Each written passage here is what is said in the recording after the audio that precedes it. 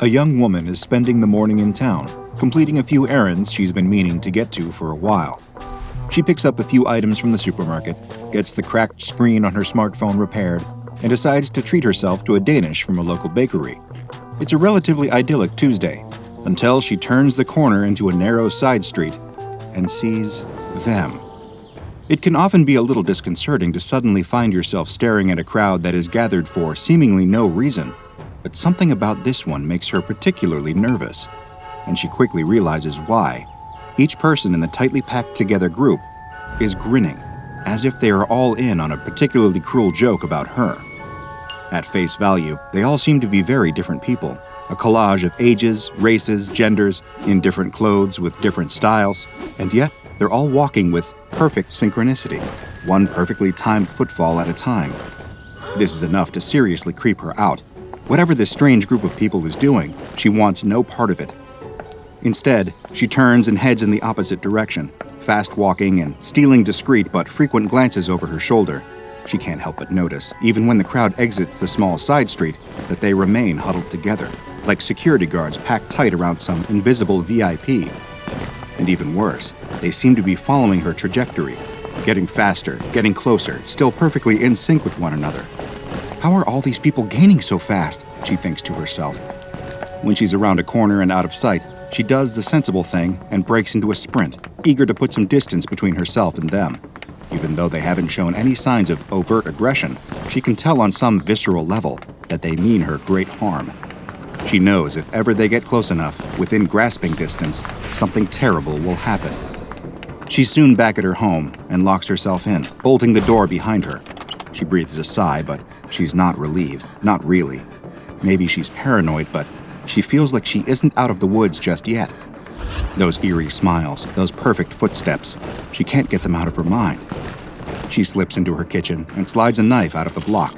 She tells herself that doing this is a little crazy, but having some kind of weapon in hand makes her feel at least a little bit safer. But whatever the feelings of comfort the knife gives her are shattered when she hears the doorbell ring. She hadn't ordered anything. She wasn't expecting anyone. Who could that be? She hides the knife behind her back and makes her way towards the door. Ding dong, it rings again. Whoever is on the other side is getting impatient. She opens the door slightly, but leaves the chain in place. There's a smiling man in a business suit on the other side. She's racking her brain, trying to remember. Is he one of the people from the crowd? Or is she just imagining things because she's freaked out? She can't tell anymore. She can feel her palm getting sweaty around the knife's handle. The man at the door clears his throat and says, "Excuse me, ma'am, I won't take up too much of your time, but I wanted to ask, have you heard the good word?" She shakes her head and tells the stranger that she isn't interested in hearing his pitch, but he just keeps smiling and presses on. Do you ever feel lonely, dissatisfied, unfulfilled? Don't you ever wish that you could become a part of something bigger than yourself?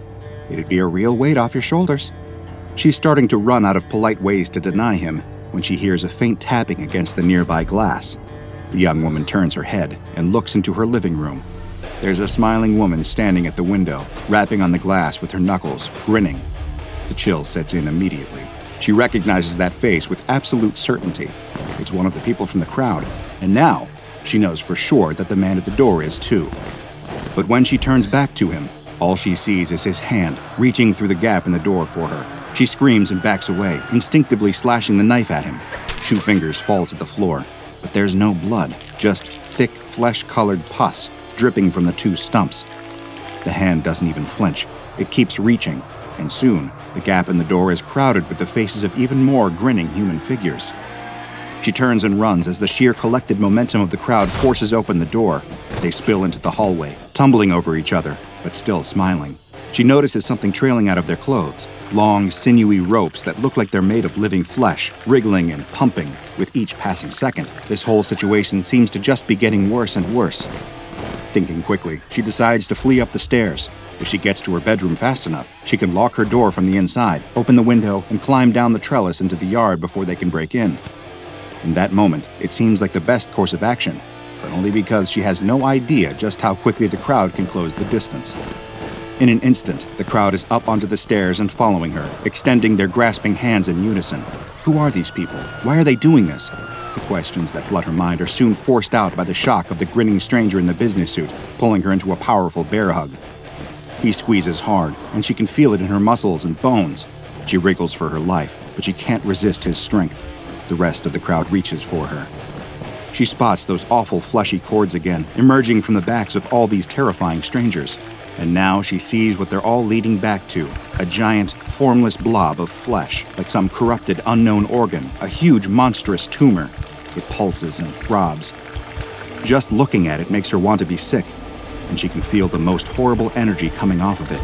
Whatever this thing is, it wants her. It's reaching for her. Fight or flight kicks in, and this time flight isn't an option.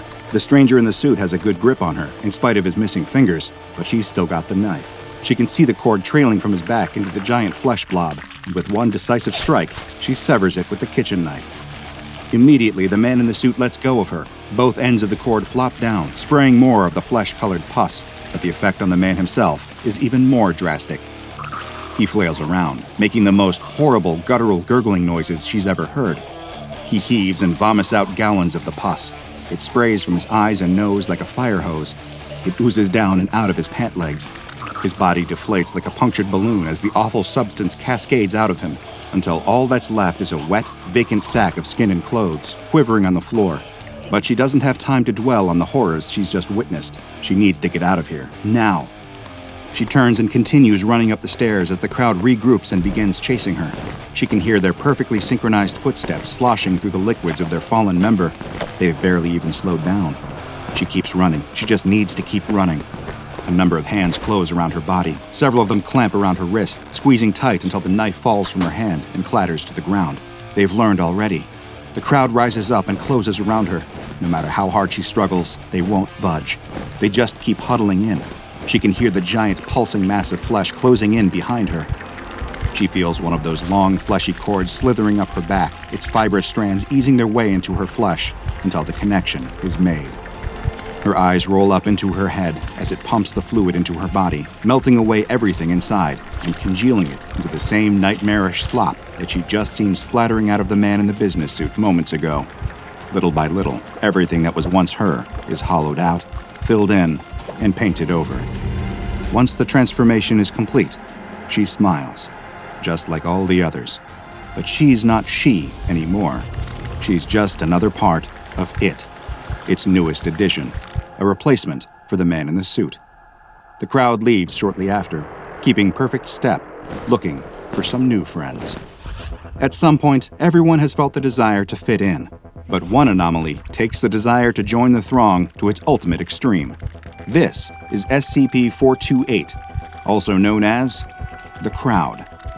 In its purest state, SCP-428 is an amorphous mass of flesh connected to a number of human hosts with organic tendrils, similar to umbilical cords.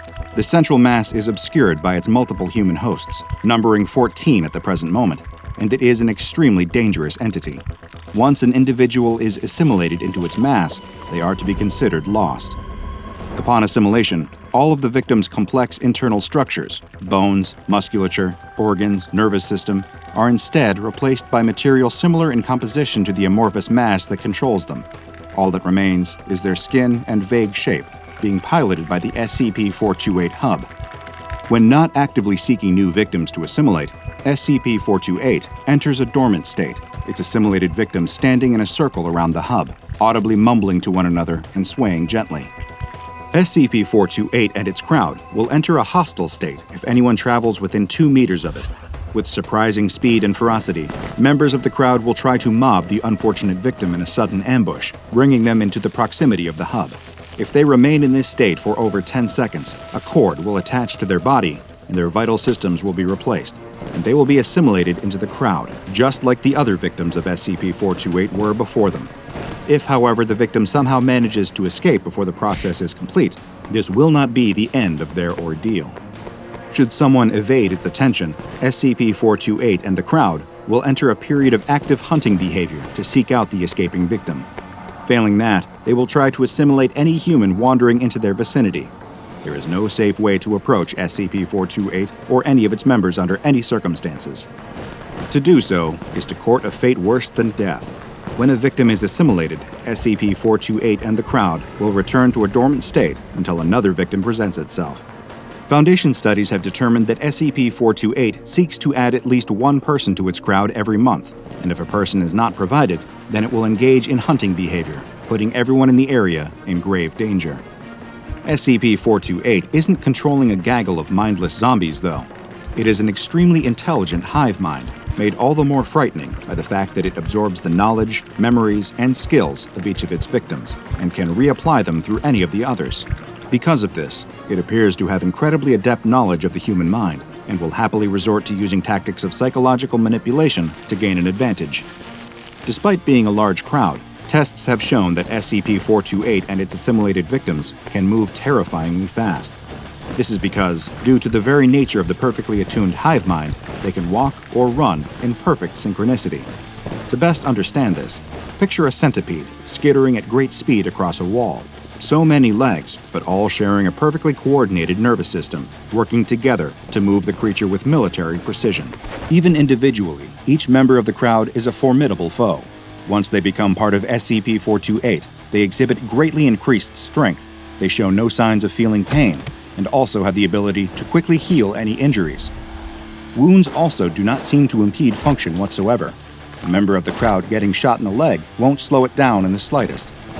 However, while this creature is incredibly intelligent and dangerous, the same can be said for the SCP Foundation, and in the time since they discovered it, they have ascertained a few weaknesses, even though some of this knowledge came at a heavy cost. Though members of the crowd appear significantly resistant to damage, the SCP-428 hub itself appears to be vulnerable to attack and more than capable of feeling pain. If the hub is damaged in a manner that would cause pain, every member of the crowd is able to feel it, often collapsing and writhing around in agony. When the creature collects itself, it will retreat, guarded by its human shields. The Foundation has used this method to corral the creature back into containment during breaches, with the controlled applications of fire or electricity being favorite methods of Foundation security forces. Severing the connection between a member of the crowd and the central hub is also a surefire way to weaken the overall ability of SCP-428. A severed crowd member will immediately collapse, the SCP-428 material inside it liquefying and excreting from every orifice.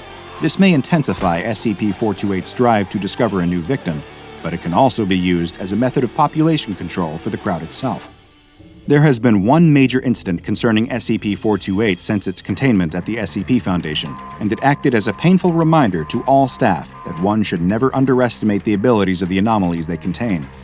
Evidently, one of the people assimilated by SCP-428 in the past was skilled in the art of lockpicking, as SCP-428 had absorbed this skill. It took apart one of its members' belts and used the pieces to pick the lock of its containment chamber from the inside. It then positioned one of its female victims crouching just outside the door, the cord slithering through the crack in the door behind her. She fell to her knees and began to weep loudly, attracting the attention of a nearby researcher. Naturally, when you hear a distressed person crying, it's human instinct to go investigate and help, and this particular researcher hadn't been briefed on the nature and abilities of SCP-428, which left him completely unprepared for the horrifying fate that awaited him. As he leaned in to comfort the crying woman, the rest of the crowd immediately emerged from the containment chamber's door, mobbing him. One forced its hand over his mouth, stifling his frightened scream as he was pulled in and quickly assimilated. While SCP-428 could pick locks, absorbing a member of SCP Foundation staff, both giving it access to the Foundation site layouts and inner workings, as well as a presentable frontman to assuage suspicion, was like getting its fleshy tendrils on a kind of master key. SCP-428 and its crowd, with the assimilated researcher at the head, progressed through the building, avoiding key security checkpoints and absorbing several other researchers and guards along the way. This was a particularly frightening development, as it allowed SCP-428 to further expand both its knowledge of the SCP Foundation and its skills in everything from science to armed and hand-to-hand combat. With every new person it took in, it grew significantly stronger and more dangerous to Foundation personnel. Thankfully, it drew the right kind of attention before it had a chance to escape the containment site proper. A mobile task force was dispatched to contain SCP-428 and the crowd and force it back into its containment chamber. However, being an extremely persistent creature, this minor setback didn't do anything to quell its desire to escape. Given that several members of its crowd were now ex-Foundation staff members, it tried to leverage this in order to manipulate the people guarding its chamber. This became such a problem that a researcher appended a note to its file, reading, "People, these casualties are gone. They are SCP-428 now. No matter what it might say or do, they are not your work colleagues nor your friends anymore. Remember this, it may save your life. SCP-428 and its crowd is currently contained in a 5 meter by 5 meter by 5 meter cell, with walls electrified to 30,000 volts to discourage attempts by members of the crowd to break or climb them. The cell is accessed via an airlock, and entry is restricted to Level 3 researchers and below, while escorted by 2 armed guards in order to eliminate the risk of SCP-428 absorbing a valuable asset to the SCP Foundation and coming into possession of truly catastrophic knowledge and skills as a result. Just imagine the disastrous results if, say, a member of the O5 Council were suddenly a part of SCP-428. Researchers are to remain a minimum of 2 meters away at all times, and it is mandatory for at least 2 armed guards to stay posted at the chamber's entrance at all times. SCP-428 is to be given 1 member of D-Class personnel to assimilate every single month in order to prevent it from engaging in hunting behavior. Due to SCP-428's frightening ability to absorb memories, skills, and intelligence, all D-classes given to 428 are screened for low intelligence and a lack of valuable skills to ensure that the anomaly isn't being given any new aces up its sleeves. However, continually giving SCP-428 new victims is going to increase its overall size and thus necessitate gradual containment upgrades. The possibility of permanently neutralizing SCP-428 is being explored, but in the meantime, it has been given the Euclid Object Class because of its intelligence, skills, and unpredictability. While the SCP Foundation is all about sacrificing the individual for the greater good, this is one frightening collective that they couldn't endorse becoming a part of. An elderly woman wakes in the middle of the night to the sounds of chaos just outside. She stumbles out of her bed in her nightgown, carrying a lantern, and rushes to check on the cows in her field. From a distance in the dark, she can see one of the cows lying on its side, dead. Standing over it is a fox, but something is wrong with it. The animal is standing on 2 legs, using its paw-like hands to tear at the cow's corpse. She drops her lantern and screams. It is the late 1940s, and the world is still reeling from the destruction and devastation of the Second World War. While nations are trying desperately to rebuild and citizens are mourning the fallen, the SCP Foundation has no time to grieve. Anomalous threats don't come to a stop just because the rest of the world is trying to put its collective pieces back together. For the members of the 5th Squad of the Eastern Division of the SCP Foundation, a global tragedy must take a back seat to smaller, localized, and potentially anomalous tragedy in the form of several unusual deaths in Busan, Korea. 3 agents are dispatched to the area and told to investigate while posing as reporters covering the story. When they first arrive, they hear about a troubling eyewitness account that has steered local authorities in the direction of animal attacks. An elderly woman saw something eating one of her cows, a mix between a fox and a human. Naturally, the authorities have written her off, but something in her story rings true to one of the agents. He can remember tales his grandmother once told him, sadistic old bat that she was. Stories of fox people with razor-sharp claws and fangs glistening with fresh blood. The other 2 agents have similar cultural stories to share, folk tales about women who were foxes in disguise, living amongst hapless humans. Some of the stories were romantic, about fox wives marrying human husbands, having children and families. Others were horrible, too horrible to repeat. The 3 agents can only hope they haven't stumbled into the latter type of story. But when has a mission from the SCP Foundation ever led to a fairy tale outcome? The 3 men begin to comb the area, searching for any evidence of this creature, a fox person with a taste for hunting cows, and perhaps humans as well. Before very long at all, they stumble upon a beautiful young woman sitting serenely under a waterfall. Clad in nothing more than a light robe, she tries to nervously hide her bare feet at the sight of the strange men. But she doesn't do a very good job. The 3 agents can plainly see, in place of the feet of a human woman, she has paws covered in reddish-brown fur, the feet of a fox. This must be a young, inexperienced creature of her kind, they realize. Otherwise, how could they have tracked her down so easily? If the men were smarter, less blinded by lust, laziness, and an eagerness for simple answers, they might have asked more questions. Questions like, why did we find her so quickly? Why isn't she hiding? How did she get close enough to kill those people when she's so bad at concealing herself?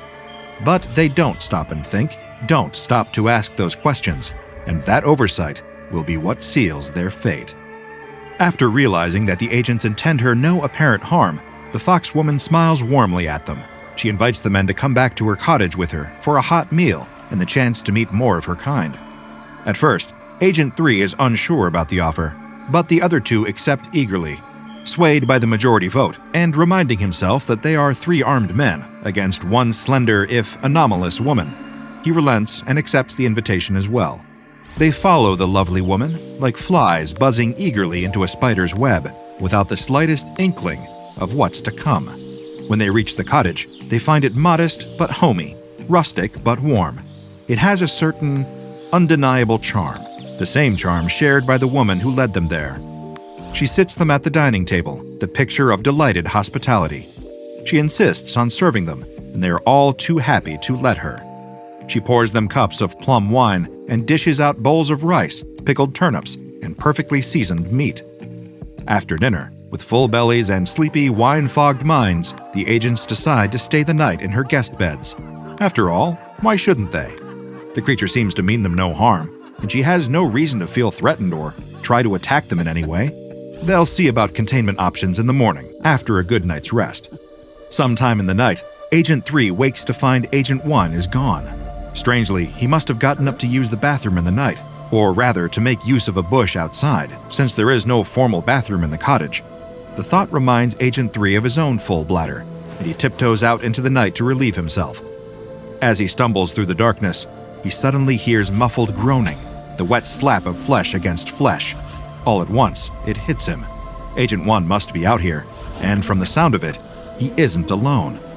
Surely he wouldn't, but up ahead, he can make out the silhouettes of Agent 1 and the Fox Woman together. That's a Foundation ethics violation of some kind, it has to be. Agent 3 opens his mouth to say something when Agent 1 suddenly collapses to the ground in front of the Fox Woman. As his eyes adjust to the dark, Agent 3 can see that his fallen friend's shirt is stained with blood, and his throat has been ripped out. In her clawed hand, the Fox Woman holds Agent 1's liver, steaming with body heat in the cool night air. She lifts the organ up, examining it with a hungry glint in her eye. Then she opens her mouth, sticks out her tongue, and swallows the liver in a single gulp. The sight reminds Agent 3 of a snake devouring a mouse, and his stomach turns as disgust, horror, and grief overwhelm his system all at once. He watched as the Foxwoman lowered 1 extra sharp fingernail, using it like a scalpel, and began to cut at the fallen man's skin. All at once, his legs are able to move again. He sprints back toward the cottage, shaking Agent 2 awake. Agent 3 can't quite get his words together, his thoughts scrambled from the horror he just witnessed, but he manages to get 1 coherent sentence out. "We need to leave. Now." Before Agent 2 can ask what the hell is going on, Agent 1 walks into the room as if nothing ever happened. Much to Agent 3's shock, the man doesn't have a gaping hole where his liver should be. That's impossible. But wait, his eyes. They're glowing yellow. That's not an SCP Foundation agent. Something is terribly wrong. Agent 3 doesn't have time to explain to the other agent what's happening. He doesn't have time to think. All he has time to do is draw his weapon and fire at the imposter. As anyone might do in this maddening situation, Agent 2 draws his weapon, pointing it at 3 and ordering him to put the weapon away. 3 tries to explain, to convince him that the man he just shot is not their friend, but the Fox in disguise. He won't listen, promising to put Agent 3 down like a mad dog for killing their comrade. That's when the Fox sees her opening. She grabs hold of Agent 2 from behind, knocking the gun out of his hand, causing it to discharge. Agent 3 cries out in pain as the bullet pierces his flesh. Only his upper shoulder, thankfully. Not a fatal wound, but it still hurts like absolute hell. He collapses to the ground from the pain, screaming, while the Fox laughs at his misery. It's a truly demonic sound, a loud, high cackle, like nothing he's ever heard before. The sound is too much. He has to get away from it, away from her. Put something between him and this monster. He drags himself into the living room, pulling the rice paper screen door shut. It won't protect him, but at least he doesn't have to look at her. Unfortunately, another horror awaits him there. On the dining table, laid out like a roast pig ready for carving, is another agent, a man he and the others saw at the base of the mountain a day before. But now, his eyes are wide and glassy, his skin pale and lifeless. He spots the empty bowls, and all at once, the sickening truth washes over him. Their dinner. That meat wasn't pork or beef. It was human. And they didn't eat it with rice, but with maggots, crawling over the meat, slippery and white. His stomach can't help but empty itself, and as he heaves onto the floor, he sees a few maggots still alive in the vomit. No time to think about it anymore. No time to sit with the horrors and let them paralyze him. He needs a weapon, and fast. He manages to snap off a piece of a wooden beam, breaking it into a jagged edge. He angles it just right, just in time for the foxwoman to tear through the rice paper door. He jams the jagged edge of the wooden beam into her stomach and makes a run for it. He tears out of the cottage and into the forest, tripping over the rugged landscape and fighting through the agony of his gunshot wound. Suddenly, the sound of running water, a welcome oasis in the dark and the terror. He stumbles onto the riverbank, attempting to wade through the water and cross. But he has too many forces working against him. The pitch-black night, the fear, the pain, the confusion from the blood loss. He slips on the wet rocks, hits his head, and is swept away by the rapids. He floats down the river for at least half a mile before he grabs hold of a branch strong enough to pull himself back out of the water. As he drags himself onto dry land, heaving and gasping, he realizes something. He recognizes where he is. The van is just a few feet away. He has a sudden revelation. Fire. In the stories he heard growing up, fire was always the key to defeating an evil force. He doesn't have the keys, but that doesn't matter. He busts through the window and opens up the back. There it is, a Foundation-issued defoliant projector, better known as a good old-fashioned flamethrower. This should do it, if that evil woman manages to track him down again. As if summoned by his thoughts, there she is, emerging out of the tree line. She smiles at him, eyes gleaming with menace. He raises the flamethrower and prepares to rain down hell on the monster that killed his friends and fed him their flesh. Several days later, a Foundation retrieval team manages to track down Agent 3. They find him with the Foxwoman, whom they manage to capture and bring into custody. He is a shadow of himself, pale, sweaty, body fighting off a severe infection. He's quickly taken to a hospital to recuperate. Meanwhile, the Foundation is able to study the Foxwoman, who is designated SCP-973, the Polymorphic Humanoid. About SCP-953, a few things are certain. She is a female red fox, approximately 8 kilograms in weight, with a spine that splits around her 26th vertebra into 9 separate tails. She has polymorphic properties and is able to take on various other forms. Most commonly, she takes on the shape of a beautiful Korean woman. Whenever in a human form, however, she does still maintain at least one fox-like characteristic, such as ears, paws, tail, eyes, or mannerisms. If she is able, she will attempt to conceal these elements through various methods of disguise, such as clothing, hats, and hairstyles. In addition to her polymorphic abilities, SCP-953 is observed to possess other supernatural abilities. She has the power of suggestion and telepathy. She can convince others of falsehoods, concealing her nature and the nature of things around her. While the Foundation is discovering this, Agent 3 is busy recovering from his injuries. When he is discharged from the hospital, he sits down for an interview with the Foundation Assistant Director. He lays out the Foundation's plans to terminate the Foxwoman, given her malicious nature and unknown levels of power. Agent 3 vehemently opposes this choice, begging them not to do so. He advises them to contain her, but to be cautious about how they do so. Ordinary methods, he advises, will not be effective. He pleads with the Foundation to consider the creature's nature, saying, "She's spiteful. Every little slight in her eyes, she saves up. And the only way she knows how to repay an insult is death.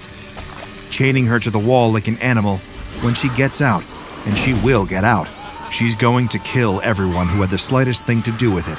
She won't settle for anything less." He gives suggestions for what the Foundation can do to contain the creature, but above all, insists that she be kept alive. At this point, the interviewer points out that the agent has been visiting SCP-953 in her containment cell. He questions the agent's motives, suggesting he might have Stockholm Syndrome. The agent refuses to consider that possibility. In return, the interviewer has him taken to Site 51 for psychological analysis.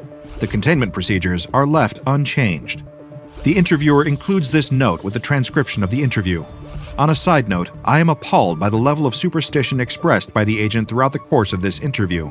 I am recommending that his suggestions regarding containment be disregarded for a more scientific approach.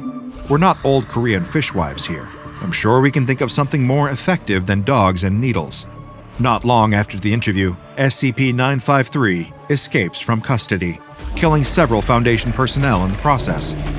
They managed to recapture her, but she escaped again, and again, and again. After her sixth escape, the Foundation is unable to track her down.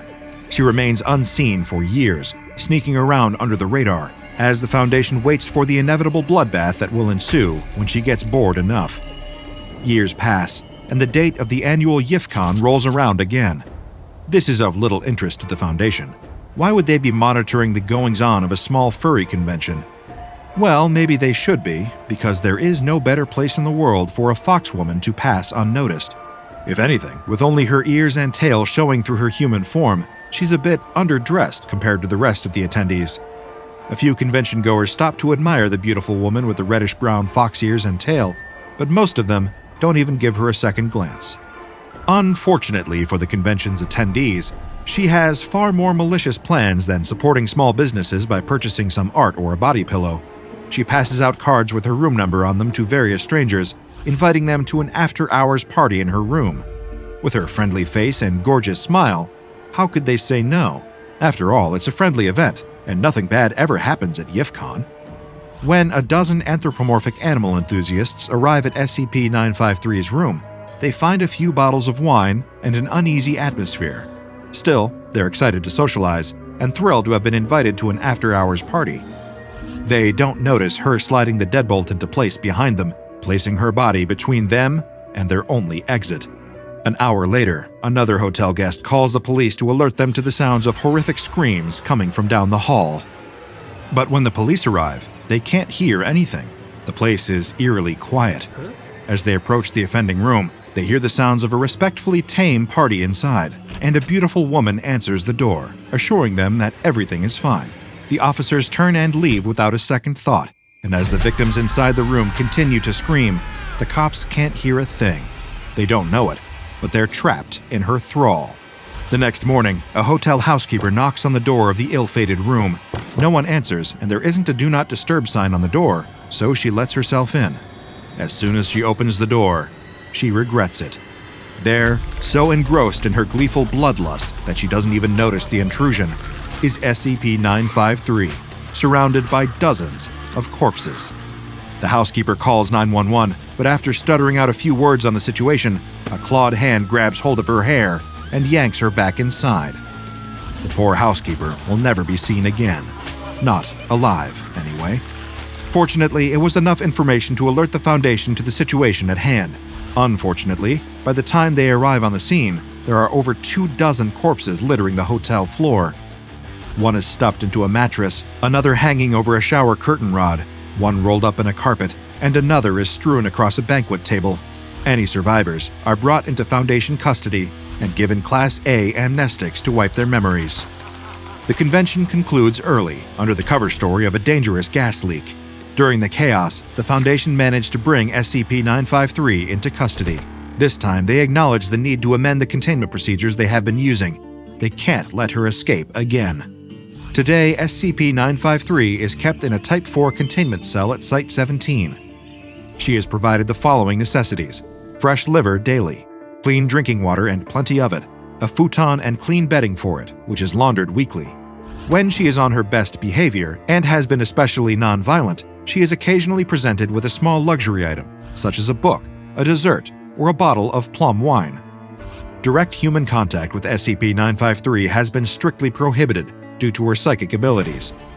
Delivery of her food or any other items is to be carried out by an automated robotic assistant. In addition to her physical containment, psychological measures with a folkloric origin have been employed. The entrance to her containment chamber is lined with open-cage dog kennels containing Korean Jindo or American Foxhound dogs.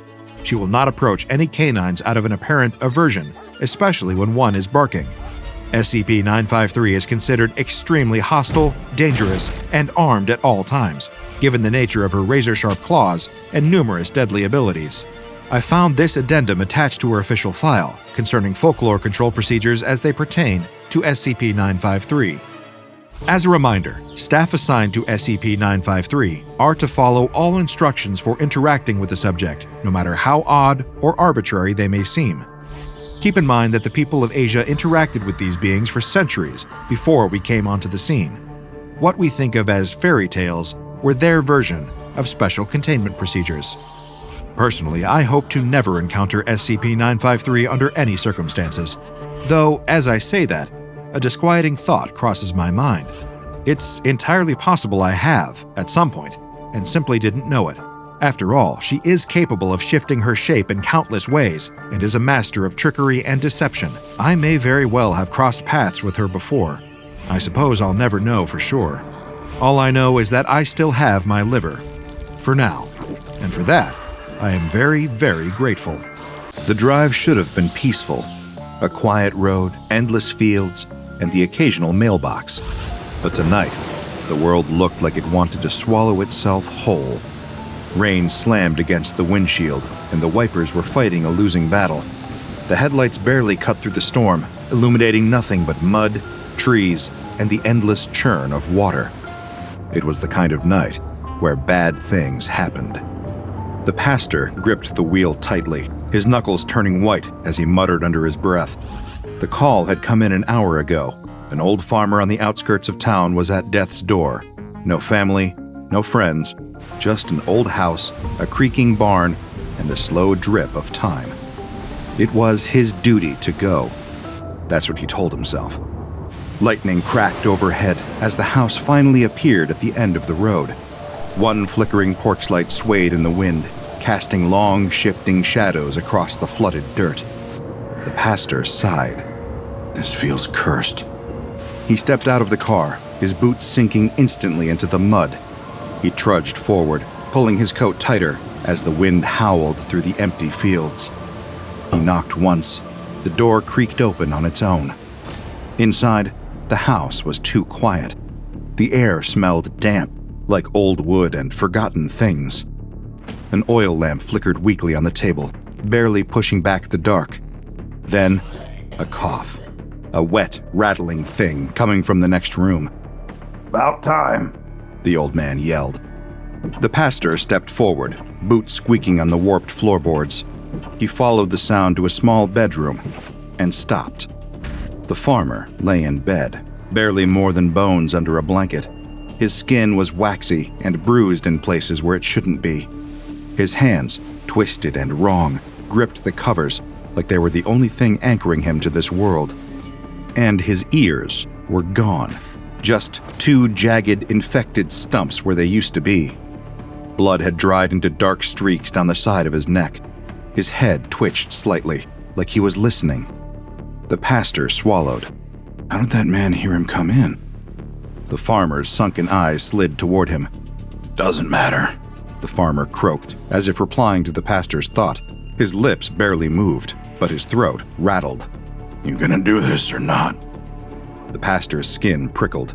He gazed over the man's misshapen arms, the bruises over his ribs, the way his legs lay completely still under the covers. A man didn't get injuries like that from illness. The pastor's stomach knotted. He fell. No, he jumped. His mouth felt dry. You tried to. Didn't work, the farmer rasped. He wasn't looking at the pastor anymore. His eyes had gone distant, like he was watching something behind him. The pastor didn't dare turn around. A gust of wind hit the house, rattling the windows. The candle flame shook violently, making the shadows lurch. The pastor reached into his coat, pulling out his small leather book. This is fine. Just another dying man, desperate to make peace before the end. You wanted your last rites? The farmer exhaled sharply. His cheek twitched. Yeah, won't do much good though. Another one who doesn't believe, the pastor thought to himself. The old man laughed, but it was breathless, a whisper of a sound, like something moving through dry leaves. Oh, I believe. the farmer murmured. "I just know he ain't listening." The pastor frowned. He was almost positive he didn't say his last thought out loud. "That's not true." The farmer's eyes slid back to him. "Then tell me why I've been hearing them." The crack of thunder boomed through the house. The pastor stiffened. Hearing who? The farmer's breathing hitched. His fingers flexed under the blanket. His lips moved, but not in time with his voice. "A whisper," the old man rasped, but his lips never said it. The pastor opened his mouth. The farmer's body arched. His mouth fell open in a soundless scream.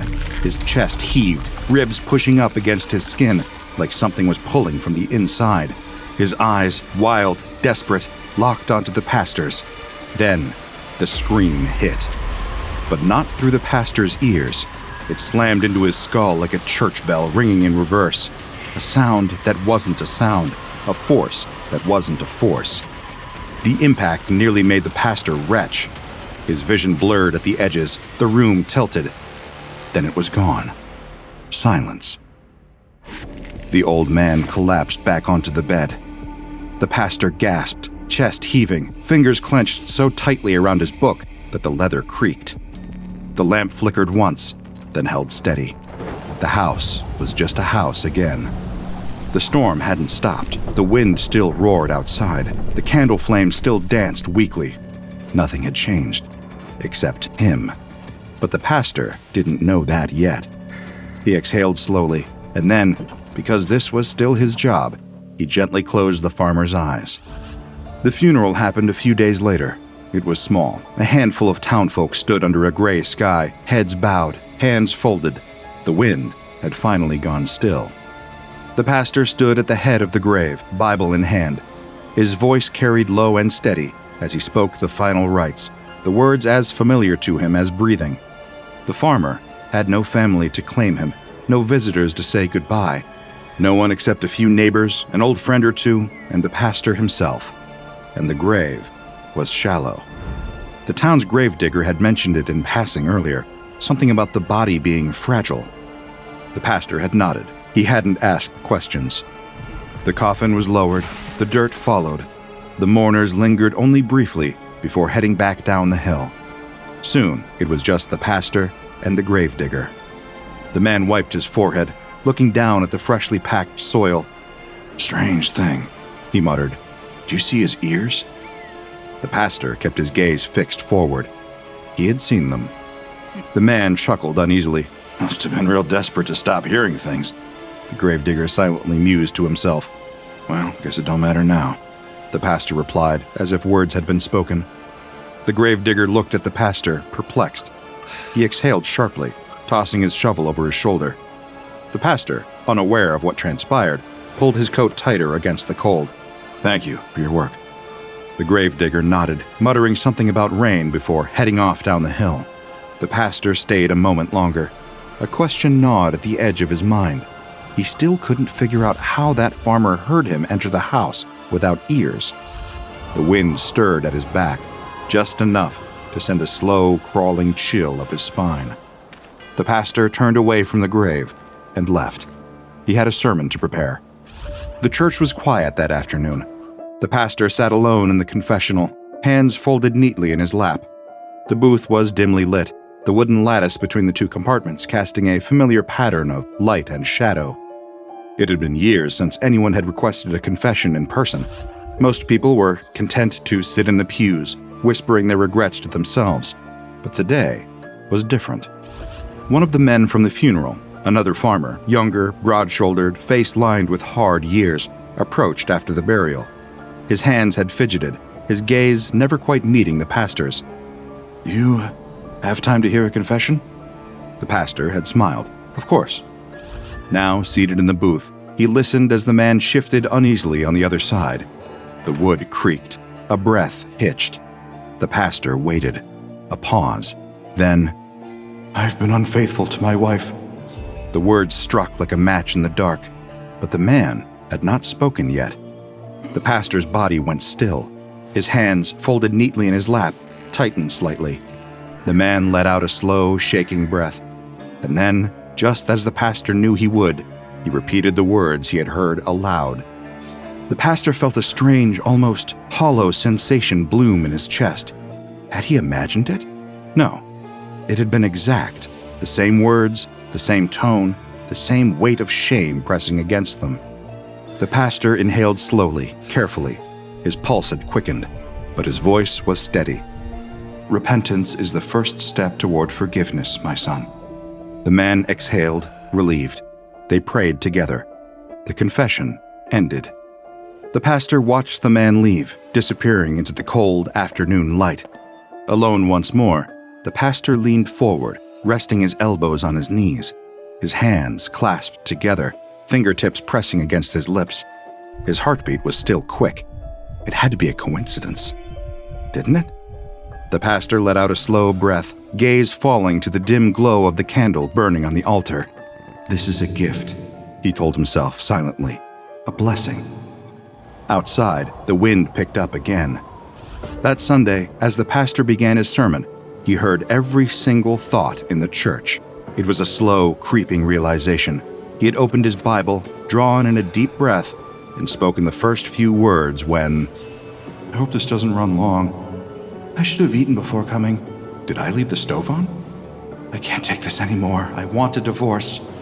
Does he actually believe this stuff? The voices stacked on top of each other, layer upon layer, too loud to be whispers, but too quiet to be speech. The pastor paused and looked at his parishioners. No one was moving their lips. He gripped the pulpit tighter. Something strange was happening. His gift was beginning to feel like a curse. Willing his voice to remain steady, he tried to push through it, tried to finish the sermon, but the voices swarmed into his head. Maybe if I scratch just a little, no one will notice. I hate my job. I hate my life. I wish I could just disappear. Why is he sweating? The pastor's throat narrowed. The words blurred on the page. His vision swayed, like the walls were tilting inward. He closed the book. With a shaky voice, he uttered, Let us prepare for communion. The line moved slowly. One by one, they approached. The first was a teenage boy, hands shoved deep in his pockets, hair still damp from the morning shower. I wonder if Pastor knows how much weed I smoked before coming in, the boy thought to himself. The pastor's fingers twitched as he placed the wafer on the boy's tongue. The next, an old woman, face lined with deep wrinkles, her eyes sharp beneath her sun hat. I should call the police about my neighbor. I swear he has bodies buried in his yard, she thought as she piously opened her mouth to receive her wafer. Then a father, kneeling reverently, son at his side. I don't even know if this is my kid. The pastor's breath caught. The line creeped forward again. A kind-faced woman, hands folded, smiling warmly. Does he know this is all a lie? The pastor's ears buzzed. The next. I hate my wife. I hate my wife. I hate my wife. The next. God isn't listening. The next. The pastor has big hands. I wonder if... The pastor's world tilted sideways. His ears hummed violently, drowning out the organ, the rustling of clothes, the shifting of feet. He staggered. A hand caught his arm. Someone murmured his name, concerned. But beneath their voices, beneath the worried whispers, he could hear what they really thought. He's sick. He's losing it. Is this a test? The pastor took a breath, sharp, unsteady. He had to get out. He bolted out of the church and ran to his car. All he wanted was some silence, but the drive home was worse. The stoplight turned red, and the cars lined up beside him. The silence lasted a second. Then, it flooded in. I should just floor it. If I get hit, at least I won't have to go to work tomorrow. Do they know I stole the money? I don't think they know. God, I hope they don't know. Does this rash mean I have something? The pastor's fingers gripped the steering wheel. The light turned green. He sped through the streets until he made it home. He slammed the door behind him, the echo swallowed by the stillness of the room. The apartment was small, simple, a place meant for peace, for self-reflection. But within moments of stepping into what should have been his sanctuary, I wish I had died first, an elderly widow thought to herself in the unit next door as she knitted by her window. The mailman locking his truck down by the curb. What if I just left? Just kept driving, never looked back. The pastor clenched his jaw, squeezing his eyes shut, pressing his palms against his temples. He could hear everything anyone was thinking within a 200-meter radius around him. Silence. He just wanted silence. He needed it. But everyone was so loud. Thought came to him. What if he just slept? Surely the voices couldn't reach his dreams. He laid himself down in bed and tried to sleep. He really did. But the voices were too loud. He held the pillow over his head, stuffed his ears with paper towels, but as the sun came up, the voices were still there, loud and clear, ringing around his head. After a few days of this unending madness, the pastor was completely sleep-deprived. He was terrified to leave his apartment, but he was desperate for some sleep.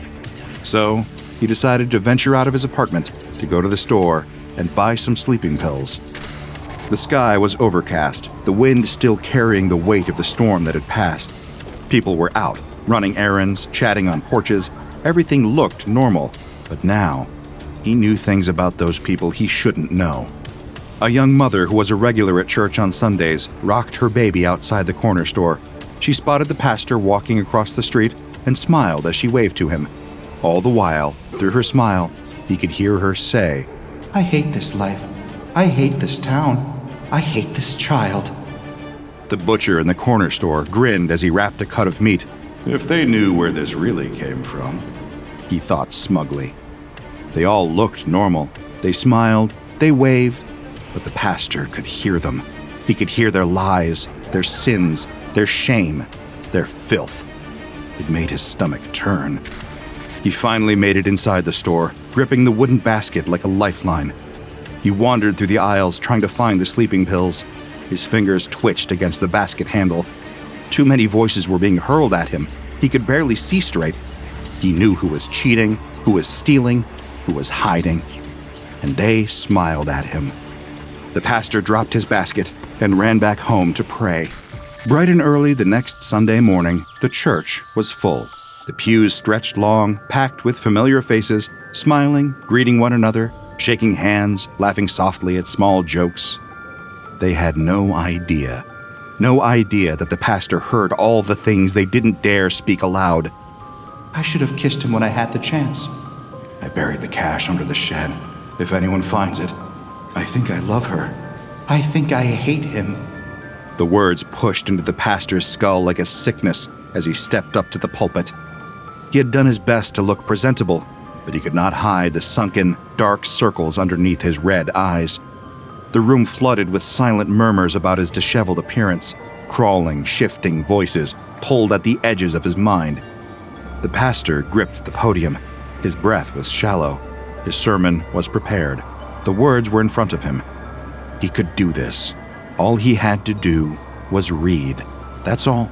Just read the words aloud. As he struggled to focus on the writing in his book, a thought that was his own struck him. A thought that felt like a calling. Was it possible the reason he was given this gift was to call out the sinners, to keep them from going astray? The pastor finally looked up.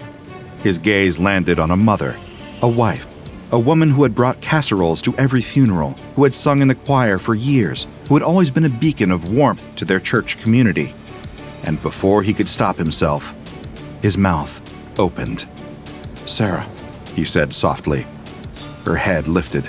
He watched her pulse quicken in her throat. "Do you still dream about leaving your husband and children?" People turned in their seats. A few heads snapped toward Sarah, wide-eyed, confused, uncertain. Sarah's face drained of color. Her lips parted, but she said nothing. A slow, sharp inhale cut through the room. Then, the pastor turned his head towards a man sitting in the back. "David," he said. The man in the back sat up straighter. "The money you stole from your boss, does it make you feel rich?" As gasps rippled through the congregation, Sarah quickly excused herself from her stunned husband, who looked like he had been sucker punched, and stepped outside. Aside from having fervent thoughts about abandoning her family, Sarah had another secret. A big one. She was a high-ranking officer for the Foundation. Within moments of stepping outside, she pulled out her secure phone and made the call. "Major anomaly confirmed. Immediate containment required."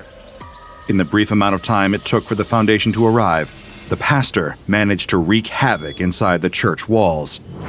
One by one, he feverishly called out all of the unspoken sins of his parishioners. He felt he was doing God's work until someone's thought hit him like a giant sack of potatoes. He's possessed. Then another. The devil must be speaking to him. How else could he know this about me? The whispers grew louder, but they weren't in his head. Not anymore.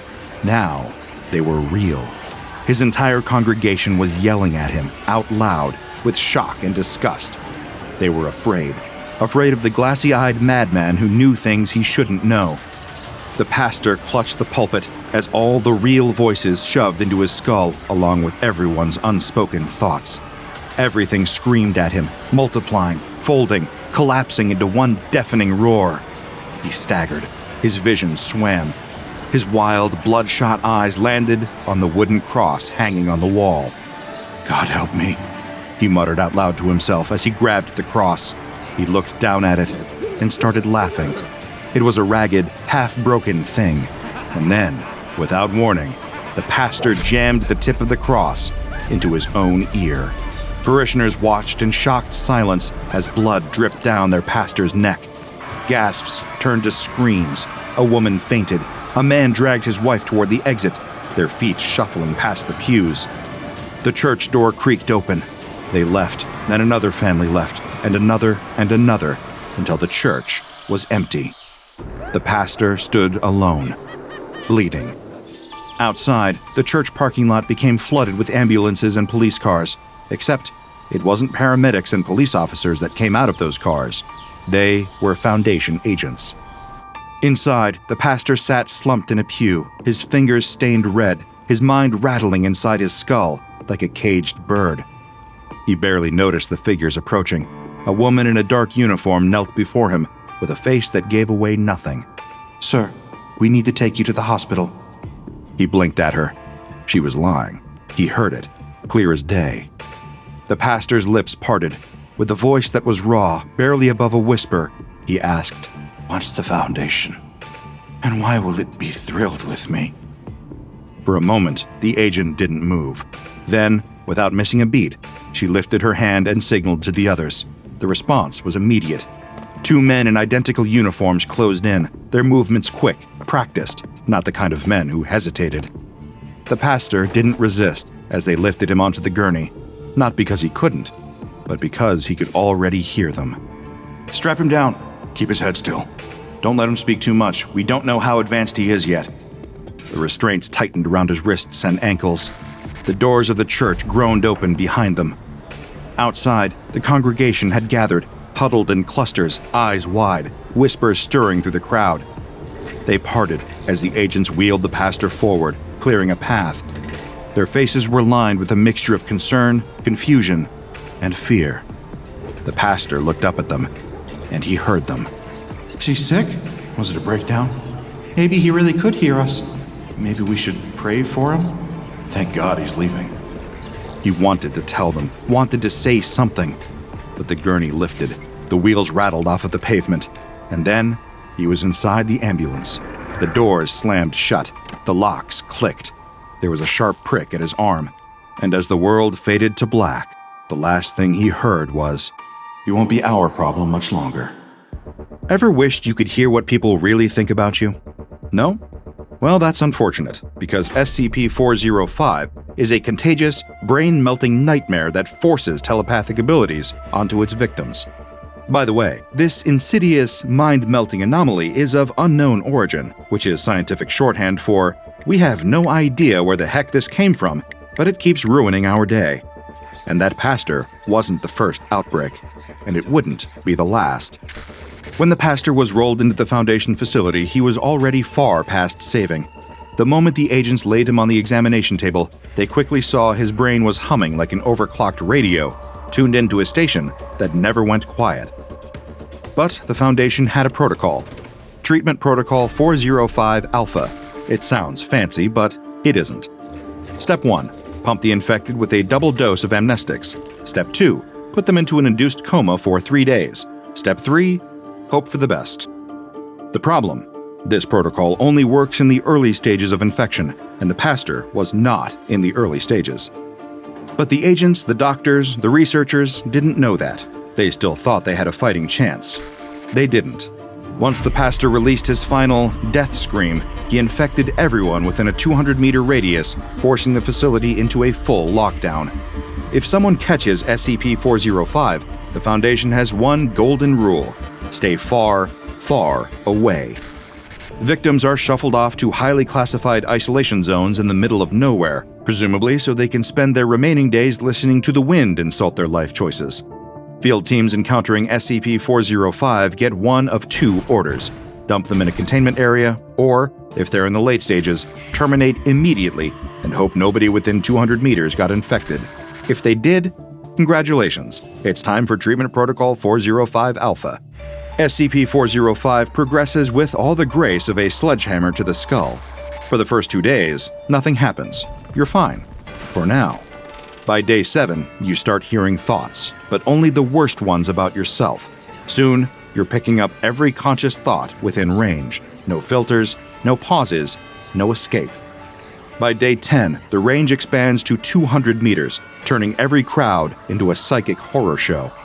Sleep deprivation kicks in, and some victims start involuntarily broadcasting their own thoughts. Awkward if you have secrets. By week 2, your brain gives up on boundaries, and now you can hear unconscious thoughts, blinking, digestion, the whole nightmare. Dementia sets in. If restrained, most victims beg for death, while others try and fail to rupture their own eardrums just to make it stop. By day 28, your mind melts down completely. Seizures, comas, and the infamous death screams begin, your final mental broadcast before dying, which conveniently infects everyone within 200 meters, because if you suffered, why shouldn't everyone else? Then there's SCP-405-1, the lucky few who somehow survived the infection and now live out their days in a barren research facility in the desert, receiving the absolute minimum human interaction. Only 2 doctors are allowed to see them, and even they have to be doped up on tranquilizers before entering, because nothing says we care like medicating your staff just so they can tolerate a conversation. At some point, the Foundation thought it would be fun to stick all the SCP-405-1 survivors together in the same place, because what could go wrong with cramming a bunch of broken telepaths into the same building? Surprise, their personalities started merging. One picked up musical talent he never had. Another started instinctively field-stripping weapons despite having no military background. The conclusion? If you find another survivor, for the love of all things holy and unholy, do not send them here. SCP-405 appears out of nowhere, like that one bad idea you had at 2 a.m. It has no known origin, and its outbreaks have been happening for hundreds of years. Most outbreaks happen in schools, proving once and for all that high school really is the worst place on Earth. Only 2 cases have been recorded outside the US, one in Canada and one in Wales, which means either the rest of the world is better at handling pandemics, or the Foundation is really bad at covering up psychic mass casualties. SCP-405 is proof that mind reading isn't a superpower. It's a slow, screaming descent into madness. If you hear a voice in your head that isn't yours, run. If you suddenly know exactly what someone thinks of you, run faster. And if someone dies in your general vicinity and your ears start ringing, congratulations, you're next. You're deep in the middle of a late-night study session when you hear something. It's a sort of clicking sound. You try to ignore it and get back to your books, but there it is again. You turn up your music. There, that's better. It was probably nothing. Just the house creaking. But no, there it is again. You need to figure out what is causing this. You look around. Is it coming from outside your window? Another click. It's definitely coming from outside. You slowly make your way to the window. It's dark out, and you can't see anything with the glare. Slowly, you reach out, grab the window, pull it open, and nothing. You stick your head out and look around, but there's nothing to see. You close the window and go back to studying, but then it happens again. The next morning, you're eating breakfast when you start to hear that clicking noise again, but still, nothing is there. On the bus, you could swear it's coming from the seat right behind you. No sign of anything once again. You're in the middle of your test. Vertebrae are connected to each other by... what's the word? It's not going quite as well as you hoped. It was hard to study last night with the constant clicking, but you're giving it your best. At least the noise has stopped, so you can concentrate for a bit. You jump up and look behind you, determined to catch what's making this noise. But there's nothing there. You look around at your confused classmates before sheepishly sitting back down. The cracking noise is almost endless now. You can hardly go a moment without hearing it. It goes on like this for months and months. No one else can hear it, and no one seems to believe you. On one level, you've been able to get used to it, but on another, you never have adjusted to the constant clicking that follows you everywhere you go. You're sitting on the floor of your room, concentrating, focusing hard, trying to will the noise out of your mind. You clench your eyes shut as hard as you can and put all of your mental energy towards stopping the noise, when just then, it's gone. No more clicks. You open your eyes. Could this be it? Could it all be over? You turn around to see it, but it's too late. What you have just witnessed is a textbook example of an SCP-4975 attack, an anomaly that has been aptly nicknamed Time's Up. SCP-4975 is a tall, thin entity with some vaguely avian features, most notably a beak. Its long limbs lack any distinct digits, instead tapering off into formless nubs, and a thick, hardened layer of dark skin covers its entire body, including its beak. In addition to its striking appearance, SCP-4975 is perhaps best known for the distinctive clicking sound that it makes. The vertebrae in its long neck are not connected by any intervertebral discs or other tendons, and each of these neck bones appears to be able to move independently of one another. It rotates these vertebrae constantly, one at a time, from bottom to top, ending at its head, creating a constant swinging motion of the head back and forth. It is each movement of these vertebrae that produces the distinctive clicking or cracking sound. SCP-4975's primary behavior is the pursuit and stalking of human beings. Once it has chosen a target, for reasons that still remain unknown, it will begin to follow them, and only the target will be able to hear the clicking sound, though they won't be able to determine where the sound is actually coming from. SCP-4975 will continue to stalk its victims for an extended period of time, as long as 10 months or more, until at some point it stops swinging its head, the clicking sounds cease, and 4975 attacks. In an attack, SCP-4975 uses its long appendages to club and tear the victim apart, after which it will consume them, often starting while the victim is still alive. One single human-sized cadaver appears to be enough to last SCP-4975 for several months, after which it will target a new prey and begin the process all over again.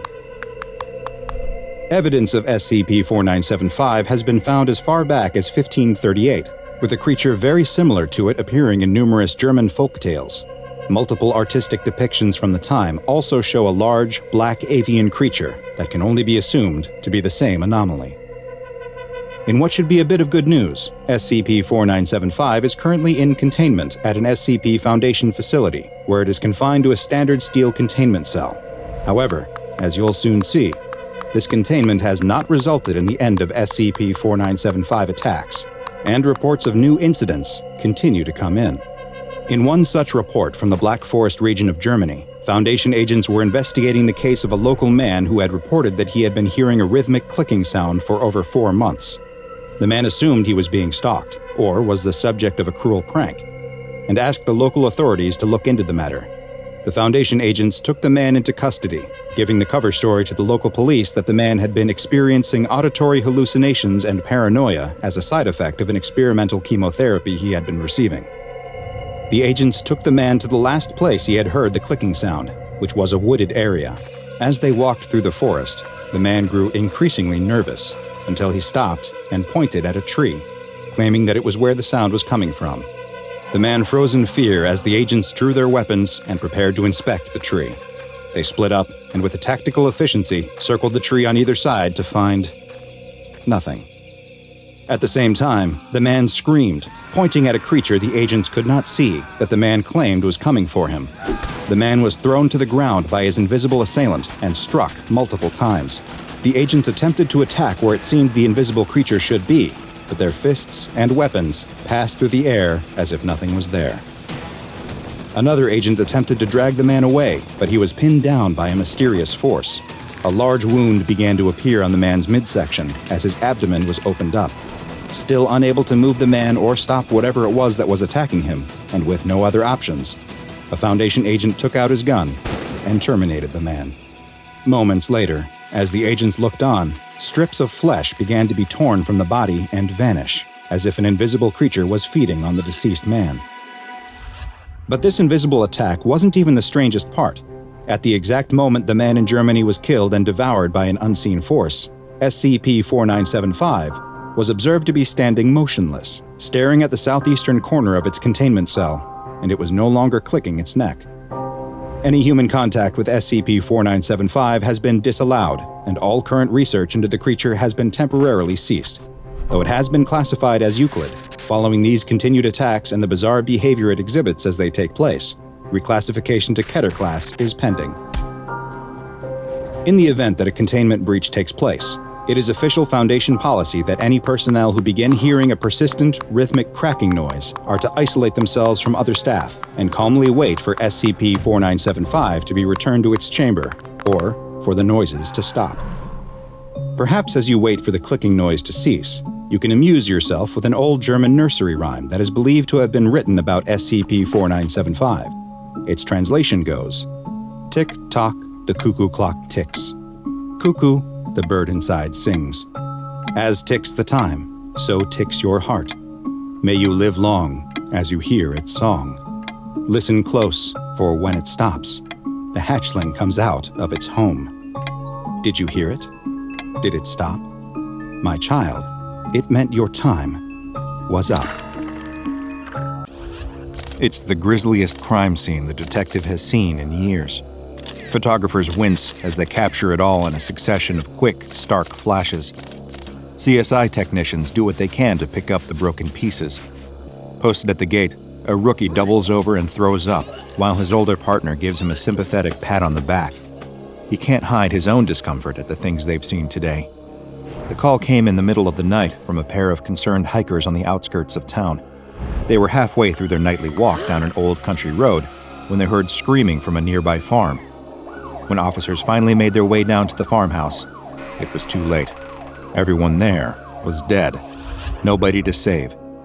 All that's left to do is pick up the pieces and figure out what the hell actually happened. The detective leans under a yellow garland of crime scene tape and asks an attending officer what they know so far. The cop, who looks pale and clammy, swallows over a lump in his throat and says, "Looks like the old farmer snapped and went postal. Whole family's dead. We found his body in the barn." He heads inside to take a look at the carnage. It's a veritable house of horrors. The farmer's wife is dead in the kitchen. The children were both murdered in their beds. The detective can't say he's ever seen a murder done in such cold blood, so detached. For a man with no history of violence to do something so terrible to his loved ones for no reason. The detective shakes his head and walks upstairs, sliding on rubber gloves to avoid contaminating the scene. He goes room to room, making fastidious notes about anything suspicious. He's got a keen eye for this kind of thing. The man's a 20-year veteran of the force. He's seen some terrible things. But as he lays his eyes on the bodies of the victims, he can't help but feel a chill tiptoeing down his vertebrae.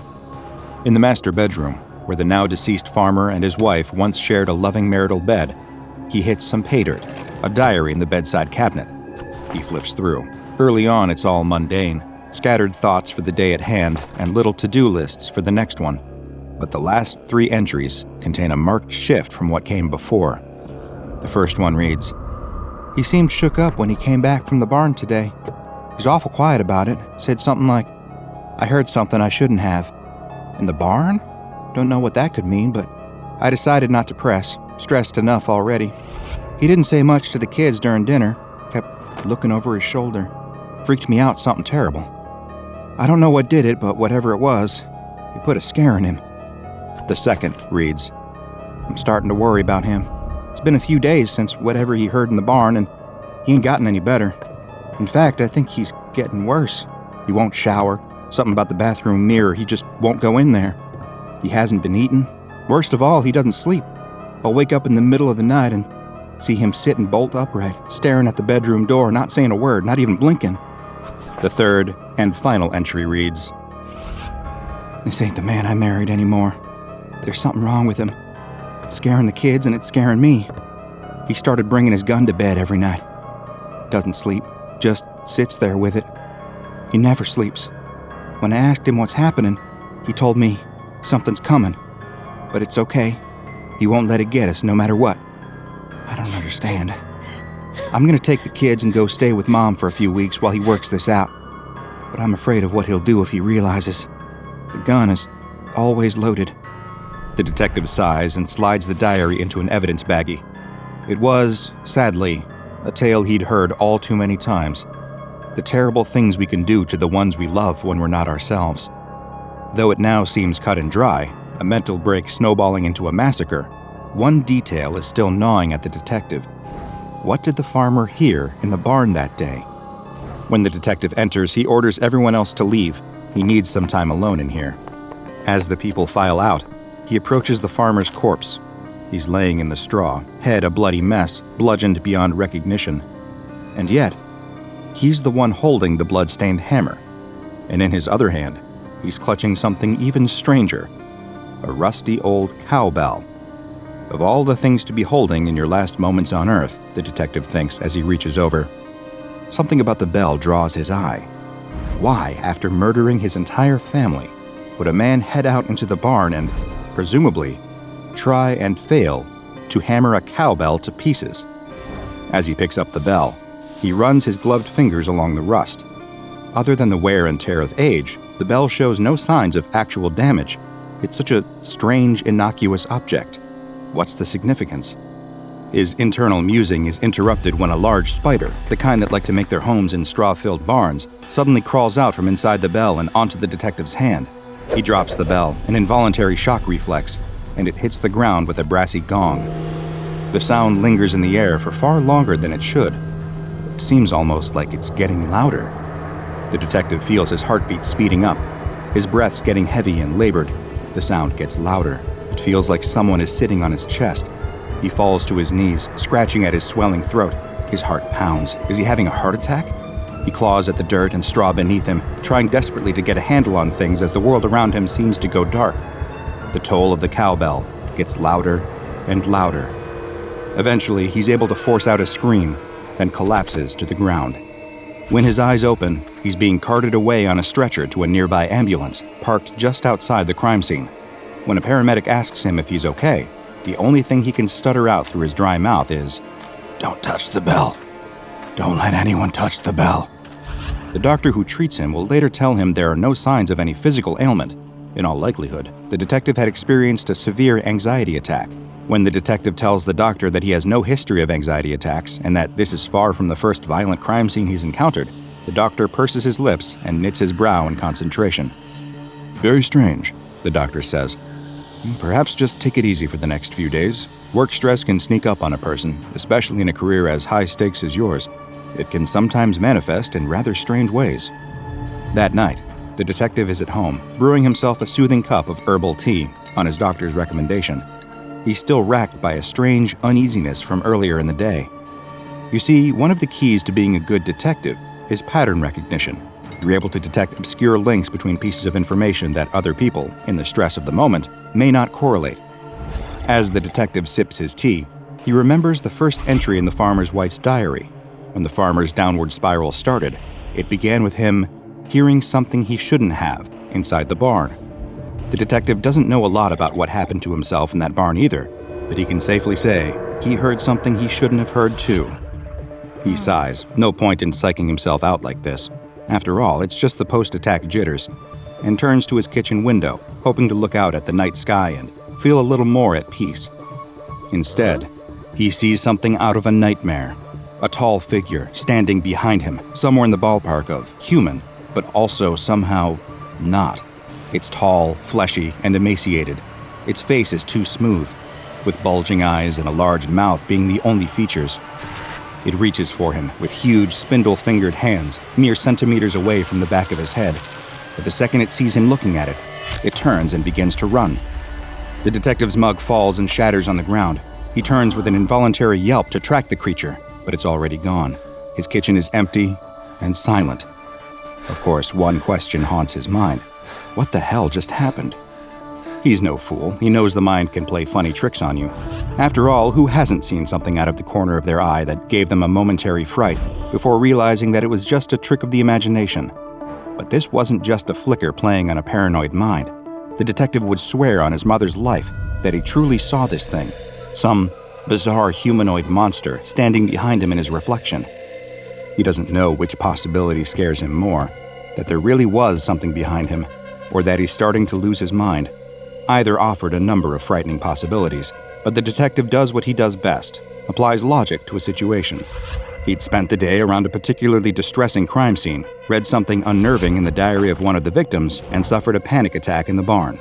All of this was just a suggestion implanted in his mind, connections being threaded where they shouldn't, a natural side effect of a brain wired to register patterns in strange data clusters. The detective does his best to remain calm for the rest of the evening. Fear is the mind killer. Panic only ever makes a situation worse. These are both things he believes, but he can't seem to shake that creeping feeling of dread. He's being watched. For the first time in his adult life, the detective decides he doesn't want to sleep in the dark. All those shapes in the blackness put him on edge. He thinks that a good night's sleep will probably have him right as rain by tomorrow morning. Everything passes eventually. As his mind drifts and his eyes begin to flutter closed, he starts to wonder if he always left that bathroom door open, or whether it started to open very slowly as soon as his head hit the pillow. Sure enough, he wakes up gasping. Long, cold fingers, abnormally long in fact, and cold as death, have closed around his throat. He's gasping in vain for breath as the hand clamps tighter. His eyes jolt open, and he sees it again, that tall, thin monster lingering over him, strangling him. Its face is split into a wide, sadistic, tooth-bearing grin, or something so thin, it's impossibly strong. The detective can't move, he can't scream, he can't do anything. But as he slips from sleep to true wakefulness, the monster is gone. It wafts out of the room with all the ease of a gust of wind. He sits up, heart pounding, lungs strained, skin slick with sweat. He's never been so afraid in his life. He's been calmer during the active shootouts of his beat days all those years ago. The thing that was strangling him, it looked exactly the same as the monster from the reflection. They weren't just similar, it was exactly the same thing. Is he being stalked? Then it dawns on him. Another fragment of information swimming in the mess of his consciousness. An article he'd read a couple years before about a phenomenon known as sleep paralysis. It's when people suddenly wake up during REM sleep. Their body remains paralyzed while their consciousness activates, giving them one foot in reality while leaving the other in a nightmare. In this state, people can believe they're being attacked by monsters or demons. And one of the major factors causing sleep paralysis? Stress. The detective sighs. He feels like an idiot. There's nothing he's experienced today that doesn't have a completely logical explanation. So why does he keep jumping to such absurd conclusions? Twisting facts to suit theories rather than theories to suit facts. That being said, he still doesn't sleep another wink that night. He pours himself a few cups of coffee, subconsciously avoiding anything reflective, and sits in bed until sunrise, just watching his bedroom door. Better safe than sorry, he keeps repeating in the empty corridors of his addled brain.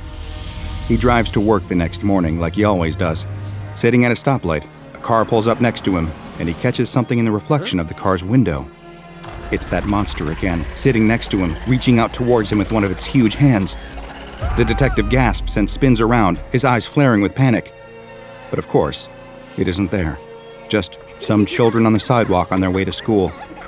Maybe it's the fear, maybe it's the sleep deprivation, maybe it's both. But in that moment, he feels like crying. Little does he know, things are going to get so much worse. Over the following days, the frequency of the sightings increases. Anytime he finds his eyes meeting a reflective surface, that monster is there, approaching him. But of course, it runs away before he can ever look at it head on. The people at work keep giving him funny looks. He grits his teeth. He can't say anything. If he tells anyone what's been happening to him, they'll haul him off to the funny farm to spend the rest of his life in a padded cell. But he knows he's not crazy. It's too real to be the product of human insanity. This isn't some hallucination. That thing is really there. It's always waiting, always watching. Even when he can't see it, he can feel its eyes on him, sense its malicious intent. It's even worse at night. Every time he tries to sleep, it attacks him. He feels its hand clasping around his throat. He feels its balled fists pummeling his body. He feels its long fingernails scratching into his skin. He can't sleep anymore. He's too scared. And that too takes its toll. Every feeling, every emotion, every thought starts to take on an odd, flat quality, like nothing is quite real. He starts to subsist on coffee, energy drinks, and anything else that will give him a buzz of alertness. He started to carry his service pistol around with him everywhere. He hides it under his pillow at night. He can never be too careful. He knows that the creature is always out there, always watching, always waiting. He knows on some level that it won't stop until it has taken everything from him. He's taking the subway to work again. He's messy, disoriented. His clothes stink. His bloodshot eyes are couched in unsightly bags. He shivers slightly, a nervous twitch. Put simply, he's not the man he used to be. He can't drive anymore. His nerves are too wrecked, and he has to take the bus to and from work. That's when he sees it, not behind him this time, but on the other side of the street as he waits for his bus. It stands among the other pedestrians, all seemingly oblivious to its presence. It just smiles, mocking him. This time, the detective is ready. The detective won't have it. In a single fluid motion, he unholsters his pistol and begins firing at the creature. The street erupts into screams as people scatter to avoid the frantic volley of gunshots, but the creature doesn't move. It just keeps grinning as the detective fires, the rage and sleep deprivation throwing off his aim. He hears the sound of the bell again, its toll rising. It's deafening. He needs to kill it. He needs to get closer. The detective walks toward the creature, firing bullet after bullet. The creature doesn't care. He roars in animal fury. The bell toll rises. A sudden light illuminates the creature's terrible smile, as the detective realizes that the sound he's hearing isn't the toll of the bell at all. He turns just in time to see the bus, but not in enough time to get out of the way. The cowbell the detective found in the barn that day seemed innocuous enough, but this old cowbell, corroded and covered in rust, which no known methods, chemical or mechanical, seemed to be able to remove, would soon have a name: SCP-513. It was discovered by an SCP Foundation agent during Containment Reestablished Procedure Mu at a classified containment site, where its interior was covered in duct tape to prevent it from properly making a sound. There was also a paper note attached reading, "You've seen it, now he can hear you. You've touched it, now he can see you. Never ring it. If you hear it, he can touch you." And this is a warning worth heeding, because ringing SCP-513 invariably results in death. The question is just how much mental and physical anguish it puts its victim through before that endpoint. When the bell is first rung, anyone within earshot will begin to experience extreme anxiety, including physical symptoms such as heightened heart rate and raised blood pressure. They will also report feelings of dread and may claim that they can feel themselves being watched. Within about an hour, this worry is confirmed. SCP-513-1 is the less than charming creature hounding the unfortunate bell ringer, and will begin to stalk the affected individuals. It will appear to approach individuals from behind, but quickly disappear if ever the subject attempts direct visual contact. It will also stage non-lethal physical attacks on its victims during their sleep in order to induce greater levels of psychological terror, though it disappears quickly upon waking. The stalking threat will only elevate over time, leading to increased psychological disarray for the victim. SCP-513-1 will eventually induce paranoia, aggression, hypervigilance, and depression, ending in a distressing and violent death. Because of the immense danger posed to anyone who hears the sound of this cowbell tolling, SCP-513 has been given extensive containment precautions, extensive enough to warrant giving it the Euclid Containment Class, a classification reserved for things that are often unpredictable in containment. SCP-513 is suspended in a 1 cubic meter block of gelatin and contained within a soundproofed, climate-controlled cell. The gelatin is inspected daily for any degradation or loss of integrity. An emergency inspection is carried out immediately following any earthquake, explosion, or sonic event grade 2 or higher. Personnel performing the inspection wear earplugs and active noise-canceling earmuffs at all times while inside SCP-513's cell to avoid any kind of accidental exposure. If the gelatin cube shows any signs of degradation, such as rips, tears, splits, liquefaction, or mold, SCP-513 will be immediately removed and suspended within a replacement cube by a team of surgically deafened Class D personnel. No other personnel are to enter the cell during this procedure. Any sentient beings exposed to SCP-513 are to be monitored by at least 2 security personnel at all times. Under absolutely no circumstances may exposure victims be administered sedatives or allowed to fall unconscious. Any victim who does fall unconscious is to be terminated immediately. Class D personnel are to be terminated at the first sign of mental degradation.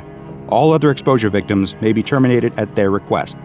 If possible, SCP-513-1 is to be apprehended on site, but sadly, the Foundation hasn't managed to get their hands on this unpleasant creature yet. But be careful ringing any mysterious old bells you find, or else he might just get his hands on you. It's a beautiful morning in Hollywood, and the agent is already chattering on his mobile phone as his limo pulls up to his office. He considers himself a power player in this town, where image is everything. So he's never not talking on his mobile. It gives him an aura of importance, something that's extremely important in a career where what people think you can do is often more important than what you can really do. He exits his limo, motioning dismissively for the driver to take it around to the garage, but he never stops talking. Babe, it's like I told that director," he says, barely noticing that he cuts off an arriving delivery man as he sweeps through the doors of his office building. "If he wants you to be in his next movie, he's gonna have to treat you like the star that you are." "Of course I said that. I've got your back, don't I? Who loves you, babe? Hold on a sec, I have to take another call." The agent lowers his sunglasses to peer at the caller ID and smiles broadly. His favorite client is calling. He switches lines quickly with an expert flick of the thumb and immediately starts talking to this new client as if he never even broke conversation. The truth is that this agent is struggling to survive in the shark-eat-shark waters of Hollywood. He's losing clients left and right because he's actually not all that good at making deals. His fast talk is good at convincing naive young actors just arriving in town that he's the guy to know, the guy who has all the connections that can get them into the movies. But the truth is that he's little more than a huckster. He's confident that's going to change very soon. The actor that he's speaking with right now is a hot commodity in this town, and he's sure that his career is about to go through the roof. And that means big bucks for the savvy agent who snatched him up right when he stepped off the bus into town. As he opens the door to his outer office, he barely even pays any mind to his secretary, who is studiously transcribing yesterday's meeting so that the agent can review them later. But she cringes as she catches sight of the agent. They say that you can judge a man's character better by the way that he treats his employees than by the way he treats his friends. And if the agent's relationship with his secretary is any indication, this agent is not a very nice person at all. She's used to being berated for every little mistake, even when it's not her fault, to the point that she starts to sweat and shake as soon as she sees her tyrannical boss arrive. She heaves an audible sigh of relief as the agent passes by her without a word, but her feelings are premature. Before the agent enters his inner office, the client whom he's speaking with drops a bombshell. "What's that?" says the agent, stopping dead in his tracks and the color draining from his face. "You're leaving me? You're signing with a different agent? Babe, come on, you can't do this to me. I need you. I was gonna make you a star. You can't do this to me." Furious, the agent screams as he throws his phone at the wall in impotent rage. The cell phone shatters into a million pieces, broken bits of casing and bent microchips littering the carpet. He turns toward his secretary with a snarl on his face and points an accusatory finger at her. "What did you tell him? Did you tell him he could get a bigger percentage with another agent? You did, didn't you? I always tell you not to talk to the clients, but you can't keep your big mouth shut." The secretary tries to stammer out a defense, but she's too nervous. Before she can say anything, the agent turns away from her, still fuming. "I'm gonna take a coffee to get over this," he grouses, removing his extremely fashionable sunglasses and rubbing his forehead in frustration. "When I get back, that mess better be cleaned up. Oh, and make yourself useful for once and get me a replacement phone." The secretary doesn't waste any time in grabbing a dustpan and broom from the supply closet and cleaning up the destroyed cell phone.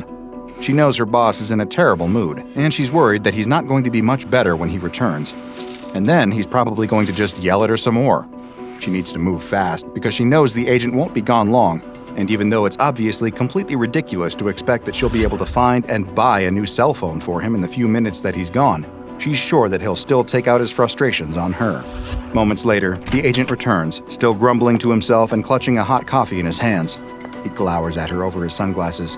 "I see you're still sweeping up, huh? God, you're so slow. And did you even get me a new phone yet? I can't be expected to do my job if my clients can't reach me." The secretary opens her mouth to respond, but before she can say a word, they're interrupted by the ringing of a telephone. Both agent and secretary turn to look at the source of the noise. There, on the edge of the secretary's desk, is an ancient, cordless telephone. It doesn't look anything like the slick modern phones currently being sold in stores. It looks like it's a leftover from the early 2000s, so low-tech that it might as well be a rotary phone. The agent sneers. That's the best you could do. That thing is ancient.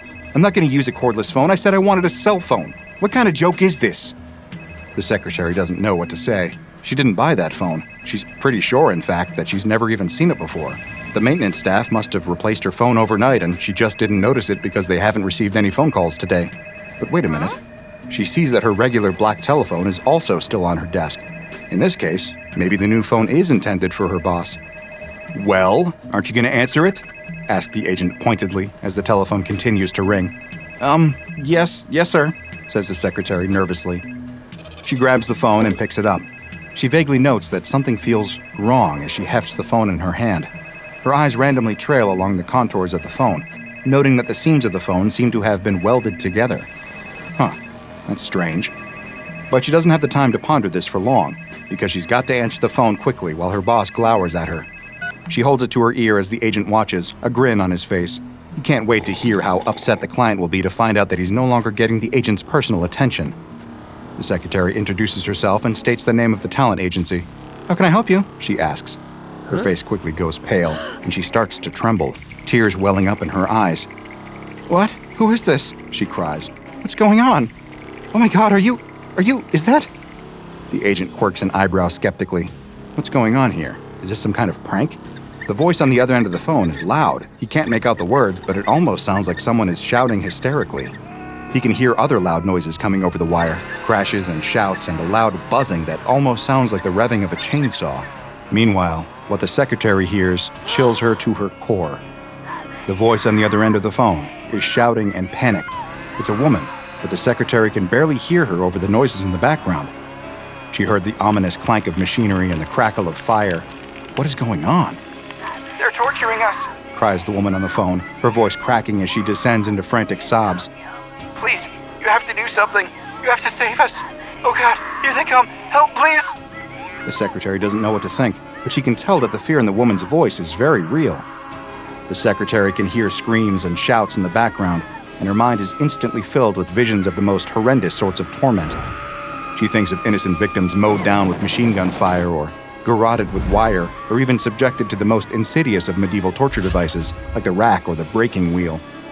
She imagines a whole facility dedicated to nothing but the senseless torture of innocent victims for no conceivable purpose, except, perhaps, the sick curiosity of the psychopathic torturers themselves. She shakes her head, desperately trying to clear the awful images from her mind. I'm sorry, where are you? Says the secretary, hurriedly. She blunders at the drawer on her desk, pulling it open and desperately searching for a pen and paper, hoping that the frightened woman on the other end of the phone might still have the presence of mind to tell her an address. Maybe, if she can figure out where this is happening, she can call 911 and have them send the police to investigate. From the sounds of things, they'll need to send some paramedics as well. And, as much as she hates to think about it, they'll probably need to send some hearses, too. Her fingers fall upon a pen and pull it from the drawer. She clamps the phone between her chin and shoulder and grabs a steno pad, ready to scribble down any info that she can get. Her boss is staring at her, an amused smirk across his face. He clearly thinks that this silly secretary is just overreacting to nothing. But he can't hear the woman's voice. He can't know the depth of her terror. Please tell me where you are, begs the secretary. Her fingers are trembling so hard that the pen leaves a squiggly line on the paper. But the voice on the other end of the phone is barely coherent now, all her words degenerating into a long, drawn-out scream of absolute gargling terror. Okay, that's enough of that, says the agent, crossing his arms across his chin and regarding his shaking secretary with deep and obvious skepticism. You think this impresses me? I've seen better acting in an elementary school play. Of course, he would immediately think this. This is Hollywood, after all, and everyone has Hollywood dreams of someday being in a movie. Every waiter and bus driver by day is a frustrated actor by night. So, even though his secretary has never before expressed any interest in becoming a movie star, he of course suspects that this is an elaborate setup to convince him of her acting talents. She turns to look at him, and one look at her pale face is enough to convince him that she's not acting at all. Her face is ghostly white, and she's shaking like a leaf. She looks like she might simply faint right here from fright. Now the agent's smug annoyance turns to anger. Maybe his secretary isn't trying to fool him, but someone on the phone sure is. It must be some kind of prank call, and his secretary is simply the one person in Hollywood dumb enough to fall for it. There's someone in trouble, cries the secretary, dropping the phone from her ear. She says that they're being tortured. We need to get them help. The agent rolls his eyes. Of course it would be a prank call. He can't believe that his stupid secretary is actually taking this seriously. Kid, you have a lot to learn about Hollywood. He snaps his fingers in her face. It's clearly just some random loon trying to trick you. Hand over the phone, doll. I'll handle this. It's not fake, babbles the secretary in a daze. I'm sure of it. It's real. She hesitates, afraid to hand off the phone for reasons that not even she can articulate. The agent grunts in annoyance, snatching the phone from her hands. Nothing's real here, kid. It's all just smoke and mirrors. Maybe if you weren't so stupid, you'd already have figured that out. The secretary turns away, devastated by the insult, and buries her face in her hands. The agent, meanwhile, holds the phone to his ear. Listen, punk, I don't know who you think you are, but I'm a big deal and... His words suddenly cut off, and the secretary turns as she hears the cardboard coffee cup explode against the floor. The agent is nowhere to be seen. It's like he suddenly vanished in an instant. She blinks in surprise and confusion. It happens so suddenly that there's no way the agent stepped outside without her knowing. The dropped coffee cup on the floor serves as chilling proof that something extraordinary must have happened to him. The other thing left behind, sitting in an ever-expanding puddle of spilled coffee, is the mysterious telephone. She stares at it in disbelief, wondering how this strange phone can be responsible for this crazy situation. And then, even as she stares trying to make sense of what just happened, the phone immediately begins to ring anew. Answering a ringing telephone is an almost instinctive response for most of us. But if anything, this situation shows why sometimes it might be a good idea to resist that urge. After all, you never know who might be on the other end. And while usually the worst consequence of answering an unknown caller is that you'll be subjected to a lengthy and boring pitch for life insurance or solicitations for political donations, this story shows that there are some things much worse than a spam caller. Instead, you might be receiving a call from SCP-145. For all intents and purposes, SCP-145 appears to be a standard 2002 model cordless telephone handset of Alcatel brand on its standard issue charging base. The charging base has been defaced, the jack inputs are sealed with resin glue, and the power input to the device has been torn out with a sharp tool. All labels and stickers have been torn off the phone, so its serial number and production date are unknown. None of this would make SCP-145 particularly notable. What makes SCP-145 unusual is that the phone rings constantly, defying all attempts to silence it. Neither removing the phone's battery nor disassembling the base has had any effect on stopping SCP-145's incessant ringing. The only thing that can stop the ringing is to answer the phone. But as Foundation agents soon learned, answering the phone is literally the last thing you want to do when SCP-145 is around. Agents assigned to interacting with SCP-145 must always do so in pairs for very important safety reasons. Because if a person answers SCP-145 without being observed by another live human being, the person answering the phone will instantly vanish. It is currently unknown how SCP-145 causes its victims to vanish. Video recordings of vanishings do not provide any clarity, only showing that the victim is there in one frame and gone in the next. If a person answers the phone while being observed by another person, however, they will not vanish and can actually have a conversation of sorts with whoever is calling. The person on the other end of the phone varies from call to call, but is always one of several different female voices. This voice will beg for help in a panicked tone as the sounds of violence and torture play out in the background. The methods of torture, judging from words of the caller and the sounds in the background, have included branding, electrocution, laceration, and many other gruesome acts of violence. It's currently unknown where the voice is calling from or who is responsible for the horrible tortures happening at that site, but conversations with the phone voice give a grisly clue as to the fate of the people who vanish after answering SCP-145 while unsupervised. It appears that those vanished individuals are transported to the site from which the phone calls originate and added to the roster of victims undergoing torture at the hands of the unknown tormentors. The callers appear to be non-automated and entirely sentient. Attempts to trace the call or track down the location of the tortured callers have proven unsuccessful thus far. Attempts to block the signal of the phone with the use of a Faraday cage have also been unsuccessful. Since SCP-145 is pretty much just a telephone, it has been given the object class Euclid. Since the location of SCP-145's victims is currently unknown, the only way to travel to it is to join the roster of victims by using SCP-145. Currently, the Foundation conducts research into SCP-145 by using teams of 3, 1 Class D staff, 1 Class 2/145 audio technician, and 1 Class 3 security staff. Only Class D staff are permitted to actually listen to SCP-145, as, without fail, unsupervised exposure to SCP-145's transmissions will cause the listener to vanish and join a growing list of SCP-145's torture victims. Listening to the pleas of SCP-145's victims is a harrowing experience for even the most jaded researchers, such that the Foundation has been moved to try several rescue attempts, even when these might not have been the best advised plans. As of yet, none of these attempts have been successful. In one instance, the Class D personnel tasked with answering SCP-145 was issued a GPS locator device in hopes that it might give Foundation agents a clue about where the victims were being held. The GPS device was rendered inactive upon the victim's disappearance.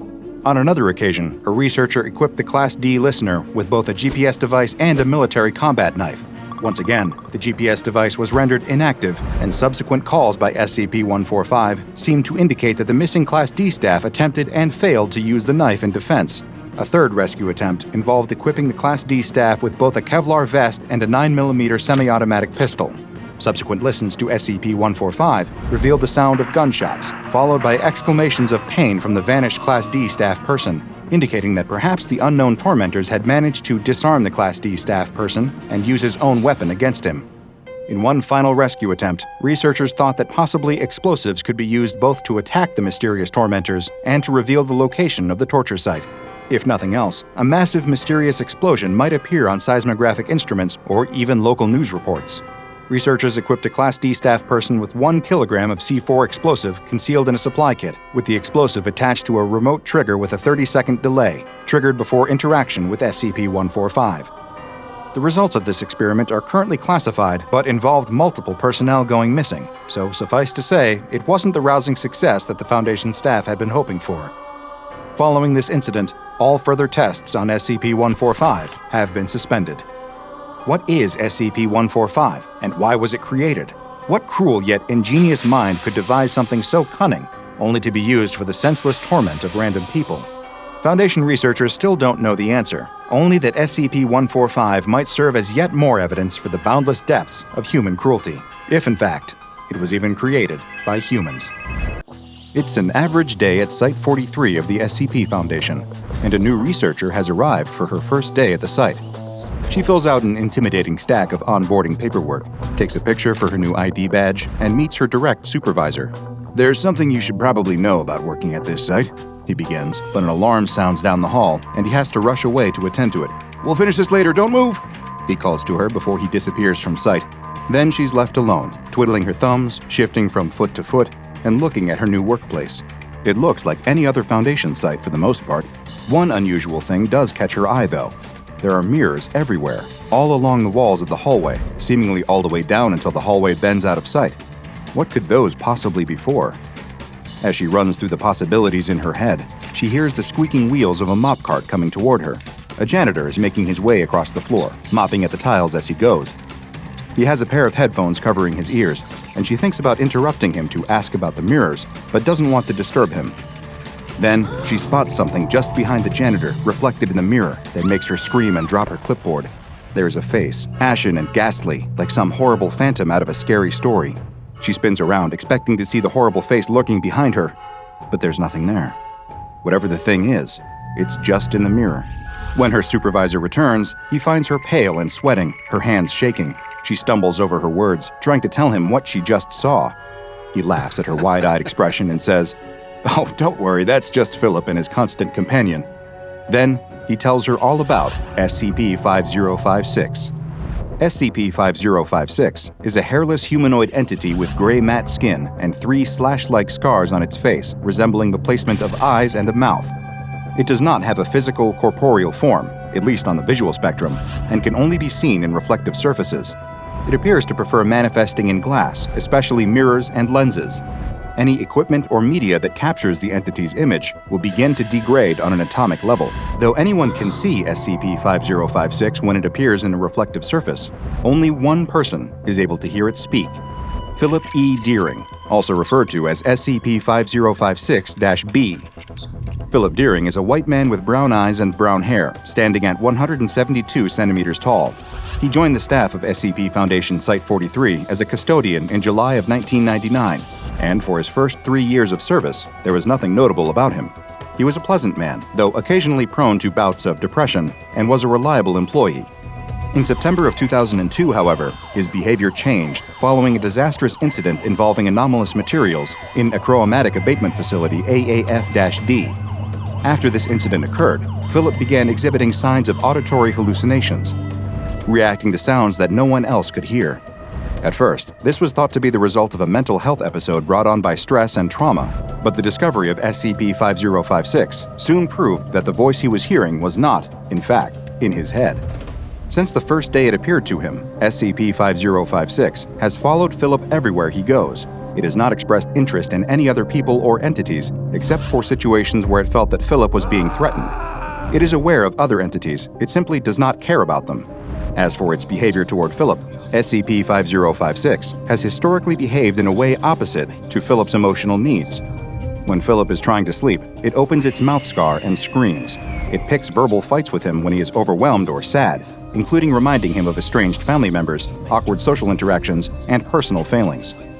He has gotten used to his companion over the years, even giving notes on its less than effective insults and encouraging creativity. He has even given the entity a nickname, Doug. SCP-5056 becomes enraged when separated from Philip, and if there is no available reflective surface upon which it can manifest and speak to him, it will begin to act out. After 9 seconds have passed without SCP-5056 having access to Philip, it will begin to vibrate at an intense speed and emit an endless 119 decibel sound that reverberates through the entirety of Site-43. As soon as Philip is returned to 5056's line of sight, both the sound and the vibrating will immediately stop. Staff in the area have been made aware of the entity's presence and its aggressive tendencies.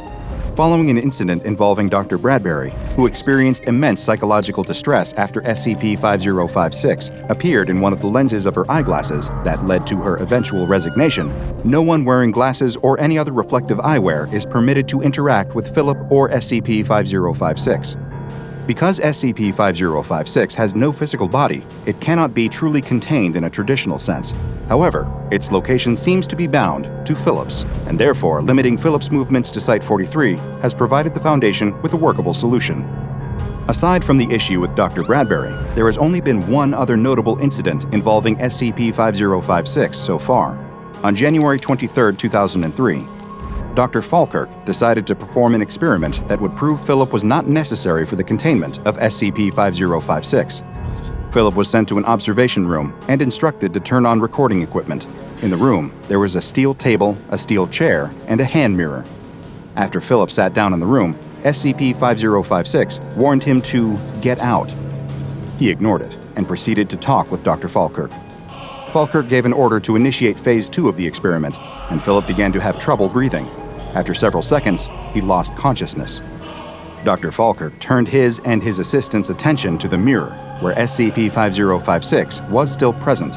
It became enraged, yelling for Philip, and attacked Dr. Falkirk. Though the specific details of the attack are lost from official records, he was subsequently given medical treatment for blood loss, facial injuries, and the loss of his left eye. He has been under intensive psychological care ever since. Though no one but Philip is able to hear a word SCP-5056 says, any recording device that he activates will pick up the entity's voice. In order to give the research team a better sense of SCP-5056's behavior, Philip's uniform contains a microphone that is always on and always recording his conversations. It has, over the years, picked up everything that passes between Philip and the world around him, from his conversations with coworkers to the tiny torments and verbal barbs from SCP-5056. In 2020, however, the microphone recorded a series of events that would change Philip and his relationship to the anomaly in the mirror forever. Philip was struggling with a sense of crushing isolation, with the majority of his social interaction coming from Dr. Ngo and SCP-5056. The only bright spot in his days was the presence of Chief Amelia Tarosian of the Janitorial and Maintenance Section, who would often visit Philip to chat while he was mopping. They spoke regularly for months, joking with each other about work, Amelia asking questions about Philip's life with 5056, all while the entity needled Philip about his apparent crush on Amelia. On September 9, 2020, however, Amelia confessed something. She returned his feelings. The audio transcription from this day captured this revelation. "I never really thought. I didn't think you," Philip began. "Really? Really?" Amelia retorted. "Yeah, really. Well, I mean, I didn't think you either," she admitted. Philip laughed at this. Are you kidding? You've got to be kidding. I mean, you're... A moment of silence passed between the two, the air crackling with nervous excitement. How long, he began. She interrupted. Since I met you. He laughed again, a giddy sound. You had that on speed dial. Well, how long? She started. This time, he interrupted. Since I met you. They both laughed for a long time before falling silent once again. What are you thinking about? Amelia asked. Can't you tell? She shook her head. No. Confusing me with your anxiety surrogate? He hasn't said a word tonight. Philip smiled softly at this. I must not have any anxieties right now. The two quickly developed a romantic relationship, Philip brushing off the doubts that SCP-5056 tried to plant in his mind. On June 11, 2021, Dr. Ngo conducted Philip's annual psychological review, and they discussed the notable changes in his demeanor and worldview. The audio from the session has been transcribed. Thanks for letting me do this a day early, Philip began. Well, hey, I have a social engagement tomorrow, Dr. Ngo replied. Philip laughed heartily at that. You know, that might be the first time I've heard you laugh. Let's talk about that. SCP-5056 started to speak. Yes, let's talk about... But Philip cut it off. About how humorless and morose I am? The entity was stunned into silence. Dr. Ngo spoke up. Was he about to say that? Are you finishing his thoughts now? Why not? They used to be my thoughts. What changed? SCP-5056 spoke up again. Nothing. Philip disagreed. A lot of things. Some of them because of Doug, some of them because of me, some of them... Chief Terosian, Dr. Ngo finished the thought for him. Yeah, I guess I didn't really care about improving myself until I had someone to improve for. Doug beat a lot of my flaws out of me. There just wasn't enough room in my head for self-pity or self-loathing or even selfishness with him nattering away in the background all day, every day. But Amy gave me something to actually work toward. This time, 5056 finished his thought. You stopped wasting your life. Go on, Dr. Ngo encouraged. It feels strange to say, because this has been a terrible year all over, but it still meant so much to me. Dr. Ngo nodded. You achieved something. I achieved something, and I reached out. My life isn't one long, indifferently narrated one-man show anymore. Sure, I'm still stuck underground, but I'm not alone down here anymore. SCP-5056 spoke up, giving one final thought. You are never alone, Philip. You will never, ever be alone. Never again. What's he saying? Something spooky? Dr. Ngo asked. Philip shook his head. It's phrased that way, but that's not how I'm taking it. The next morning, Philip prepared to take a life-changing step. He stood in front of a mirror, dressed in a tuxedo, and adjusted his bow tie. How do I look, Doug? He asked. Because I can't see with you in the mirror. SCP-5056 replied, You're making a mistake. Philip laughed it off. Yeah, I've never been good at bow ties. I'd use a clip-on, but Amy would never forgive me, and anyway, it would clash with the tuxedo. SCP-5056 pushed further, refusing to let it go. You aren't ready for this. I definitely am. But hey, if you have objections, feel free to shout them out at the appropriate time. Nobody but me will hear you, but if you make good points, I'll be sure to pass them along. You won't hold up your end. I'd do anything for her. You don't have the energy. I've never felt this good. Are you even trying here, buddy? It won't change who you are. It already has. It won't fix you. Philip laughed, pulling his bow tie tight. He turned away from the mirror and toward the next chapter of his life with one final statement. I don't need to be fixed. As long as she had known him, Amelia Terosian had demonstrated kindness, care, empathy, and curiosity toward Philip.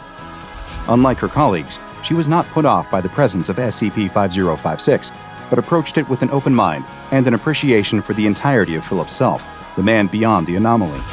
The two were married in Ipperwash Provincial Park on June 12, 2021, and have been together ever since. Notably, Amelia has reported that SCP-5056 remains largely dormant in her presence, allowing the two to spend their time together without interruption. Following Philip's relationship with Amelia and the improvement to his mental state, as well as changes to SCP-5056's behavior, the Foundation conducted a review and reassessment of the anomaly. Several high-ranking Foundation staff wrote down their changing thoughts on SCP-5056 and contributed them to the official revised file. Amelia R. Terosian, chief of the Janitorial and Maintenance Section and wife of Philip Deering, wrote, I don't think anyone understood Doug when he first manifested. They all thought he was an anomalous abuser, a demon with a short fuse, existing just to get a rise out of someone. They tell me Phil was plenty risible back then, introverted and absent-minded, the perfect jump scare target. But once he stopped being jumpy, Doug started needling him about his low self-esteem. Once he started standing up for himself, Doug made him worry about other people's needs. By the time I met him in 2019, Phil was considerate, unflappable, and still absolutely miserable. That's when Doug started bugging him about his love life. I don't think Doug is preying on Phil. I think he's trying to help. Dr. Harold R. Blank, chair of the Archives and Revision section, contributed, "For the longest time, we thought Phil might be anomalous as well. We even tossed around the idea of classing him Thaumiel, which obviously didn't fly. At the very least, we were pretty sure Doug was an unconscious manifestation of his internal monologue, so we labeled it 5056-A and made him 5056-B. After nearly 2 decades of observation, however, I can say with near certainty that there is nothing at all remarkable about Philip Eugene Deering beyond his unusual equanimity in the face of enduring trauma. He is no longer considered an SCP object, and his paranormal paramour has been reclassified as simply SCP-5056. A self-containing, incorporeal emotional parasite requiring no containment because it voluntarily restricts itself to the presence of a man who voluntarily restricts himself to a secure underground bunker. We're still not sure what will happen when Phil dies, but my guess is 5056 gets one last class change to neutralized." Dr. Melissa Bradbury, chair of the Research and Experimentation section, included, "No, I can't tell you what I saw, but I can tell you what I felt. That's only after more than a decade of Foundation psychotherapy, mind you. I was comatose for 11 months and endured 3 years of blurry vision because I couldn't put on a pair of specs or contact lenses without having a panic attack. When that thing filled up my vision, it felt like someone had gut-punched my brain. You know that late-night experience where you suddenly remember some stupid or embarrassing thing you did in your life and it makes you feel ashamed? Well, imagine if you suddenly thought of every stupid or embarrassing thing you'd ever done, all at once, like your conscience finally got fed up and decided to go nuclear on you. No wonder Falkirk tore his eye out." Delfina M. Ibanez, chief of the Pursuit and Suppression section, had this to say, "When Blank said we should let Deering keep playing janitor under his pet monster's watchful eye scars, I was skeptical. I was chief of security and containment, and that sounded like the polar opposite of both concepts. I'm happy to say I was wrong. Deering has absolutely nil combat utility, and without 5056, his disaster response priority would be somewhere just above the D class, and we don't even have D class at 43. But with 5056, he's practically an intruder deterrent system. You know what they say, a friend is someone who will help you move, a best friend is someone who will disintegrate your enemy's eyes." Dr. Noon T. Ngo, chair of the Psychology and Parapsychology section, wrote, "SCP-5056 has co-opted JM64's negative thought processes, externalizing his melancholy and self-doubt. His earliest psych evaluation suggested a proclivity towards intrusive anxious thoughts. Because these thoughts are now literally intrusive, he can assess them much more rationally than he could without anomalous intervention. We still don't know what 5056 is, but I can say this much. It is devoted to its opposite number and wants to help him. It expresses affection in a grating, alien manner, but there's no arguing with the results. It's taken 19 years, but Deering has finally made peace with himself. Of course, he's had a little extra help in that regard." Finally, Dr. Polixeni Metaxas, chair of the Spectrometry and Spectrometry section, said, "They've called this a haunting for 19 years. It's even entered the general terminology. A Deering-class haunting denotes the stalking of a corporeal being by an incorporeal one. Nobody really thinks of 5056 as a ghost, however. Nobody but me. The materials handling disaster which created Doug also annihilated at least 2 of our subjects in containment. The nature of those subjects is highly classified, but I can say this much. They are intimately connected to the cycles of guilt and apathy through which human society writ large regularly cycles. Is it too much of a stretch to suggest that one of them, or a fragment of one of them, was reconstituted in that thaumaturgical soup into Deering's inescapable conscience? If that's what happened, well, perhaps it still doesn't make him all that different from the rest of us. We're all haunted by something, and we're all haunting something ourselves. Our hopes and fears are just voices in our heads that only we can hear. Everything we are is just the hallucination of a hollow frame of meat and bone. So what separates us from the thing on the other side of the mirror? 3 dimensions and room to grow. Since the reassessment, the containment measures for SCP-5056 have been updated. It is now considered to be self-containing, with its position fixed to that of Philip. Philip is prohibited from leaving SCP Foundation facilities without direction from Security Clearance Level 4+ personnel, and must carry at least one reflective object on his person at all times. Any new or visiting staff must be briefed by Philip on the nature of SCP-5056. He is also required to undergo mental health treatment, mainly exposure response prevention therapy, which allows him to respond to his intrusive thoughts without acting on them. Though SCP-5056 once terrified Philip, bringing him endless distress, he has grown accustomed to its presence.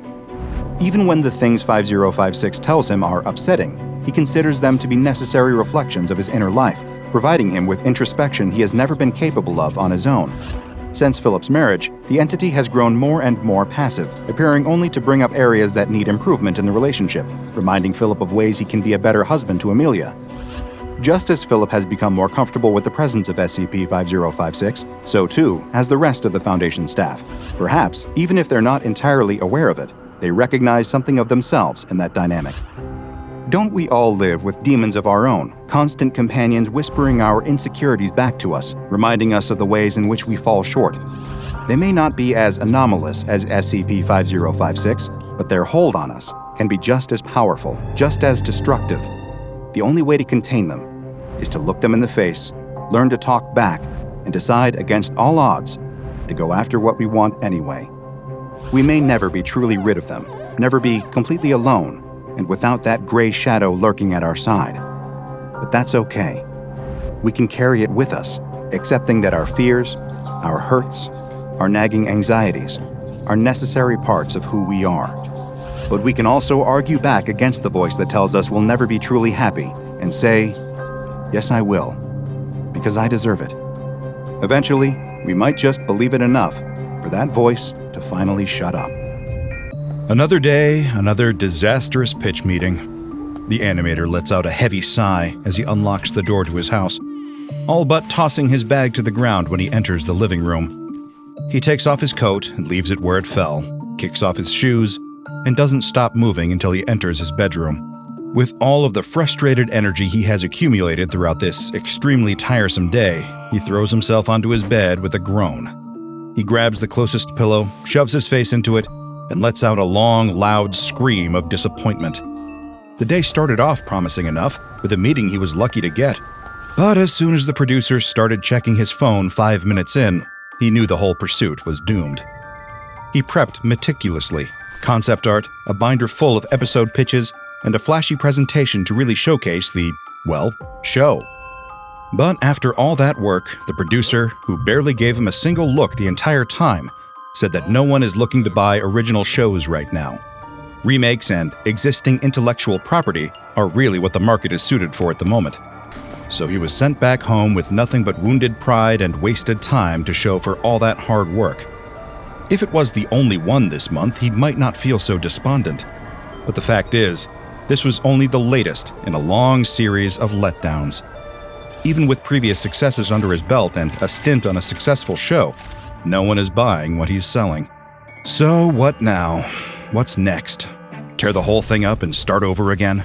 Order a pizza and stay in bed all weekend? Maybe he should go for a walk and clear his head. No, none of that sounds quite right. There's only one thing to do when his mood gets this bad.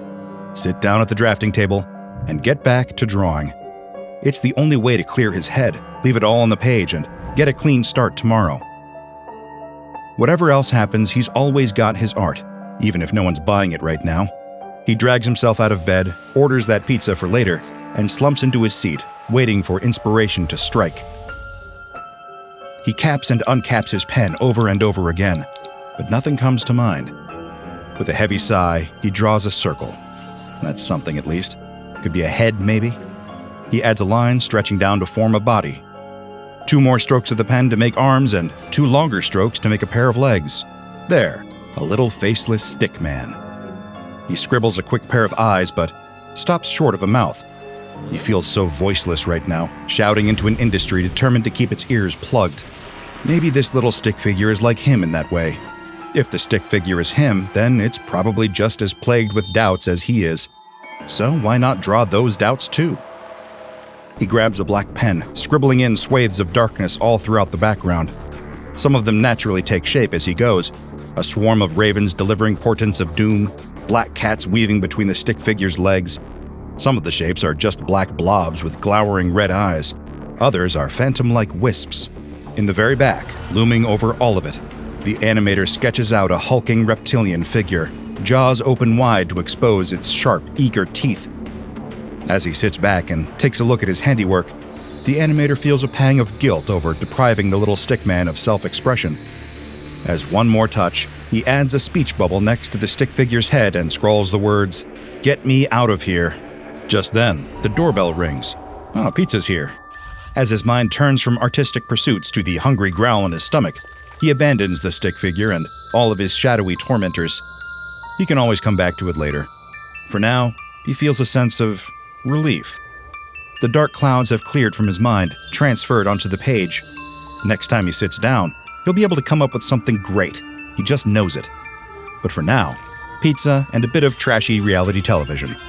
After demolishing half of the pizza and a few episodes of some new wilderness survival competition show he's already forgotten the name of, the animator changes into his pajamas, brushes his teeth, and collapses back into bed.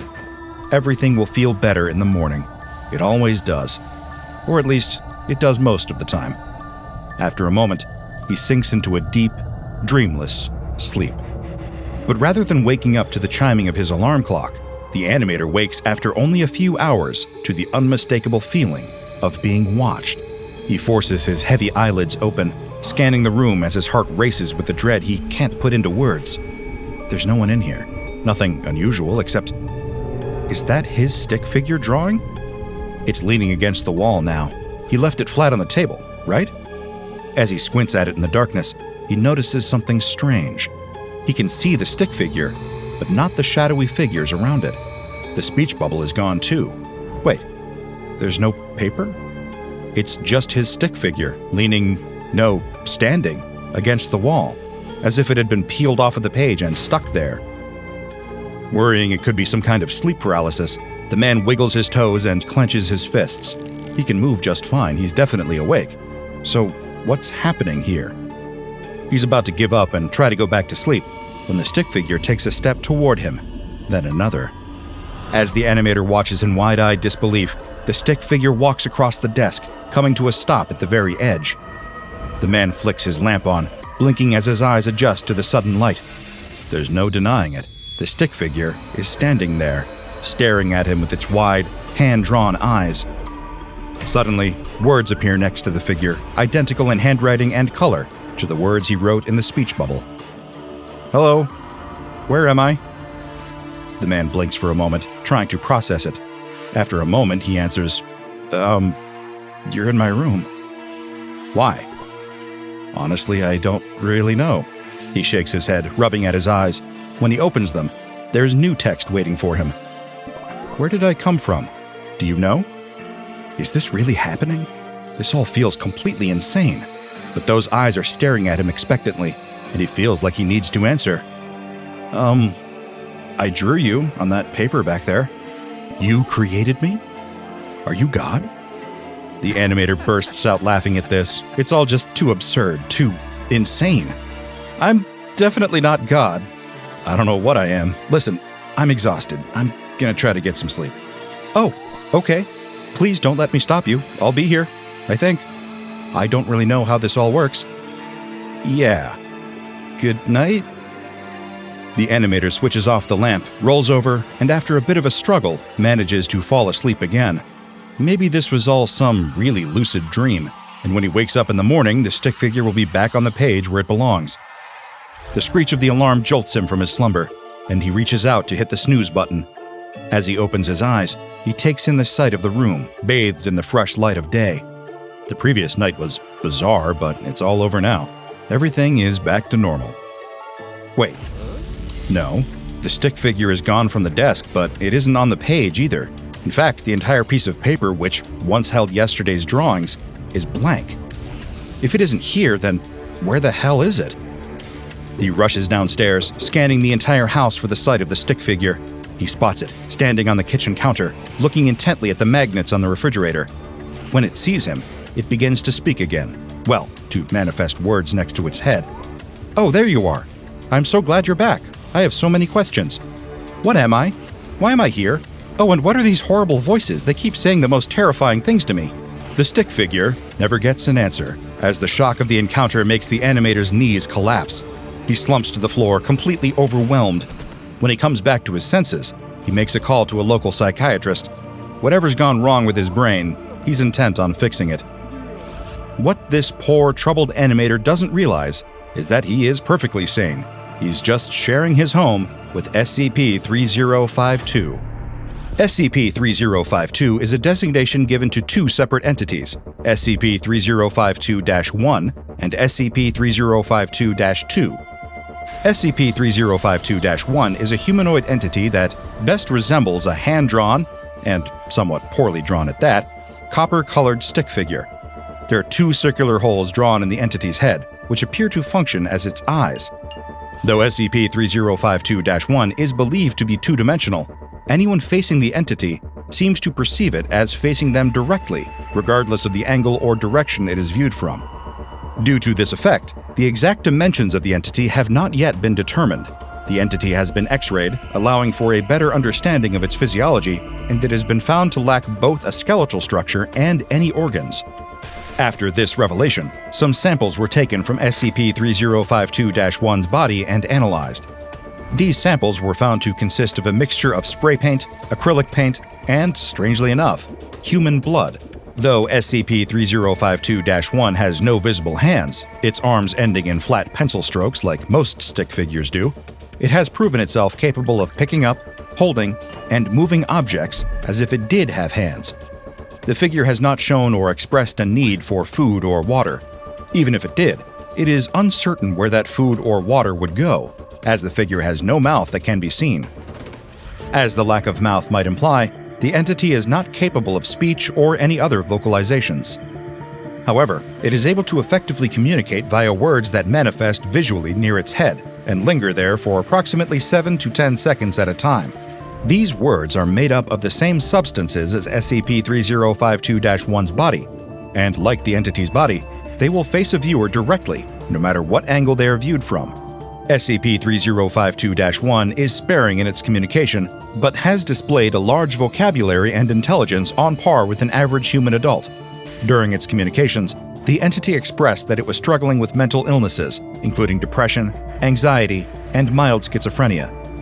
An initial intake session with the on-site psychologist confirmed these self-diagnoses and kickstarted SCP-3052-1's weekly therapy sessions. The anomalous effects of SCP-3052-1 extend beyond the obvious. It is a living stick figure, yes, but there is more to the story than that. Whenever the entity is photographed or recorded on video, additional subjects can be seen in the resulting photo or video footage. These subjects, which cannot be seen in person with the naked eye, are designated SCP-3052-2.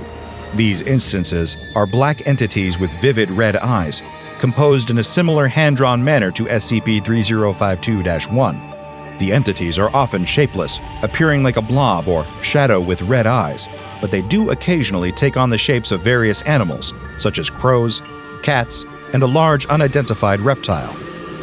These instances communicate in the same manner as SCP-3052-1, though their letters are black as opposed to copper.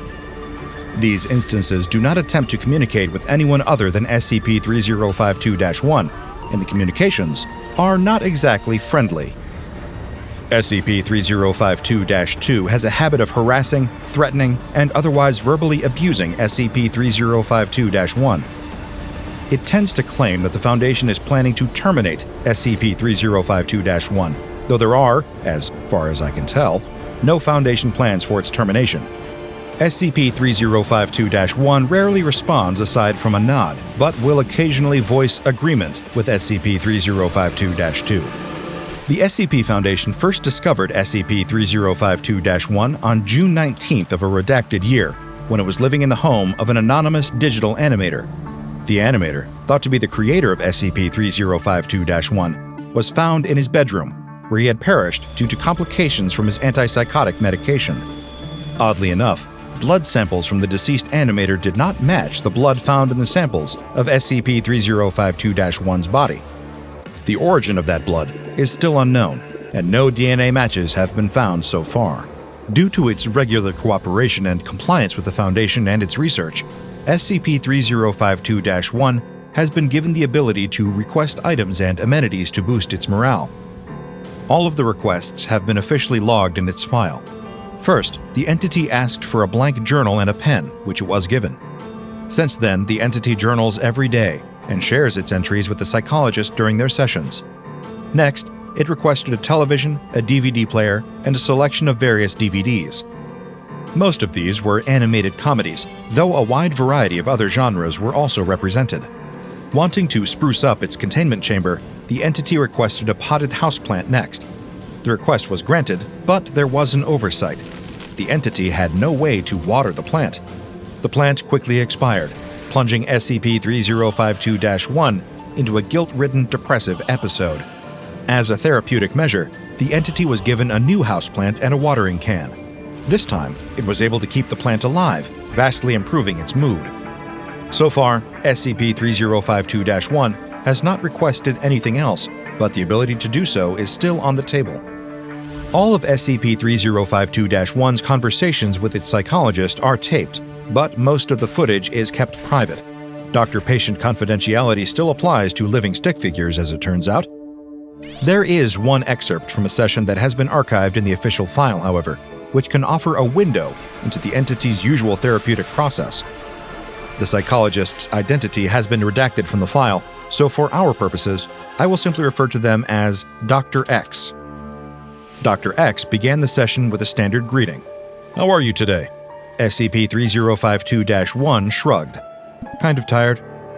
Dr. X made a note of this, then continued. "Have you been having trouble sleeping?" SCP-3052-1 nodded. "I keep having the dreams." Dr. X made another note. "Yes, you've told me about them. Have you written them down as I advised?" SCP-3052-1 shook its head. "I keep forgetting, sorry." Dr. X's expression was sympathetic, their tone of voice calm. "There's no need to apologize, it's completely optional. Still, it might help. Do you still hear the voices?" "All the time." "Do they sound like anyone you know?" Dr. X asked. Again, SCP-3052-1 shrugged. "I don't know a lot of people." "What sort of things do they say?" There was a long pause, during which SCP-3052-1 did not respond. Dr. X filled the silence. "If you don't feel comfortable discussing it, that's..." SCP-3052-1 cut them off, saying, "They say you're going to kill me." "Who is going to kill you?" "I'm not sure. Whoever works here, I guess." Dr. X made several notes, then spoke again. "Do you believe we're going to kill you?" There was another long pause. Then the response appeared next to SCP-3052-1's head. "I don't know." "Do you feel like you're in danger staying here?" "Sometimes." "I see. Have you been experiencing any visual hallucinations?" "Like seeing things?" "Precisely." SCP-3052-1 shook its head. "Not really, no." "Nothing unusual or strange?" "I don't think so." "I see." Dr. X made one more note. "Is there anything else you'd like to discuss?" After a moment, SCP-3052-1 said, "My watering can's almost empty." Dr. X nodded. "I'll let someone know." Following this session, Dr. X concluded that SCP-3052-1 is likely unable to see instances of SCP-3052-2 and perceives them as disembodied voices.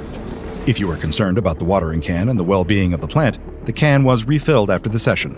A little while later, SCP-3052-1 was seen watering the plant, which is currently thriving. There is one more addendum to the official file for SCP-3052 that I found to be notable. It is a transcript of a video that captured a conversation between SCP-3052-1 and SCP-3052-2. SCP-3052-1 was sitting at its desk in its containment chamber, staring at the wall of its cell. After about 45 seconds of inactivity, an instance of SCP-3052-2, in the shape of an unidentified large reptile, skulked into frame from the left. It stopped about 15 centimeters away from SCP-3052-1, who did not turn to look at it. It did, however, acknowledge its presence when the reptile began to speak. Just as the stick figure had described in its therapy session, the reptile warned, of impending doom. They're going to kill you, you know. The figure responded simply, I know. What are you going to do about it? I don't know. You might as well just let them. You'd be doing the world an enormous favor. SCP-3052-1 shrugged. Yeah, probably. When SCP-3052-2 spoke again, the words appeared in rapid succession, as if the reptile was delivering an impassioned speech. It's your fault that you're in here. If you had just kept your mouth shut and not asked him any damn questions, this wouldn't be happening. Where am I? What are these voices? Are you God? There is no God, idiot. He's dead, remember? He's dead and you killed him. Just like that. All because you opened your stupid mouth. Now you're going to hell, and it's all your fault. After this, the entity sat in silence for about 20 seconds. After a moment, SCP-3052-2 broke the silence. I'm going away now. I can't stand looking at you. Then, SCP-3052-2 slowly moved out of frame, leaving the stick figure alone with its thoughts. SCP-3052-1 is currently kept in a standard humanoid containment chamber. The entity's containment is monitored constantly via video surveillance, which is manned by staff with Level 2 clearance or higher. SCP-3052-1 is granted 1 session per week with the on-site psychologist for the sake of maintaining its mental health. These sessions are also monitored via video surveillance by Level 2 staff or higher. Should the entity make any official requests, these must be directed to and approved by a staff member of Level 4 or higher. Speaking of requests, there have been proposals by members of the research team requesting experiments that would involve showing SCP-3052-1 recordings of SCP-3052-2 instances. These requests are currently pending approval. When SCP-3052-1 was caught on video being tormented by SCP-3052-2, the reptile spoke to the stick figure of God. I may be out of line here, this is just a hypothesis, but I believe it was possibly referring to that deceased animator, the one found in the same house where SCP-3052-1 was first discovered. If he did, in fact, create SCP-3052-1, and by extension, SCP-3052-2, then it would only make sense for his creations to view him as their god.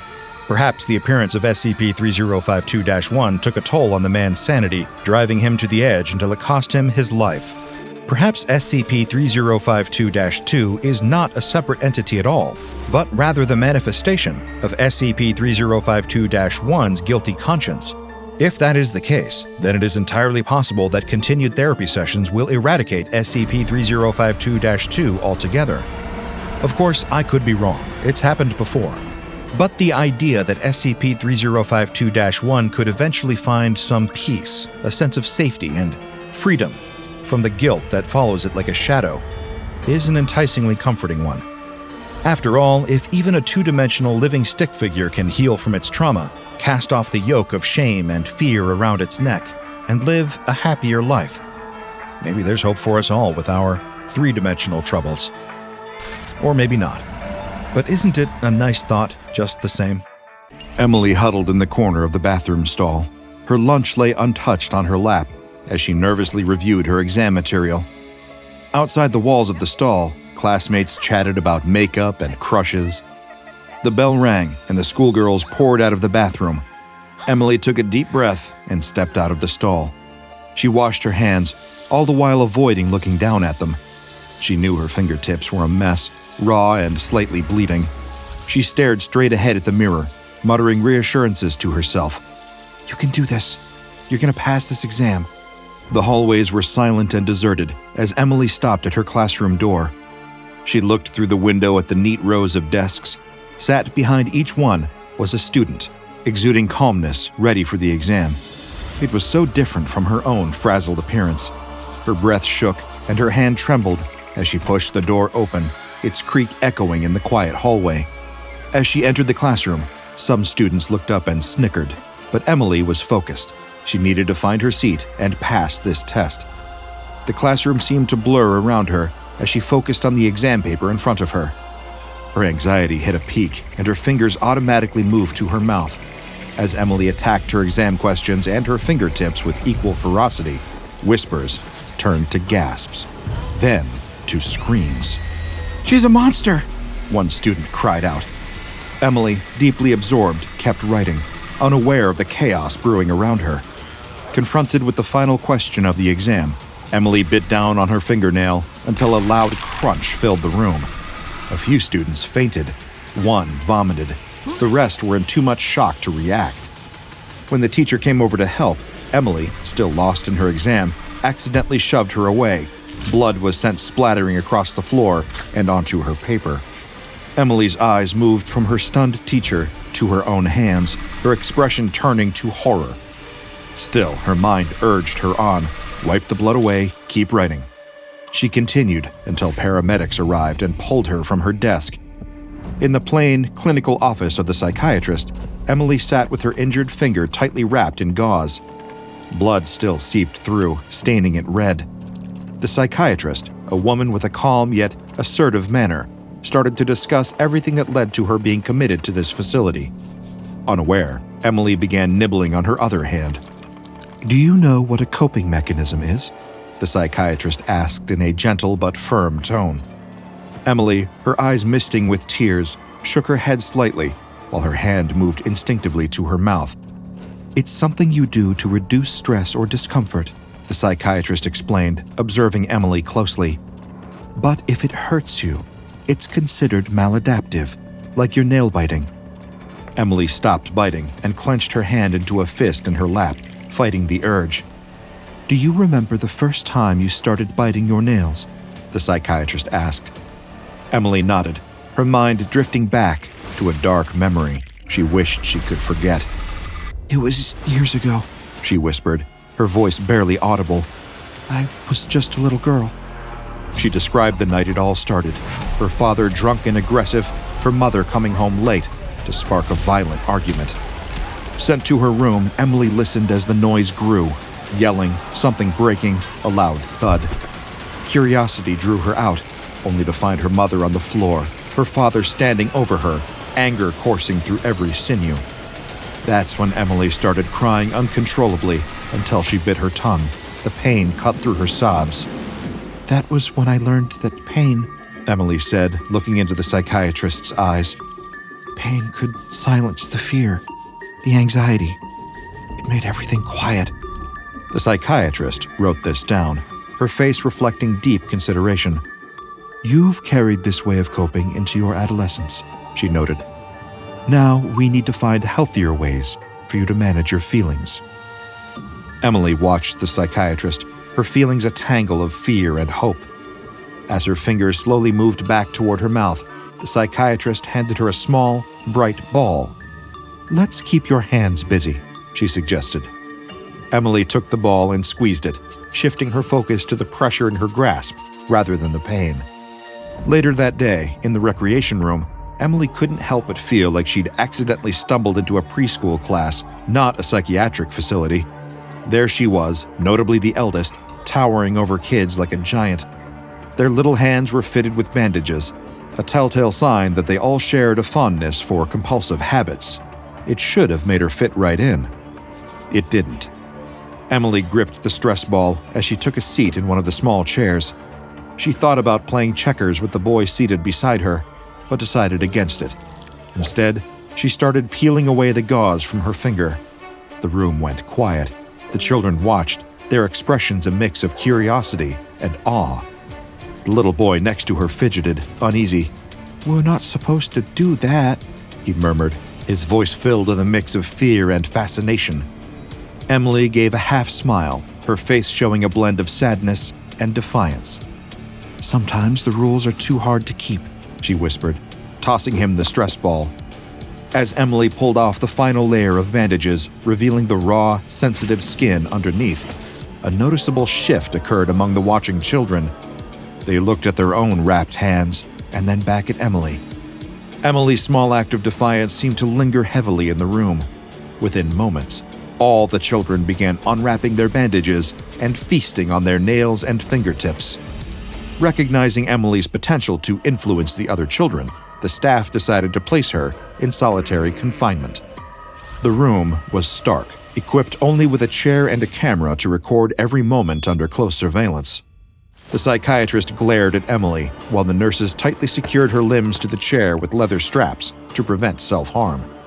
"You started a feeding frenzy," the psychiatrist sternly said, watching Emily's reaction closely. "You can't bite your nails in front of the kids." With that, she turned on her heel and slammed the door shut, leaving Emily alone. Only the closed-circuit television kept her company, the prying eyes beyond watching her, staring at her. Confined, Emily's anxiety soared to new heights. Every single movement caused the restraints to strain and dig into her skin, a stark reminder of her confinement. Overwhelmed by a growing desperation, she gnawed at the leather straps with unexpected ferocity. Her teeth had become surprisingly sharp, her desperation transforming them into something wild and untamed. Maybe she was a monster. Would that be such a bad thing? Monsters are strong.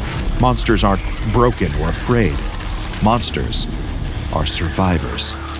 Once free of her shackles, Emily quickly removed the remaining gauze from her hands. Beneath the wraps, her fingers had undergone a shocking change.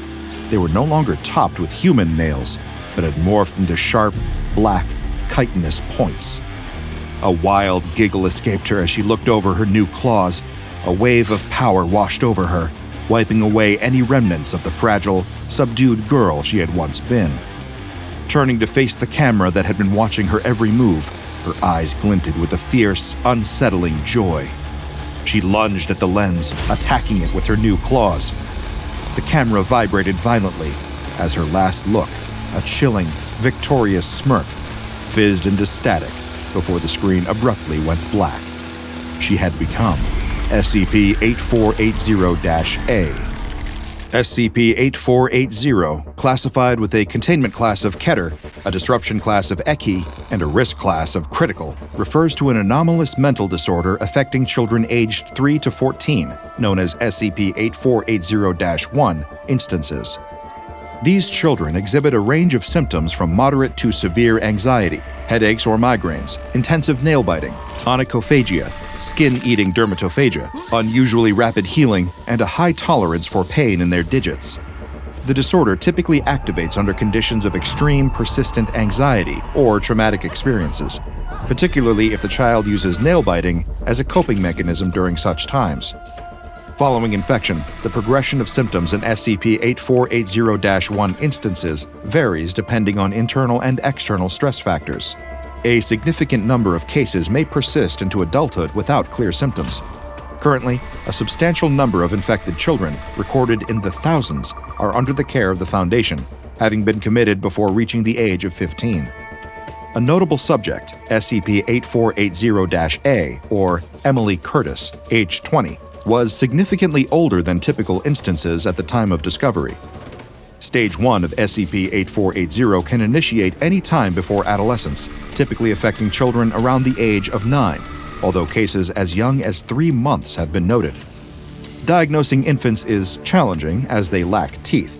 Early signs often exude sucking on fingers or gumming their limbs.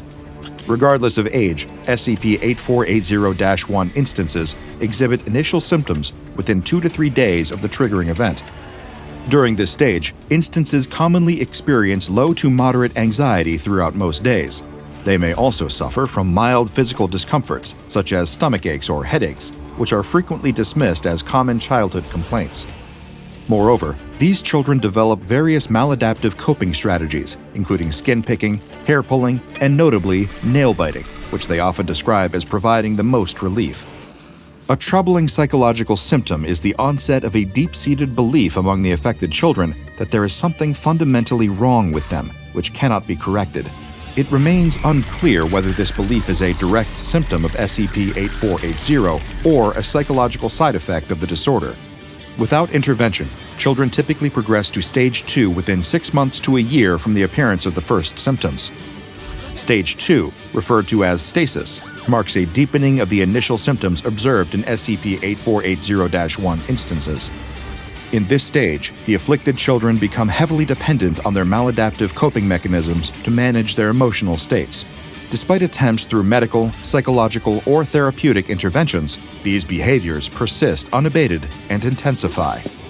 During Stage 2, instances notably increase their reliance on nail biting and skin eating, which are used consistently to regulate their emotions.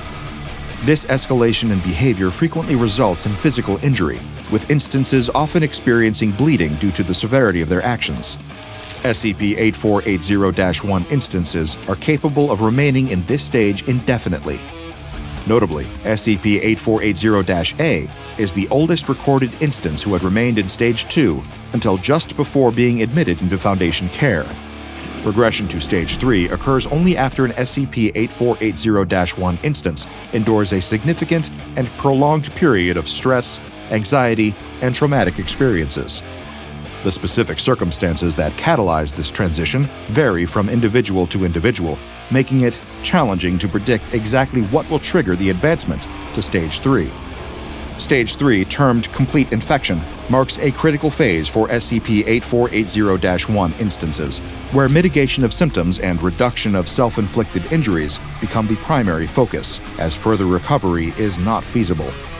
In this stage, all previous symptoms escalate from moderate to severe, accompanied by several distinct and severe anomalous effects. The skin and muscles in the fingers and hands of affected individuals soften significantly, making them more susceptible to damage. Biting their fingers, nail beds, or hands triggers the production of nerve blockers and endorphins in the brain. This adaptation reduces pain and provides a brief sensation of pleasure, complicating the cessation of these behaviors. The hardening of the teeth enables instances to bite through not just flesh, but also bone, intensifying the severity of their condition.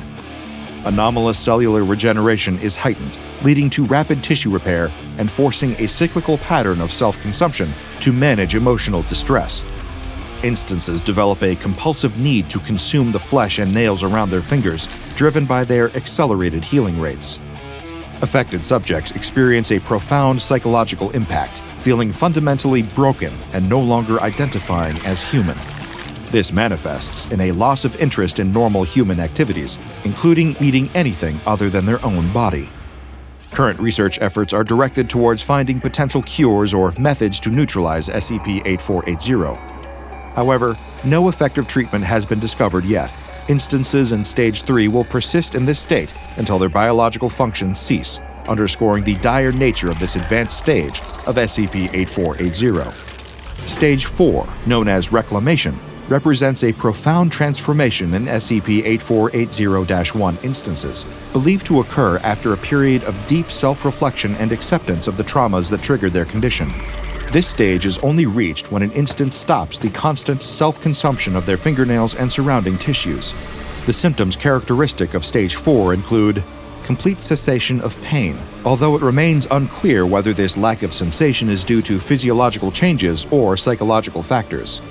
A significant reduction in anxiety levels, which drop to minor or negligible. The nature of this reduction, whether anomalous or not, is yet to be determined. While compulsive behaviors like nail biting and skin eating cease, subjects continue to exhibit other maladaptive coping mechanisms and signs of psychological distress.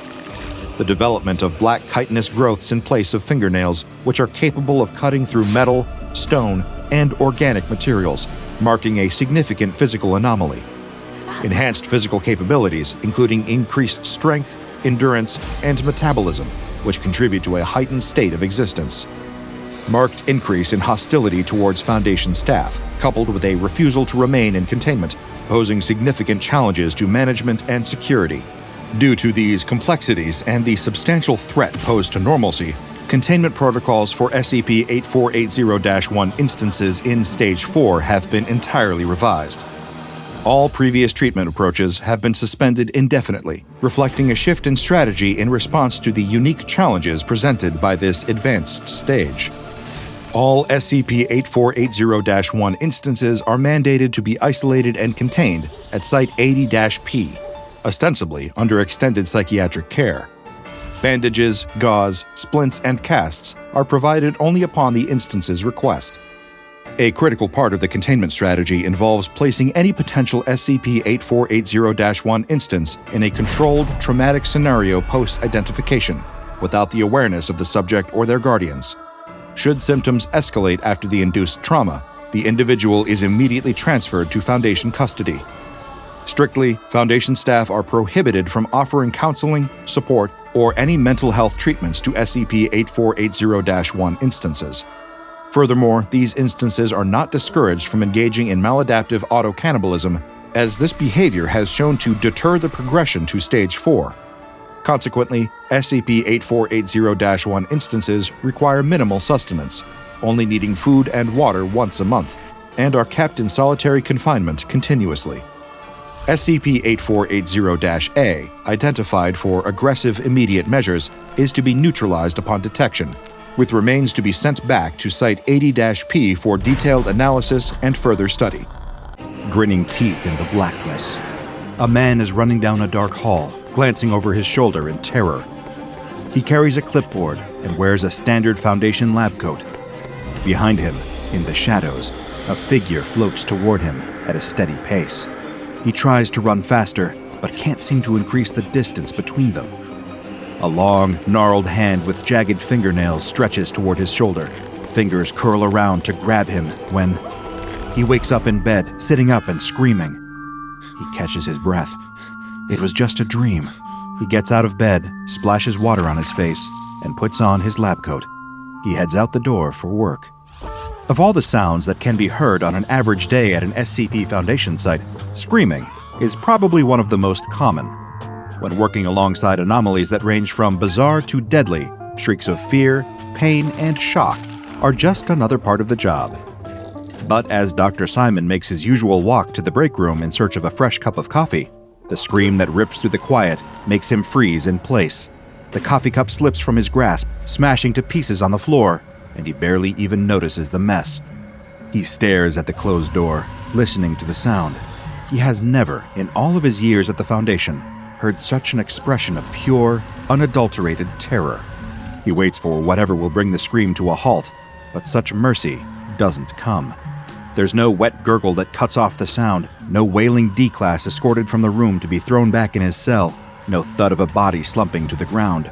Whoever is screaming just keeps screaming again and again until his voice begins to rasp. Dr. Simon can't resist his curiosity, the insatiable need for understanding that led him down the path of scientific research in the first place. He knocks on the door of the room until supervising researcher Dr. Myers answers, brow furrowed in confusion at the interruption. Before his colleague can admonish him, Dr. Simon inquires about the nature of the anomaly in the room. What could possibly cause a man to make that sort of sound without killing him? Dr. Myers shuts the door behind him, takes Dr. Simon aside, and explains that the culprit is nothing but a simple doll. Dr. Simon can't help but laugh at this, shaking his head in disbelief. Does the doll do anything? Does it attack its victims with a knife like Chucky? Does its head spin around in a circle? Does it vomit pea soup? Does it crawl along the ceiling and spit spiders and maggots? No, Dr. Myers shakes his head. The doll simply sits there. It was first recovered from a child's bedroom in an allegedly haunted house and seems to trigger extreme, inexplicable, yet all-consuming terror in anyone who observes it for a prolonged period of time. Otherwise, it does not appear to do any damage. Well, that sounds a hell of a lot more interesting than watching research assistants throw different objects into SCP-914 for the 100th time, or filling out paperwork, or any of the other inane busywork Dr. Simon has been saddled with lately. Still chasing that undeniable curiosity, Dr. Simon makes a request. Will Dr. Myers assign him to examine the doll? Specifically, can he be granted permission to observe it up close and experience its fear-inducing effect for himself? Dr. Myers recognizes the spark in his younger colleague's eye, the fascination with the dark and unknown that led so many of them to work at this very Foundation. How can he say no to that? Besides, the anomaly is largely harmless and isn't going to do any damage that a trip to an in-house counselor and some prescription tranquilizers can't fix. He agrees, and Dr. Simon is transferred to his team the very next day. As Dr. Myers unlocks the door to the doll's containment chamber, Dr. Simon can feel the electric surge of anticipation beneath his skin. He notices his hands are sweating, and he wipes them on his lab coat quickly. Best to maintain a professional appearance, an air of unmoved confidence. Now, he thinks to himself, let's get a look at this infamous nightmare doll. When he enters the room and lays eyes on the thing, he can't stop his face from falling in disappointment. He was expecting something grotesque, a cracked china doll with dark, vacant eye sockets, a soft-sewn doll made from leather of indeterminate origins, but instead, there's just a lumpy clay figure sitting in front of him, loosely constructed into the shape of a nude woman. At least he assumes her to be nude, since the doll has no clothing. The figure isn't detailed enough to be certain. He briefly considers turning around and leaving the room right away, but he was so insistent in asking to be reassigned, he can't just give up so quickly. He'll examine the doll more closely. He asks if he may touch the doll, and Dr. Myers responds in the affirmative. He lifts the doll, feeling its weight in his hands. As he turns it over to examine it, a large piece breaks off. He gasps, horrified at the prospect of damaging an anomalous item on his first day of working with it. But Dr. Myers reassures him that this is completely fine. That curiosity rears its head again, and Dr. Simon breaks off another part, just to see what might happen. He snaps off pieces until all that remains is a rectangular clay piece that vaguely suggests a torso and pelvis. All of a sudden, the remnants of the doll vanish from his hands. He looks up and sees the same clay doll lying on the floor 1 meter away. That's not scary at all. It's fascinating. Dr. Simon is just about to pick up the doll and try breaking it apart once again, when a peal of cruel, crazed laughter sends a chill down his spine. It isn't Dr. Myers laughing. The voice sounds like it belongs to a woman, though it's difficult to tell much from the twisted cackle. He spins around, searching for the source of the laughter, but there's nothing, and no one in the room with him except for the doll. Minutes pass this way, with the laughter ringing in his ears, until all at once, all goes silent. He turns his eyes back to the doll, but it's gone. He's just about to leave the room and inform Dr. Myers when he catches a glimpse of something out of the corner of his eye. He turns to see what is there, and immediately wishes that he hadn't. The first thing he sees is her smile, stretched painfully wide, tongue waggling out from between her parted teeth. Then her eyes, rolling wildly in her head, dilated pupils locking onto him with a stomach-churning intensity. Long snarls of black hair drift behind her as she floats toward him, feet off the ground, just barely dragging the tips of her toes along the floor. He would describe the thing as a woman, but she doesn't look quite human. Her proportions are all wrong. Fingers long and sharp, waist cinched in, as if she were wearing a tightly laced corset, neck so narrow that it shouldn't be able to support the weight of her head. Though her mouth does not move from the cross between a grin and a grimace, she can hear the laughter again, growing louder and louder, bouncing around the inside of his skull. There's that scream, the sound he heard while walking past the locked door only 1 day ago.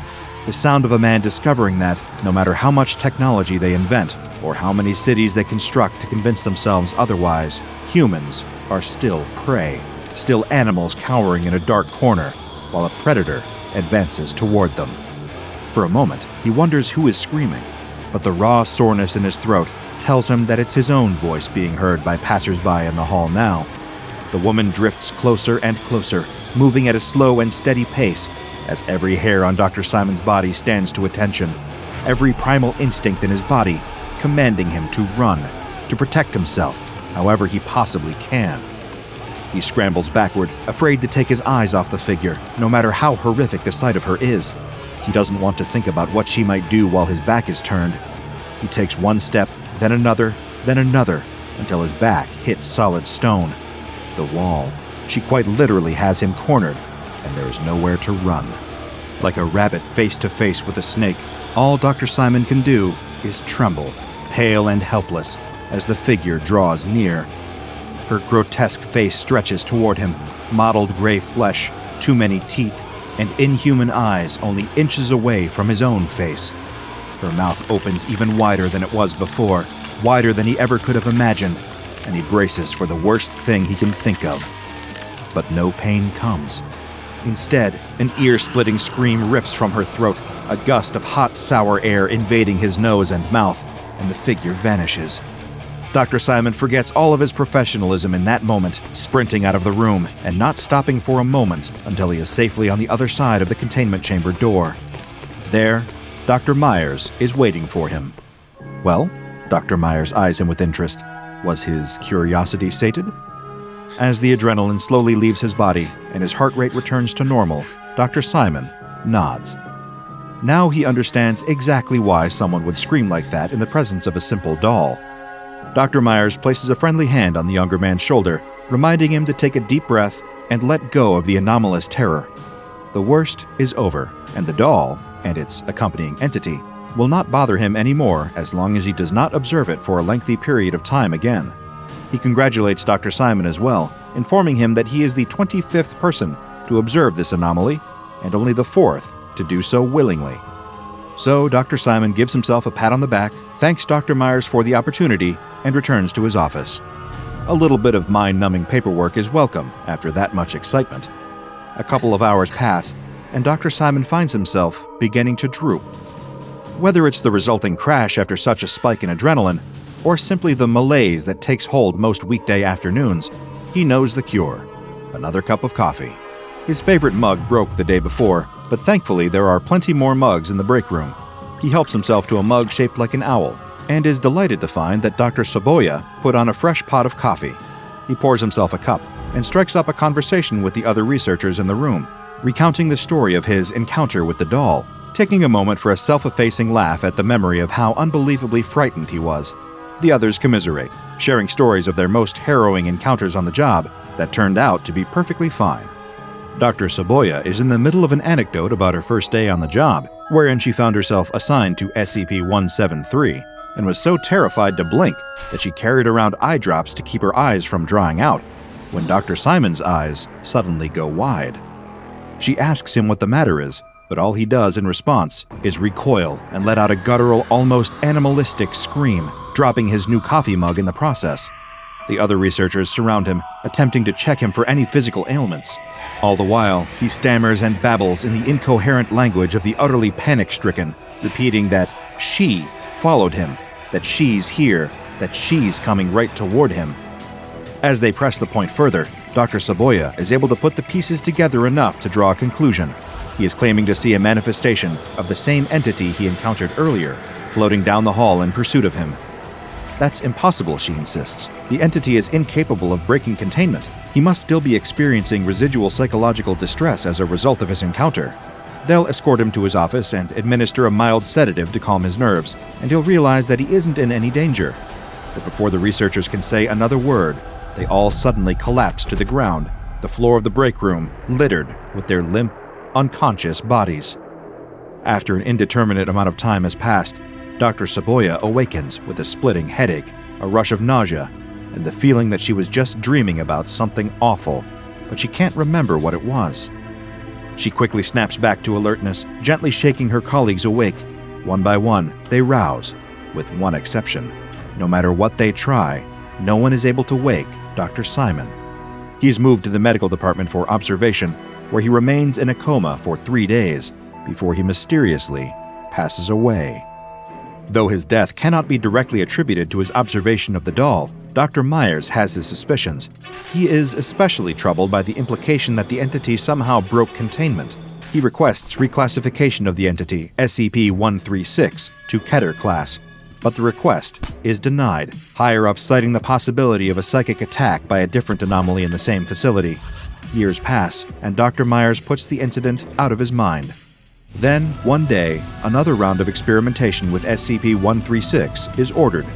A handful of Class Ds are shoved into the room, and Dr. Myers stands outside to supervise and ensure none of them leave before they are authorized to do so. Like clockwork, the sound of their screams follows around 20 minutes later. As the experiment concludes, yielding the usual results, the guards remove the subject from the room with Dr. Myers' help. He is pulling a man toward the door by the elbow when everything goes black. Dr. Myers is woken by the sharp sting of a slap to the face and a worried guard telling him that he collapsed with no apparent cause. As for the 3 Class Ds used in the experiment, they were left comatose and died days later. Memories of Dr. Simon come rushing back, and Dr. Myers reaches out to his supervisors once more. This time, he requests a reclassification and reevaluation once more. His request lands back on his desk, stamped with the same disheartening word: denied. Again and again, the cycle repeats itself. SCP-136 expands its influence beyond its containment, leaving victims comatose and then dead. Those who are knocked out temporarily by its influence experience violent night terrors for months following the incident. Like the wounds of a psychic attack have left scars on their minds. the reach of the entity seems to be expanding and its power growing. One day, while reluctantly performing yet another test with SCP-136, the D-Class in the room vanishes altogether. No trace of him can be found anywhere in the vicinity. The unprecedented escalation is the straw that breaks the camel's back, and Dr. Myers pens an impassioned plea. Reclassify SCP-136 as Keter and allow him to find a way to terminate it for good before it harms or kills any more of his researchers. The O5 Council themselves officially decline his request. When I first learned about the tragic fate of Dr. Simon and the subsequent horrors that followed, I could not get the images out of my mind. I was determined to get to the bottom of what exactly occurred and why on earth the O5 Council would deny requests to reclassify or attempt to terminate the deadly entity. After some, let's call it, bureaucratic interference, I was able to get my hands on the official file for SCP-136. It is currently classified as Euclid, though I have some concerns about that decision that I will get to in a moment. SCP-136 refers to two phenomena under that shared designation, SCP-136-1 and SCP-136-2. SCP-136-1 is a doll of varying appearance, though usually manifesting as a female figure made from cloth, wood, metal, or clay. Currently, the Foundation has not been able to measure anything unusual about the doll itself on an empirical level. However, this being the SCP Foundation, it is of course not an ordinary doll. This brings us to SCP-136-2, the subject of my deepest concerns. SCP-136-2 is an incorporeal nude or partially nude figure, whose gender presentation corresponds to that of the form that the doll takes. Ordinarily, this is female, but the doll does appear in a masculine form approximately 10% of the time. It manifests once the doll has been viewed for a duration of approximately 20 minutes, and the first sign of its appearance is the sound of creepy laughter, followed by a period of eerie silence. The doll disappears, and the figure, ranging in size from 1.9 to 2.1 meters, appears to take its place. Upon appearance, SCP-136-2 is posed in a provocative manner, and will move through the air at a pace of 0.2 meters per second toward the subject or subjects that observe the doll. As it grows closer, the laughter grows louder. By the time the entity is within 1 or 2 meters, the victim will be frozen in fear, will collapse to the ground, or will back up until hitting a wall. When the figure reaches 5 centimeters of the subject, it will scream once, then vanish, before reappearing in its original location. The appearance of this entity has been characterized as deeply disturbing, with an unnaturally wide mouth, bared teeth, enlarged irises, and bloodshot eyes. Exposure to SCP-136-2 has been linked to night terrors for up to 6 months following the initial encounter. Originally, the entity was never seen breaching containment. Obviously, this was not, in fact, the case. In spite of the life-threatening incidents linked to SCP-136, its official containment procedures state that, quote, no extraordinary containment procedures are necessary. It is kept in a standard 10 by 10 by 10 meter concrete containment room, wherein SCP-136-1 is locked in a transparent plastic case. There is no video surveillance of the room when it is not being actively examined. Only Class D personnel are permitted to enter the chamber more than once in a 30-day period. But why is this the case? If SCP-136 is indeed dangerous, posing a threat to Foundation staff and causing significant loss of life, as well as damage to employee morale, why not increase the security of its containment? Why not upgrade its class to Keter? Why not permit the team to attempt to destroy it, neutralizing the internal threat? Well, the rabbit hole of research that I tumbled down during my investigation of SCP-136 led me to the answer. Dr. Myers, a member of the original research team assigned to SCP-136, filed a series of complaints and requests with the O5 Council. As you know by now, these requests were denied, with seemingly no explanation. Well, as is often the case at the SCP Foundation, there was more to the story than there first appeared. Dr. Myers was removed from his position, and a note was added to the official SCP-136. 136 is proving valuable for enhanced interrogation. Memos on the subject, which I cannot disclose how I gained access to, revealed that SCP-136 was eventually removed as a potential research subject entirely in favor of an interrogation tool to be used against members of groups of interest. The records of these interrogations were sealed, but I attempted to uncover more about when these enhanced interrogations ceased, presumably due to the intervention of the Ethics Committee. I hope that I'm mistaken, that some vital information has eluded my grasp, but as far as I can tell, they never did. A group of friends are driving down the highway late at night. They're on their way home from a concert, and after the long night of dancing and partying, all of them are feeling quite tired. The radio is turned off, and after so much loud music, the silence is refreshing. No one is talking at all, and in fact, the driver notices that both his girlfriend sitting next to him, as well as his friend in the back seat, have fallen asleep. The driver tries to make sure that he doesn't do the same as the car moves down the long stretch of straight, empty highway. The driver's eyes start to grow heavy, though. He can feel the weight of sleep starting to press on him. He turns the radio on at a low volume, but that only staves off the drowsiness for a moment. He can't fight the approach of sleep any longer, and his eyes start to close. As he drifts off to sleep, his foot presses down slightly more on the accelerator. The driver's head slumps to the side as the car gains speed and begins to pull to the right of where it crosses the white line marking the edge of the highway. The tires dip off the road into the dirt, and the sudden change causes the driver to jerk back awake. He quickly swerves the car back onto the road.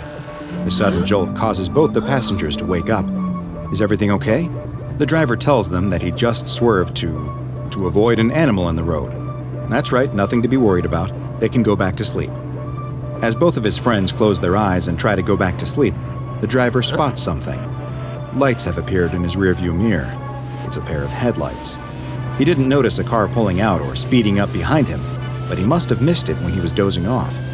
His heart is still racing from when he drifted off the road, and he's trying to regain his composure, but it's about to get a whole lot harder, because when he looks in the mirror again, he sees that the telltale red and blue lights of a police cruiser have lit up behind him. "Oh crap, oh no," the driver says out loud. Everyone is awake now and aware of the cop behind them. They grow nervous and start freaking out. Not all of the activities they had partaken in at the concert were, strictly speaking, technically legal in this state. "What do we do?" the driver asks. "You've got to pull over," says his girlfriend. The cop car's sirens come on. This is serious. But then something strange happens. They hear a voice in the car, coming over the radio. It's too quiet to hear, but when the driver turns up the volume, the message comes through loud and clear. It's a gruff voice that keeps repeating the same phrase over and over. "You better run." How is this message coming over the radio? They don't know, but the passenger in the back seat agrees with the voice. They've got to try and run. They have to get out of here. The driver's girlfriend is screaming to pull over. The cop car speeds up and is right behind them now, almost on their bumper. Its lights flashing and sirens blaring. The driver doesn't know what to do. Should he pull over? Should he try to run? Everyone is yelling. He starts to push down on the accelerator, but then thinks better of it. There's no way this old car can outrun a cop. Finally, he makes the decision to brake and starts to pull the car to the side of the road. The police car comes to a stop behind them. The sirens are off, but the bright lights are almost blinding. They sit in the car and await their fate. But nothing happens. The car is just sitting there behind them. After what feels like a long while, the door of the cop car finally opens. The three passengers watch silently as a highway patrol officer steps out and begins approaching their car. The driver tells everyone to relax, that this is going to be just fine, but the passenger in the back starts to panic. He can't get arrested. If he does, it will mean that he loses his scholarship. He'll get kicked out of school. His whole life will be over. The highway patrol officer reaches the car. Despite it being late at night, he's wearing dark aviator sunglasses that cover half of his face. He stands in front of the door to the car and waits. The driver, feeling nervous and afraid, rolls down his window. The police officer doesn't move or react, though. He just keeps standing next to the car. Good evening, officer," the driver says. No response. The driver turns and looks at his girlfriend in the front seat, but all she can do is shrug. He turns back to the highway patrolman. "Did we do something wrong?" There's another long pause, but then the patrolman finally reacts. He bends over and leans in close, sticking his head practically through the open window and putting his tight-lipped face right next to the driver's. Do you want my license and registration?" the driver asks. The patrolman doesn't respond. He reaches up and slowly grabs the side of his dark aviator sunglasses. He pulls them down, and the driver finds himself staring into a pair of bright, red, glowing eyes. Evil eyes. Everyone in the car starts to scream as the thing standing in front of them opens its own mouth to reveal a big, black, gaping hole with no gums or teeth, a horrifying void in its face that screams right back at them. As you may have already deduced, this was no normal traffic stop, and certainly not a normal highway patrol officer. No, the entity that this group of young adults encountered that evening was one that dozens before them had the same misfortune of running into, and one that the SCP Foundation is actively trying to stop from engaging in its frightening and dangerous behavior. This is SCP-973. SCP-973 is not one, but actually two separate entities. The first, designated SCP-973-1, is a police cruiser that appears to be a model similar to those used by actual state troopers during the early 1970s, and its condition is much like you would expect for a well-used, nearly 50-year-old vehicle, with much of it being in an advanced state of disrepair. Eyewitness accounts of SCP-973-1 have described the police car as having numerous dents on the doors and hood, cracks in the windshield, multiple rust spots, and a rear bumper that looks to be held on with duct tape.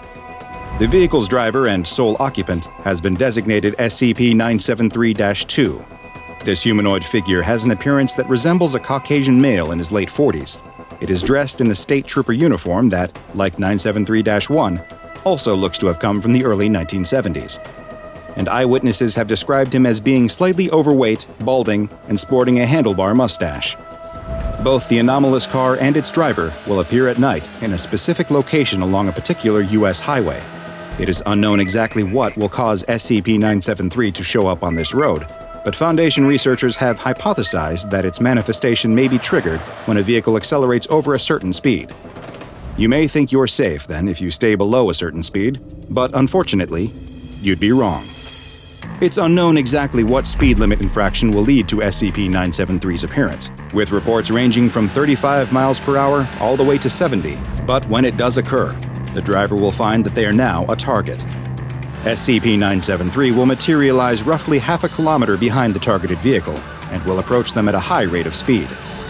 SCP-973-1 sirens will turn on and its lights will flash, as it also somehow broadcasts a message into the targeted car that is picked up on the car's radio, a message that urges the driver to run, often accompanied by several expletives. In most cases, the targeted vehicle will abide by the instructions over the radio and begin to flee, though it's unlikely that this is due to any mimetic effect. Rather, it would seem that most run out of pure terror. SCP-973 will then pursue the targeted car, leading to a high-speed chase. No matter how fast the targeted car is, though, the SCP-973-1 police cruiser will always be faster. And it typically takes no more than 6 minutes for them to be overtaken. SCP-973 seems to have no qualms about ramming into the fleeing car, which likely accounts for the extreme damage present on the patrol car.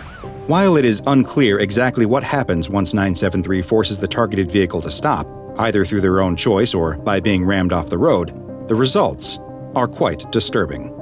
The vehicle that fled will later be located somewhere near SCP-973's spawning location, usually within roughly 6 kilometers of the road. Whether the vehicles that are found that far from the road drove there in a panic or were somehow transported there by anomalous means isn't clear. What is clear is that the occupants of the cars met a truly grisly fate. Their bodies will show signs of extreme violence and assault, including evisceration, and some have been so badly maimed and mangled that visual identification was impossible. The vehicles themselves are badly damaged, showing signs of impact from another vehicle, and severe burn damage is often present in the interior. So far, over 34 individuals and 19 vehicles have been designated as victims of SCP-973, though it is likely that the true number is much, much higher.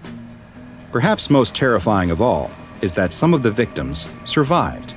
The Foundation has recovered 5 individuals from sites of SCP-973 attacks, who, in addition to their gruesome physical injuries, also suffer from varying levels of ongoing mental trauma.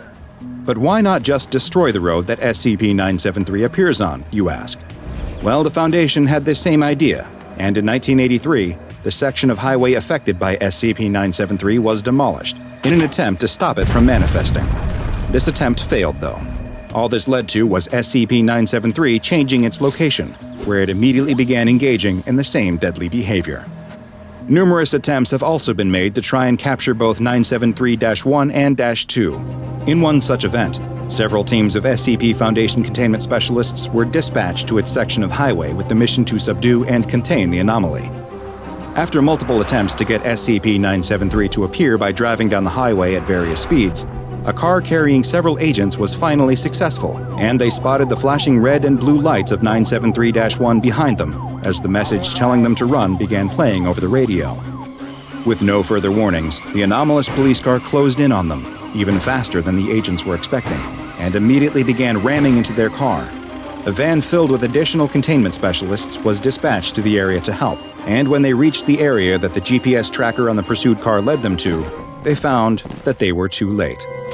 SCP-973 had pushed the agent's car far off the road and was ruthlessly tearing their bodies apart. The arriving containment team immediately began firing on 973 in an attempt to save their fellow Foundation agents. The team's weapons appeared to cause some injuries to 973-2, showing that it is perhaps vulnerable to lasting damage just like the 973-1 vehicle is. In a post-mission interview, one of the agents described SCP-973's new appearance. His eyes were red, and his mouth, it was just a black hole. No teeth, no tongue, just a hole. No other reports would come from this incident, though, as this agent was the only survivor. SCP-973 killed the other 9 agents and fled the scene. While it is believed that the Foundation team was able to wound the anomalous creature, it was neither contained nor incapacitated in any real sense, and the next report of a 973 incident occurred just 9 days later. SCP-973's ability to seemingly appear at a new location and the difficulty it has shown in being contained has gotten it a well-earned Euclid classification.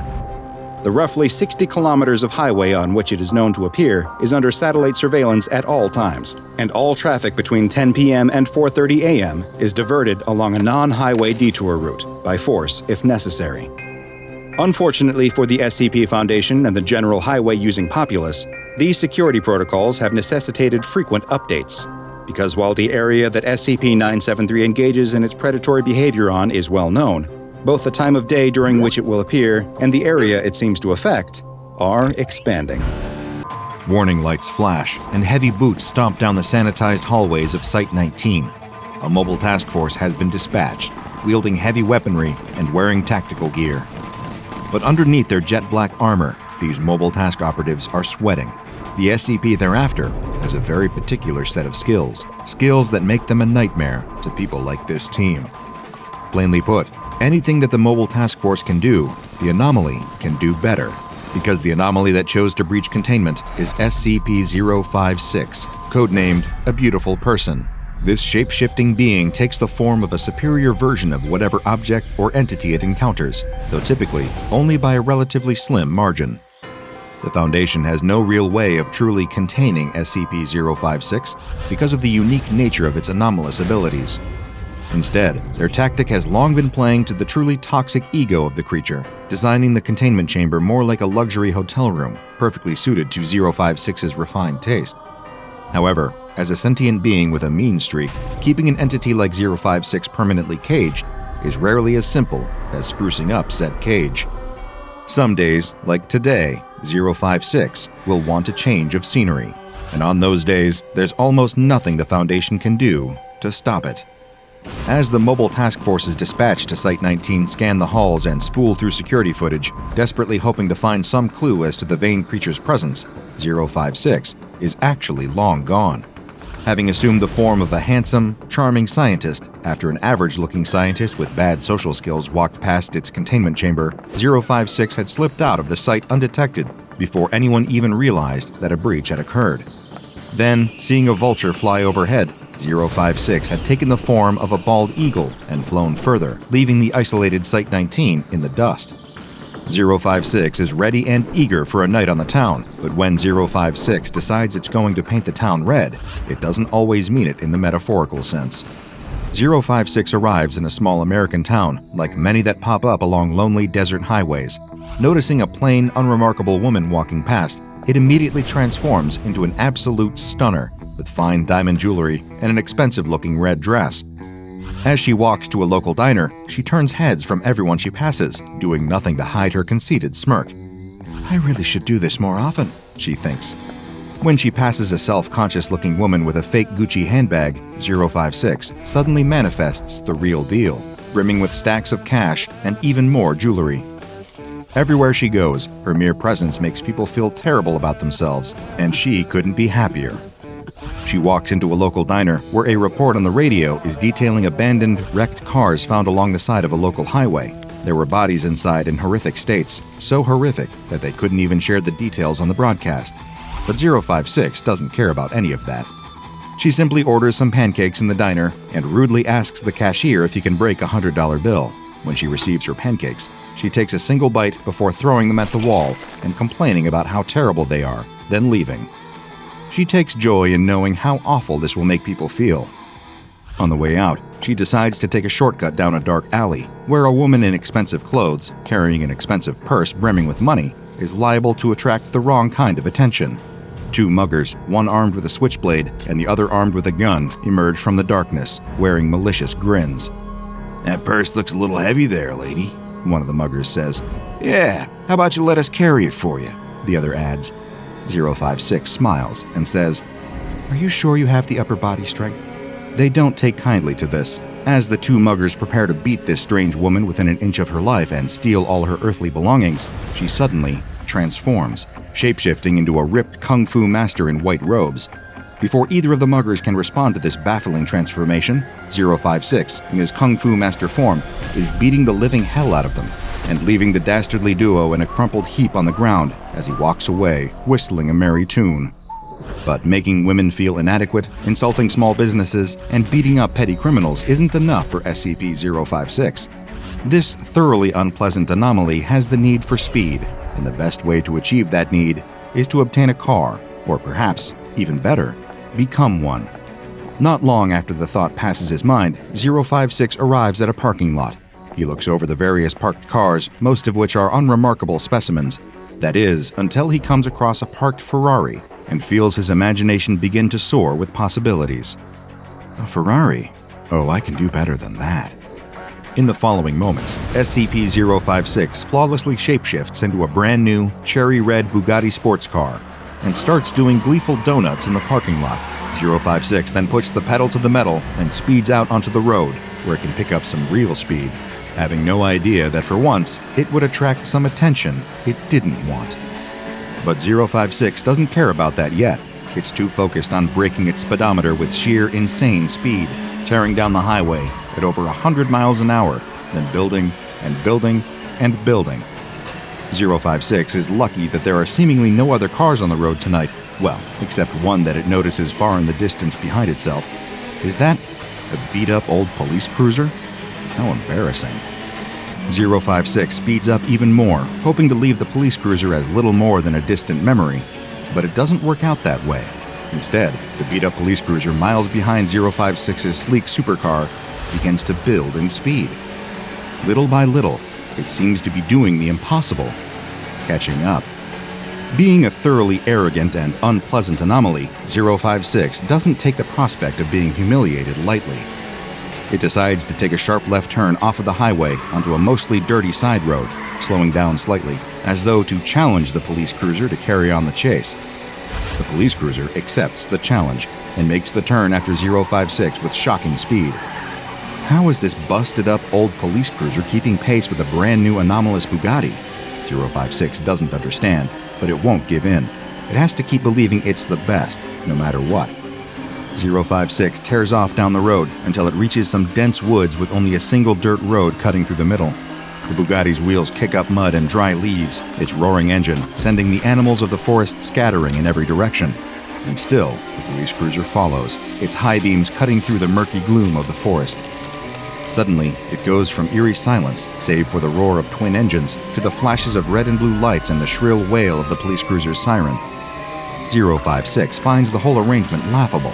It's escaped the SCP Foundation before. Did some small-town cop really believe he could take 056 down? But what 056 doesn't know is that it isn't being followed by just any small-town cop. It gets a clue to the true horrifying nature of its pursuer when the Bugatti's radio crackles into life. and a single word begins endlessly repeating in a warped, scratchy voice suffused with static. Run, run, run, run, run, run. 056 is at a loss. This doesn't make sense. It shouldn't be possible for any normal police cruiser to have this effect. Unless...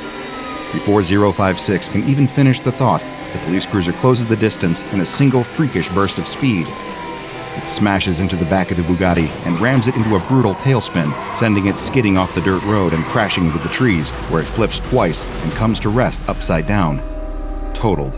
Its radio still repeats that single warped, ominous word. Run, run, run, run. 056 is stunned as it lays, injured and in car form, against the cold and unyielding trees of this dark, isolated forest. How is that even possible? It doesn't make sense. Is this police cruiser some kind of undercover tactical vehicle in league with those worthless worms at the SCP Foundation? The police cruiser has ground to a halt on the dirt road, idling, its lights still cutting through the gloom. The driver's door, marked with the words, "Protect and Serve," slides open, and a shadowy figure steps out. 056 can immediately sense an inhuman presence in its midst. This may look like some doughy, middle-aged cop with a handlebar mustache, but that's just a disguise, and if anyone understands disguises, it's SCP-056. What 056 doesn't know is that the entity about to attack it is, in fact, known to the SCP Foundation, but isn't aligned with them in the slightest. They refer to it as SCP-973, codenamed Smokey, an anomalous police cruiser that contains a terrifying occupant. It's known as one of the more deadly, mysterious, and sadistic creatures that the Foundation still hasn't fully succeeded in containing. Any humans who fall prey to it have a terrifying demise in store for them, but how would an anomaly fare? We're about to find out. Smokey, the nightmarish anomalous police officer, begins walking down the grassy bank towards the overturned Bugatti. His skin is paper pale. His eyes glow a burning brimstone red. He clenches his pale, veiny fists, excited by the thought of the coming violence. This idiot in a sports car really thought it could get away from him? No one gets away from Smokey. Exit the vehicle, boy, Smokey says in a crackling southern drawl, or I'm gonna rip you out of it. But Smokey doesn't wait for an answer. He charges forward and digs his fingers into the metal of the car, displaying his terrifying superhuman strength. He begins tearing away parts of the car, peeling back panels of metal like a normal person would peel an orange. He imagines the terror of the person within, the sweet fruit under all these layers of obstruction. Gonna get you, boy, he repeats, voice almost shaking with excitement. Gonna get you. Gonna get you. Gonna make you scream. Gonna make you scream like a scared little piggy. Then suddenly, the car just vanishes. The chunks of metal he's holding are gone. Smokey looks around, baffled. He's done strange and terrible things on these roads, but this is still a new one, even for him. He looks up and stares into the darkness of the forest. The car is nowhere to be seen out there. Where are you, boy? Smokey rasps. You think you can run from me? Smokey hears a subdued scoff coming from behind the tree in front of him, followed by a tall, dark stranger stepping out into the dim light of the cruiser's high beams. It's SCP-056, but it isn't taking the form of a luxury sports car anymore. Now, it's taking the form of a cinematic legend, Dirty Harry, as played by Clint Eastwood, the ultimate shoot-first-ask-questions-later cop. You think I'm running from you, punk? Harry asked. Truth is, I was sick of looking at that ugly mug of yours. Figured I'd take 5 before I came back and put a bullet through it. Smokey growls, his jaw unhinging and extending into a horrific black hole. Not exactly disproving my point there, Slick, Harry chided. Smokey isn't one for trading barbs. He runs towards Harry with his hands extended, claws growing out of the tips of his fingers. But Harry knows he's dealing with a monster now, and he's ready to fight back. Quicker than Smokey can even notice, Harry reaches into a holster in his coat and pulls out his trademark weapon, a .44 Magnum revolver, one of the most powerful revolvers ever made, and he's a dead shot with it. Harry draws a bead on Smokey and fires a high-powered round through the monster's forehead. Smokey is staggered for a moment, seemingly almost stunned by the shot, but the effects wear off quickly. Smokey roars and swings for Harry, who dodges in the nick of time. Smokey's clawed hand tears through the bark of a nearby tree. 056 buries a moment of quiet anxiety. It thinks, even for me, this thing is powerful. I need to watch my step. You ought to show me some respect, boy. Smokey growls. I'm a man of the law. You have no idea what you're dealing with. He swings again and again for Harry, forcing him further back into the forest. 056 tries its best to maintain that unflappable Eastwood calm. Respect is earned, not given, punk, Harry says, leveling his magnum. You think you're hot stuff because you torture and terrorize? Putting down scum like you is exactly why I joined the force. Harry unleashes, emptying the cylinder into Smokey's center mass. Bang, bang, bang, bang, bang. Smokey's body does the bullet dance as Harry's magnum rounds punch into him like hypersonic metal fists. Smokey digs his feet into the ground and steadies himself. Harry reaches into his pocket for some spare rounds, discharges the empty shells from the cylinder, and begins quickly reloading the revolver. Smokey gives him no quarter. The demonic cop charges forward and grabs Harry by the lapels of his suit jacket, lifting him off the ground and slamming his back into a nearby tree. The revolver falls from his hand and clatters to the forest floor. Smokey has the upper hand now. His grip is ironclad. It seems as though 056, even as Dirty Harry, won't be able to escape this one. Smokey presses him against the tree until 056 can feel the bark creaking and his bones beginning to buckle. Not so talky now, aren't we, boy? Smokey snickers. I'm gonna kill you slow. You're gonna beg for mercy. You're a good fighter, 056 said, beginning to shift. But I'm better. Moments later, SCP-056 is no longer Dirty Harry. Now, he's John Wick, the movie super assassin specialized in almost every form of combat.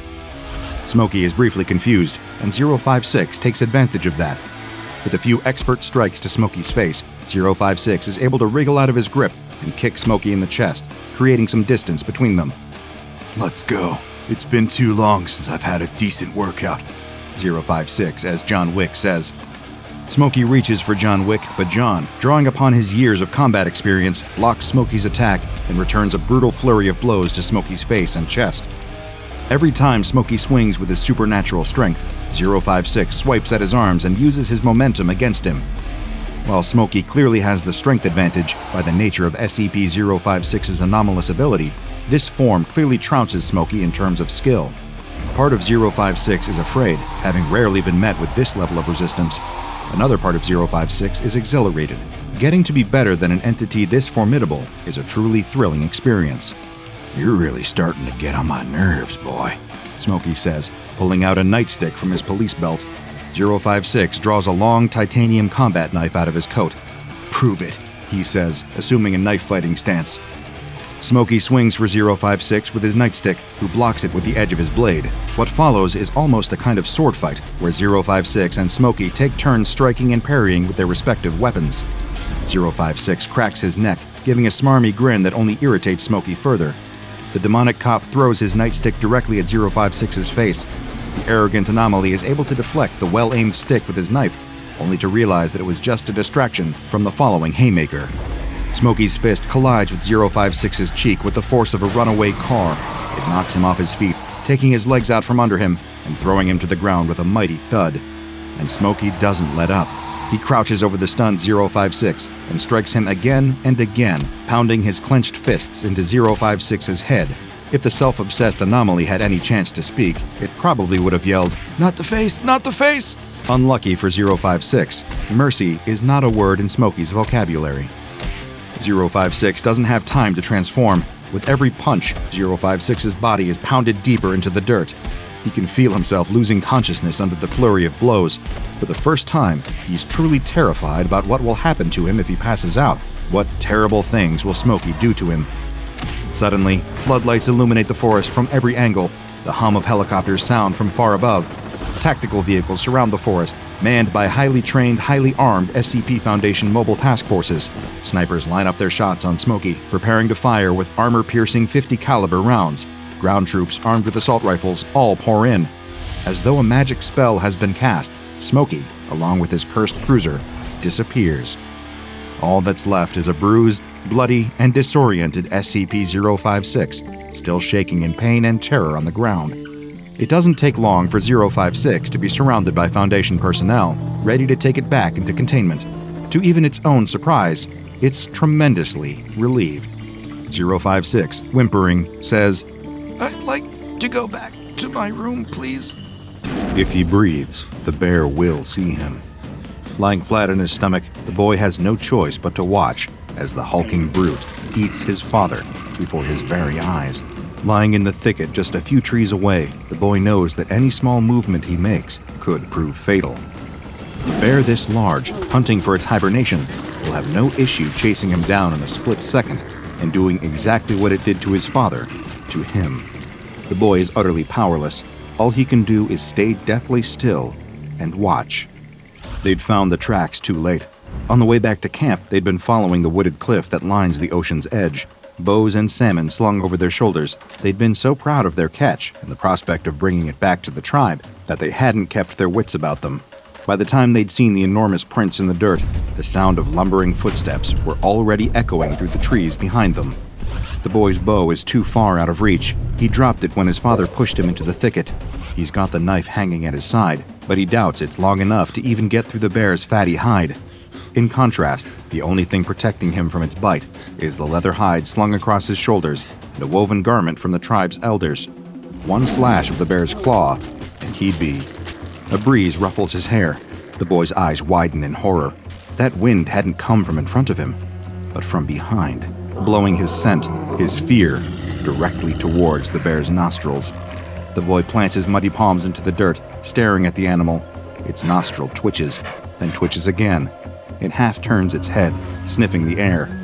Maybe it won't bother with him. The bear's turning back to its meal already. The boy lets out a sigh of relief, and a twig snaps. The bear snarls and whips its head around. For a second, the two of them lock eyes, predator and prey. Then the boy takes off running. Fast as he can, he leaps through the undergrowth, ferns and nettles whipping at his shins. He fumbles the knife out of its sheath and slings the water skin off his shoulder, throwing it wildly behind him. He doesn't know if he hit the bear. He doesn't have time to turn around and see. It's going to be on him in an instant. Up ahead, he sees sunlight streaming through the thick trees, the cliff edge. If he can just get to that, maybe he can climb down and... No, there's no time. Besides, bears are better climbers, better swimmers, better runners. All the boy can hope for is that he's a better jumper. Him and the boys from the tribe have leapt off plenty of cliffs along the shore, but never these ones. There are too many rocks, too many shallows. But the thundering of four enormous paws behind him is looming larger and larger. He can almost feel the bear's hot breath on the back of his neck. There's nothing for it. Here goes. The trees clear, the sun blasts his skin, a claw slashes at his back, and the boy launches himself into the air. The wind carries him. The weightlessness of wheeling his arms and legs through the empty sky is almost enough to make him laugh with joy, until the boy looks down. The cliff is higher, much, much higher than he'd realized. His momentum carries his torso forwards into a tumble. He's not going to land straight, and he can see jagged rocks everywhere beneath him. The boy closes his eyes and crashes into the sea. All of the air is slammed out of his lungs. His knee hits something hard and sharp in the water. A swell throws him away from the shore and pulls him deep. Without air in his chest, he can't float. Kicking hard as he can, the boy swims upwards, eyes still screwed shut. His face bashes into a sandy rock. No, that's not upwards. Which way is it? Which way should he swim? The ocean current rolls him over and over. Darkness fills his mind. But his feet find a hard surface, and he pushes against it, launching himself through the water, kicking as hard as he can. The darkness fades. Light. The boy's head breaches the water, and he splutters for air, rubbing the water out of his eyes. He looks around wildly. The sea has carried him away from the cliff and out into open water. It's lifting and dropping him with each wave, carrying him this way and that, like a flower in the wind. And there, traversing the cliff face, scrambling down the rocks, is the bear. The boy's stomach turns. It reaches the bottom of the cliff and sees him there in the water. Tipping back its head, it roars at an almighty volume, deafening the boy over the sound of the waters. Even from this distance, the animal looks impossibly large. It dwarfs the boulders that line the water's edge. It slips into the water, barely making a ripple, and kicks off from the shore. Going straight for him, the bear is covering the distance so fast, he only has seconds left. With barely the strength to keep himself afloat, the boy knows he'll never be able to outswim this creature. Instead, he takes a deep breath and looks up at the woods, remembering all of the happy moments he'd spent in there with his father.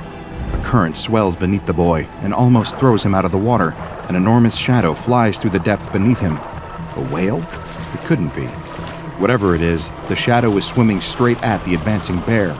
So fixated on its prey, the bear doesn't even notice what's approaching until it's too late. The ocean explodes. A blast of water as tall as the cliffs themselves shoots up into the air and showers the boy's head. Somewhere in the midst of the spray, a monster erupts from the depths. Snapping its jaw around the bear, it lifts the animal into the air and throws it against the cliff. The impact is so strong that a small landslide follows the bear's rolling body as it tumbles back towards the water. But the boy has eyes only for the monster emerging from the sea. Crawling up the rocks with one gnarled foot after another, the boy can hardly make sense of what he's looking at. It seems to have some kind of scaly hide, harder than the rocks surrounding it. A wave crashes against the monster as it leers over the bear and sinks its teeth into the animal's hide. Unable to look away, the boy kicks out and starts swimming away up the coast. Only once he's a long way around the bay does he dare to clamber out and back onto land. That night, once the rest of the tribe have gone to sleep, the boy can't help but lie wide awake in his tent. Without his father here, it's not the same. Quietly rolling up the hide doorway, the boy slips out into the night. They're camped by a small cave with beautiful smooth walls inside. They say it's the cave of their ancestors, the place where all life started. The fire in the cave has to always burn. Fortunately for him, the cave is empty. The boy stares up at the wall in wonder. Finger drawings of animals, hunters, mothers, shamans, gods, and forests fill almost every part of it. Only one space remains in the corner, a finger painting of the rocky cliffs with the swelling sea beneath. Dipping his finger into the paint, the boy sits by the wall and starts to paint. A terrible monster crawling out of the sea, with a scaly hide stronger than any rock.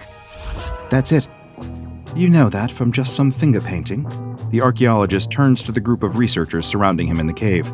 UV lights are set up all along the walls, with the blue and violet shapes revealed all across the stonework. The archaeologist can't help but empathize with the spiritualism of their long-forgotten ancestors who'd lived in these caves thousands of years ago. The professor was the one who asked the question, a cold woman standing well over 6 feet tall with a crop of fiery ginger hair. To him, she seems less of a scientist and more of a military leader. But what does he know? "Walk with me," she says and leads him out of the cave. Personnel fills the surrounding area. Most of them are armed. Cranes lift huge sheets of reinforced lead plating into place. Several mysterious vats line the edge of the forest, each adorned with more warning and hazard signs than you'd see in a nuclear power station. The two of them have to pause for a moment as 3 tanks roll past them. The archaeologist breaks the silence. "You know the reason I started all my research in the first place? Did I ever tell you that story? Every early civilization in the world, whether it's ancient China, Mesopotamia, South America, Northern Europe, all these cultures, you take a look at their mythology and what do you find?" The professor ignores him, instead choosing to bark orders at a group of agents talking over coffee. They all immediately dump their drinks and get back to work. What one thing do they all talk about, even though it never existed? Dragons. All these disparate people with no contact with one another, all of them still draw pictures of dragons. The professor stops walking at the edge of the cliff. The pair of them stand there, surveying the vast ocean stretching out in front of them, as researchers, agents, and workers rush around behind them. After a long pause, the professor asks him to proceed. In ancient Hebrew texts, when they talk about God creating the world in 7 days, what happens on day 5? The professor flicks the hair out of her eyes and replies curtly, "God created fish in the sea and birds in the sky." Well, not exactly. Look at the original Hebrew. He created all of the fish that teem in the sea, sure, but he also created Leviathan, a serpent-like monster from the depths, as old as the world itself. You think that's what we're dealing with? Maybe. Or something worse. By nightfall, preparations are operational. Enormous floodlights switch on, one after another, illuminating an enormous steel box with an open lid at the top, surrounded by armed agents, huge net launchers, and several tanks. It all seems a bit excessive as far as the archaeologist is concerned. He isn't officially still supposed to be here, but in all of the scramble for the Foundation to get the capture site ready, no one noticed that he had stuck around. From the viewing platform several hundred meters away, he has to watch it all unfold through a pair of binoculars. Out above the water, suspended from one of the cranes, is an elephant carcass. The professor told him that the Foundation had even marinated it for extra flavor. He had only been recruited into this project a couple of months ago, but from what he could tell, it's been an ongoing priority for the Foundation for several years now. The scale of the operation of just setting up at this site is already mind-boggling, but they've been chasing up leads like this for years now. Arriving at scenes, they suspect this creature has been sighted in the past and setting up traps for it. He was only brought in out of desperation. The Foundation had exhausted all recent hunting grounds and was trying to cast the net even wider. He'd just been quietly working on his university research paper about ancient reptile drawings when the agents had let themselves into his office. But staring through his binoculars now, the archaeologist knows there's no chance of this operation actually working. They have floodlights, for crying out loud. No intelligent predator would come anywhere near that elephant carcass. Movement. Not in the waters or any of the lit-up areas. No, there's something in the forest line, just behind a group of researchers. He reaches instinctively for his walkie-talkie, then stops himself. How many times had he got jittery before and reported something preemptively? The agents already don't take him seriously as it is. He can't be jumping at shadows. But there it is again, a shape moving fast through the trees. He scans the binoculars this way and that, trying to find it. Just a group of researchers there, some agents there, supply crates, researchers, agents. Wait, weren't there more of them a second ago? He looks closer. Someone's gone missing. He clicks on the radio. South Lookout Team, report in. Nothing. South Lookout Team? A sickening feeling settles in his stomach. With all those bright lights everywhere, they're casting a lot of dark shadows. He has to do something fast. Running down from the lookout point, the archaeologist takes off running through the trees to the site. He holds his radio up to his mouth as he goes, trying to get anyone to respond. But it's hopeless. The thicket cracks and crunches under his feet as he tries to make his way through the dark woods, ignoring the feeling that crawls up his neck of being watched. A boulder blocks his way. The archaeologist grabs onto it with both hands and hauls himself on top of it, stopping for a moment to catch his breath. From up here, he can see the floodlit capture site. The tanks and cranes still sit rumbling, ready to go at a moment's notice, but he can't see any ground crew anymore. He switches the radio to the open channel and calls out for anyone to respond. The professor's voice crackles back at him. What are you still doing here? This is a highly dangerous operation that you don't have clearance for. He yells at her to cancel it. They need to evacuate the site immediately. It's compromised. She laughs derisively and cuts off the channel. No, she has to believe him. People are dying, and more of them will if she doesn't... The archaeologist whispers to himself in the darkness. It's no monster. It's just an innocent creature. You're playing with a power you don't understand. It's strange. For a moment, he swears he almost hears a voice whispering something back to him in the woods. But when he looks around, he's all on his own. He has to keep moving. The creature could be anywhere. Hopping off the jagged boulder, the archaeologist takes off running through the forest once more, looking over his shoulder every few steps. The light must be playing tricks on him. In the darkness, he can't see the boulder he was standing on a moment ago anywhere. He bursts out of the tree line and into the clearing right next to the steel box. A ramp leads up to the top of it, with a large trap door suspended over the open lid. Well, if he wants to be seen and heard, that's where he needs to go. The archaeologist runs up the ramp and waves his hands wildly in the air. The tanks all turn their turrets to aim at him. The crane holding the enormous steel lid for the enclosure looms menacingly above his head. And there, marching out onto the field, looking absolutely furious, is the professor. Her red hair looks more like a ball of flames right now. We need to evacuate the site now! It's here! She snarls and marches up the ramp to meet him, jabbing a finger in the archaeologist's face. He suddenly realizes how much taller she is. You are not jeopardizing our one chance of catching this thing. Get out of the way, or I will have you detained. Besides, what evidence do you have? But the archaeologist isn't looking at her. Instead, his eyes stare in horror at the elephant carcass suspended behind her. There was a huge, reptilian bite mark taken out of it. A testing bite, like the ones given by sharks.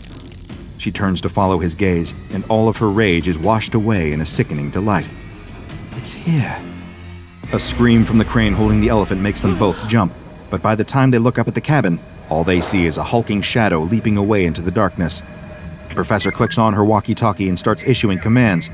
No one responds, except the tank crews. She tries again. Radio silence. Now the gravity of the situation really starts to hit her. Eyes wide with panic, she runs off down the ramp, barking into her radio and leaving the archaeologist up here on his own. Suddenly, under all of these lights, he feels very exposed. It could be anywhere in the shadows. Footsteps, heavy, planted footsteps tremor through the ground, and out of the woods walks the creature. Several meters long, fat from all of its hunting, the beast that would soon be known as SCP-682 slinks into view. It looks up at him, standing there on the trap door over a metal box, and looks like it's almost ready to laugh at how easy this will be. Boom! The tank blast hits the creature square in the torso, knocking it sideways. Boom! Boom! Boom! The 3 tanks open fire one after the other, laying round after round into the colossal reptile, kicking more and more dust into the air. Before long, there's a crater in the ground so large that it looks almost like an asteroid hit it. Smoke and dust fill the air. The archaeologist's eyes fill with tears. That majestic creature, roaming the earth long before mankind ever did, exterminated just like that. Cowards. That's what people really are. Cowards. But as the dust clears, a groaning sound echoes around the clearing. The archaeologist shields his eyes and peers into the crater as best he can, but there's nothing there. Boom! He wheels around and almost falls backwards in shock. The SCP has snuck through the haze and leapt onto one of the tanks. It bites and tears at the armored bodywork, doing all it can to destroy it. In a panic, 2 of the tanks point toward one another and fire, destroying themselves in the process. The creature rounds on the remaining tank and bites down hard on the barrel. The tank fires, the round going straight down the monster's throat and exploding inside its gut. The backdraft from the blast shoots back through the tank, and a puff of smoke trails out of the hatch at the top. And suddenly, once again, the clearing is quiet. Turning back to the archaeologist, SCP-682 slinks towards him, smoke still curling up out of his leering teeth. With heavy, thunking steps, it climbs the ramp towards him, stopping just short of the trap door. The 2 of them stare each other in the eye, predator and prey. Neither move for a moment. Then it opens its mouth. The archaeologist closes his eyes. Do you know that you disgusting creatures deserve this? He opens them. Did the monster just speak? What do they hope to accomplish by attacking me? He gulps hard. That whisper he heard in the woods, the rock he'd been standing on. They're scientists. Scientists always try to learn more things, understand the world better. We think you can't be killed, so they're testing their hypothesis. The creature growls. The stench of rotten flesh fills the archaeologist's nose. It takes a step towards him, then another. The archaeologist runs. He'll leap off the other end of the platform. It's a big jump, but he could make it. The predator's breath is on the back of his neck. He jumps, just as the trapdoor gives way. With an enormous thud, the SCP falls into the steel enclosure. Before it has a chance to move, the crane unhitches the steel lid, and it crashes down into place, sealing the monster inside. The archaeologist lands in the dirt and rolls onto his back to see the professor, wild-eyed and cheering, up in the crane's cabin. He lies there on his back, panting and staring up at the stars. A clunking sound echoes through the clearing, and the gurgle of a liquid flowing through pipes. He sits up, adrenaline still pumping through him. The professor has plugged a pipe into the metal enclosure and is running gallons and gallons of liquid into it. He follows the tube with his eyes, all the way to the enormous hazardous vats on the edge of the clearing. Hydrochloric acid. His eyes widen in horror. The professor laughs at him. Come on, cheer up. We're just scientists, that's what you said. Just testing a hypothesis. Hello everyone, Dr. Bob here. I know you're not used to seeing me here at the start of videos, but that's because today we have an extremely pressing matter to attend to, one that cuts to the deepest core of one of the SCP Foundation's deadliest contained anomalies, SCP-096, the Shy Guy. It's a creature that needs no introduction because it probably haunts all of your nightmares already. Close your eyes and picture it in your mind's eye, that gaunt face with the slack jaw and the lifeless white eyes. The face you hope never to see as long as you live. The pale skin pulled tight against bone, those impossibly long, gangly limbs. It sits there in its airtight containment cube, covering its face and quietly sobbing, always sobbing, as though cursing something beyond even its own understanding. Perhaps, when thinking about SCP-096, you feel a pang of sympathy mixed with the terror. After all, this anomaly is no sadist. Why would a sadist cry as it kills, like SCP-096 does? You're not alone in asking this question. I've spent many a night poring over classified files with an ever-freshening pot of coffee, trying to piece together the answers. SCP-096 is considered one of the most dangerous Euclid-class creatures in containment, and yet, so little about it is known, beyond its capability to do great harm whenever someone is unlucky enough to see its face and send it into its rage state. How did this happen? It's a question for the curious, like you or me, and after months of strenuous research, I believe I may have an answer. Whether you choose to believe it is up to you. Just be warned, when you hear what I believe to be the heartbreaking, tragic origin of this terrifying and pitiful monster, you may never be able to look at him the same way again.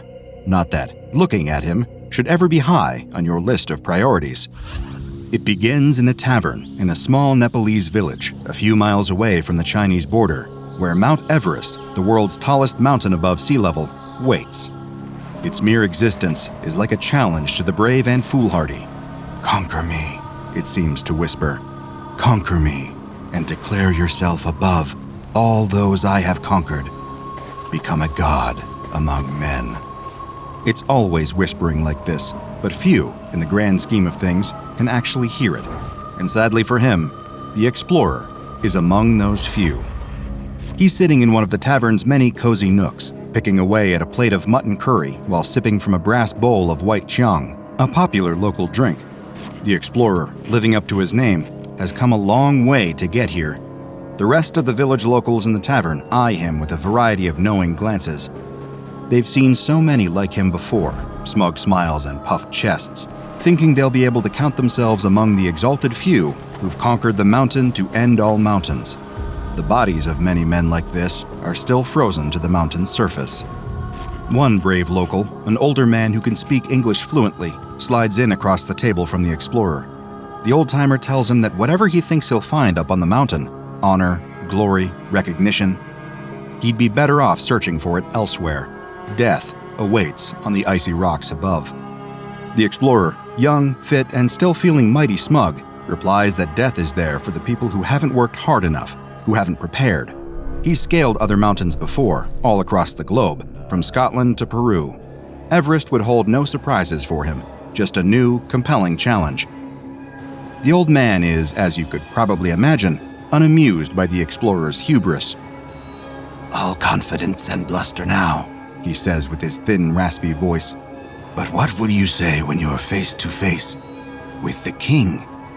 The explorer, assuming that this king refers to the mountain itself, smiles and replies, "I'll ask him for his crown."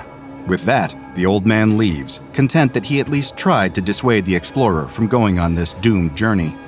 If nothing else, his conscience would be clear now. He had done all that he possibly could. The explorer, not bothered by the grim prophecies of superstitious locals, finishes his curry and chiang and retires to the room he rented upstairs. He's so excited. Tomorrow, it will finally be time. All his months of training will pay off. He will climb to Mount Everest's peak. It would be an achievement to last a whole lifetime, one he would never ever forget, no matter how much he wants to. The next day, the tip of his ice axe cleaves into the mountainside as he grunts, strains, and pulls himself up another few feet. He's about 2,000 meters up, and every additional meter is fighting him. It's the bitterest cold he's ever known, a freeze so deep it makes his incredibly expensive thermal locking clothes feel like he's wearing wet, one-ply toilet paper. But the pain doesn't matter. The cold doesn't matter. He finds it exhilarating. Of course, just as the old man had warned, death could be waiting for him on this mountain, but the truth is, the explorer has never felt more alive. He winches himself up a few feet more, trying to regulate his breathing as his icy fingers, wrapped in thick gloves, struggle to find purchase on what feels like a sheer cliff face. There are many times when he's supporting his full body weight with only his hands. It often takes the kind of Herculean strength that only a lifetime of training can give you. After all, there's no room for error on Mount Everest. One wrong move, and you're either plummeting to your death or becoming a permanent frozen fixture of the mountainside. And because Everest is so dangerous, nobody comes to collect the bodies of dead mountaineering hopefuls. Their corpses, coated in often colorful winter jackets, litter the mountain. Some look at them as a tragic warning. Other, more morbid mountaineers use them as mile markers for their own more successful ascents. Whether the explorer would be lucky or become just another dead, frozen mile marker is still entirely up to chance. He climbs for a few more hours, pushing past his body's complaints, his physical limitations, until he reaches a well-earned plateau. Here, he establishes a small base camp and eats some of his rations.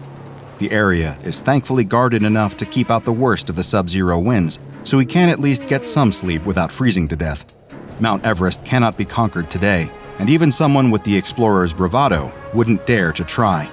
But as he settles down to sleep for the night, he can't help but look up, and the enormity of what stands before him he finds utterly terrifying. The mountain just keeps going and going and going, stretching up into the misty heavens, like the tip would only be a short jump from the moon. For the first time, the explorer begins to genuinely wonder, will I scale this mountain, or will I die on it? What he never even considers is that there may be a third option that's so much worse. Over the next few days, he keeps climbing further and further. Hundreds, then thousands of meters pass under him as he breaks past even the boundaries biology seemed to set for him. He's impossible to deter, an engine of pure, burning willpower, going because he knows he cannot stop. Because he knows that if he throws in the towel now, it will have all been for nothing. He'll be just another failure, one speck among billions. He'll have no meaning, no legacy. He'll just be another average Joe, forgotten. And that honestly scares him even more than the prospect of freezing to death up here. Eventually, even though it costs him almost everything to do it, he reaches 8,000 meters, an area known as the Death Zone, where it's believed to be impossible for humans to acclimate. This is the thin, rarefied air that few have been permitted to breathe, and he's seen so many brightly colored mile markers on the way to here. The ground is slippery, and the air chews into the explorer's skin, but he knows he's made it this far. Less than 1,000 meters from the peak now, he has almost conquered the mountain.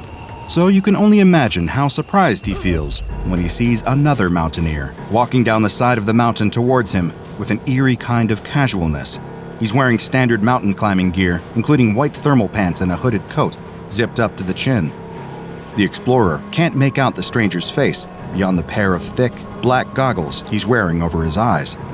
What the hell is going on here? The second the stranger's eyes fall upon him, he feels a frightening sensation. The bite of the cold is gone. The chilling winds can't reach him. Instead, he feels warm, cozy, and content, like he's sitting in front of a warm fire in a well-insulated log cabin. In any other circumstance, these sensations might be welcomed, but a seasoned mountaineer knows that this is actually one of the worst things you can feel. It means that death is creeping in, and your body is opening the front door and welcoming it. And if this stranger is causing that feeling, then one thing is certain. He's bad news. The explorer wants to turn and run, but he finds that he can't.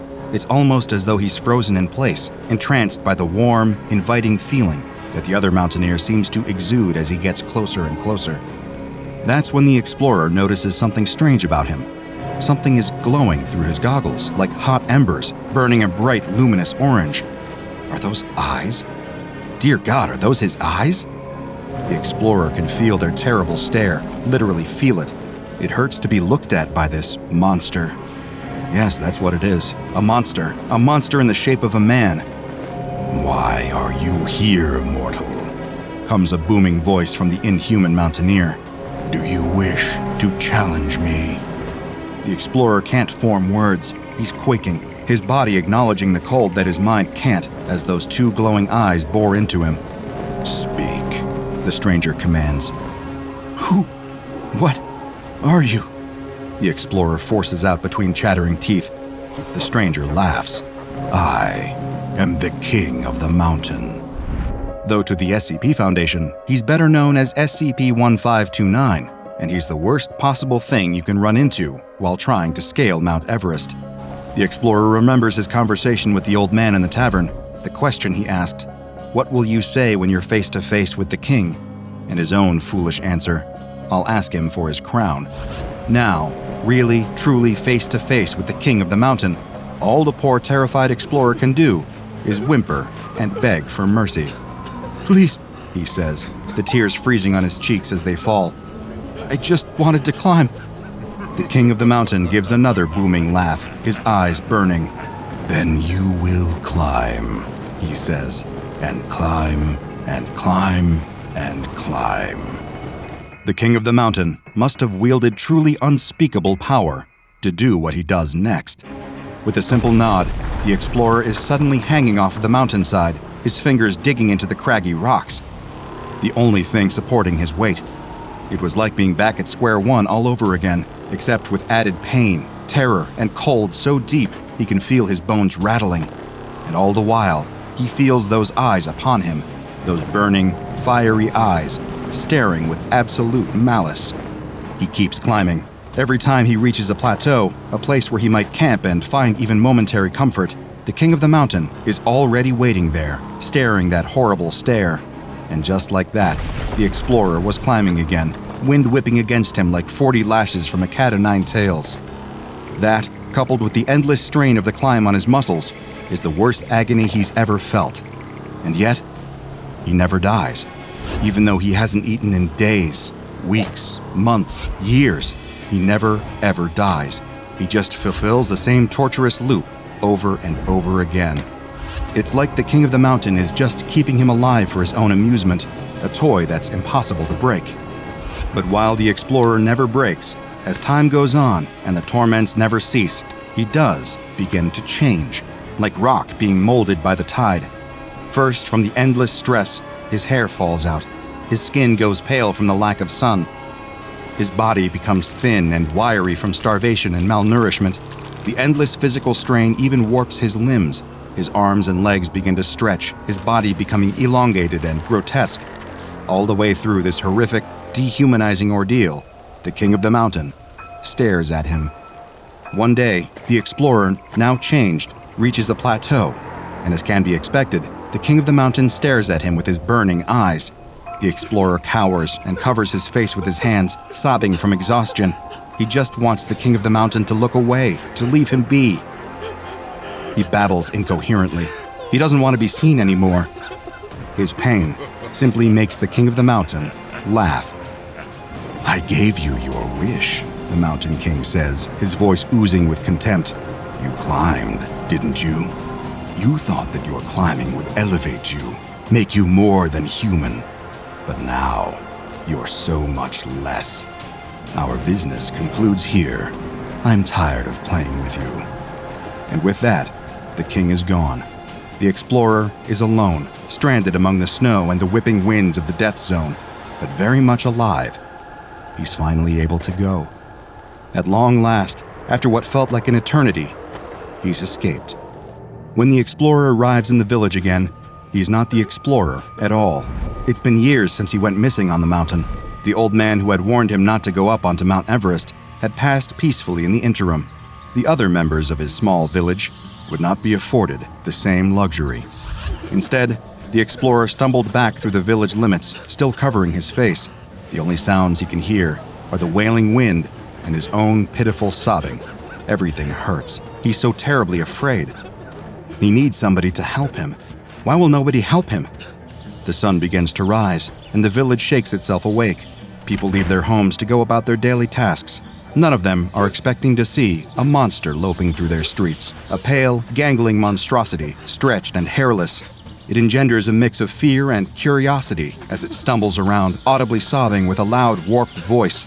It's like nothing any of them have ever seen before, like something out of a myth or a folk tale. But for the monster that was once the explorer, it's so much worse.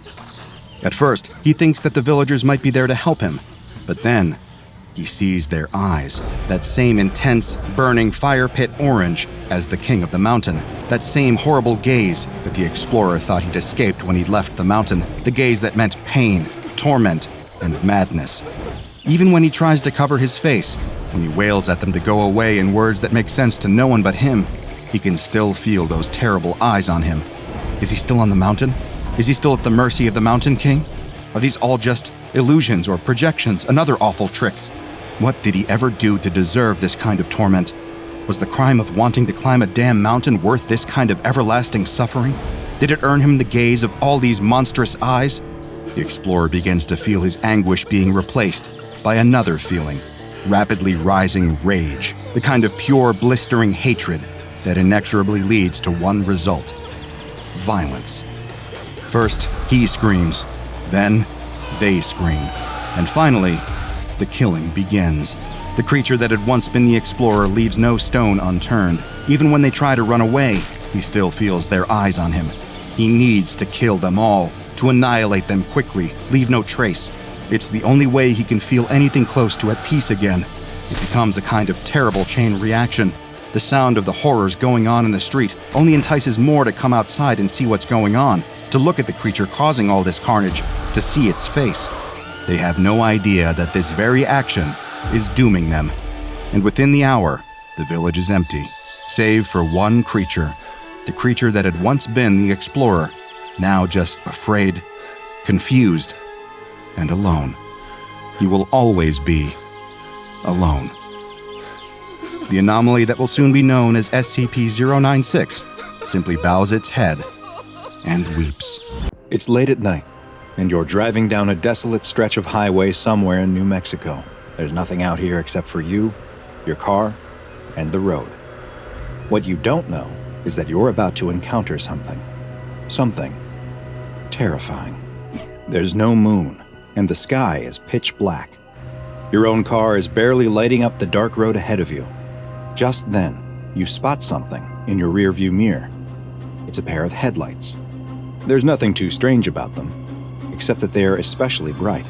Your eyes are so adjusted to the darkness that you have to look away. When you glance in the mirror again, you see that they're closer. Much closer. They must be going awfully fast.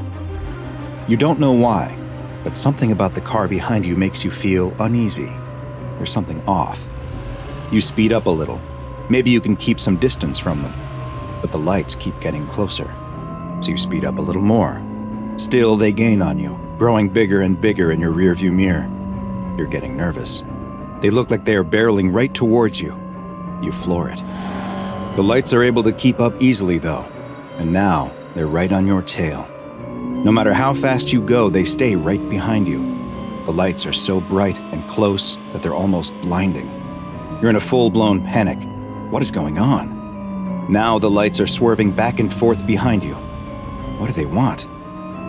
You take a sharp turn without indicating, but they follow you without difficulty.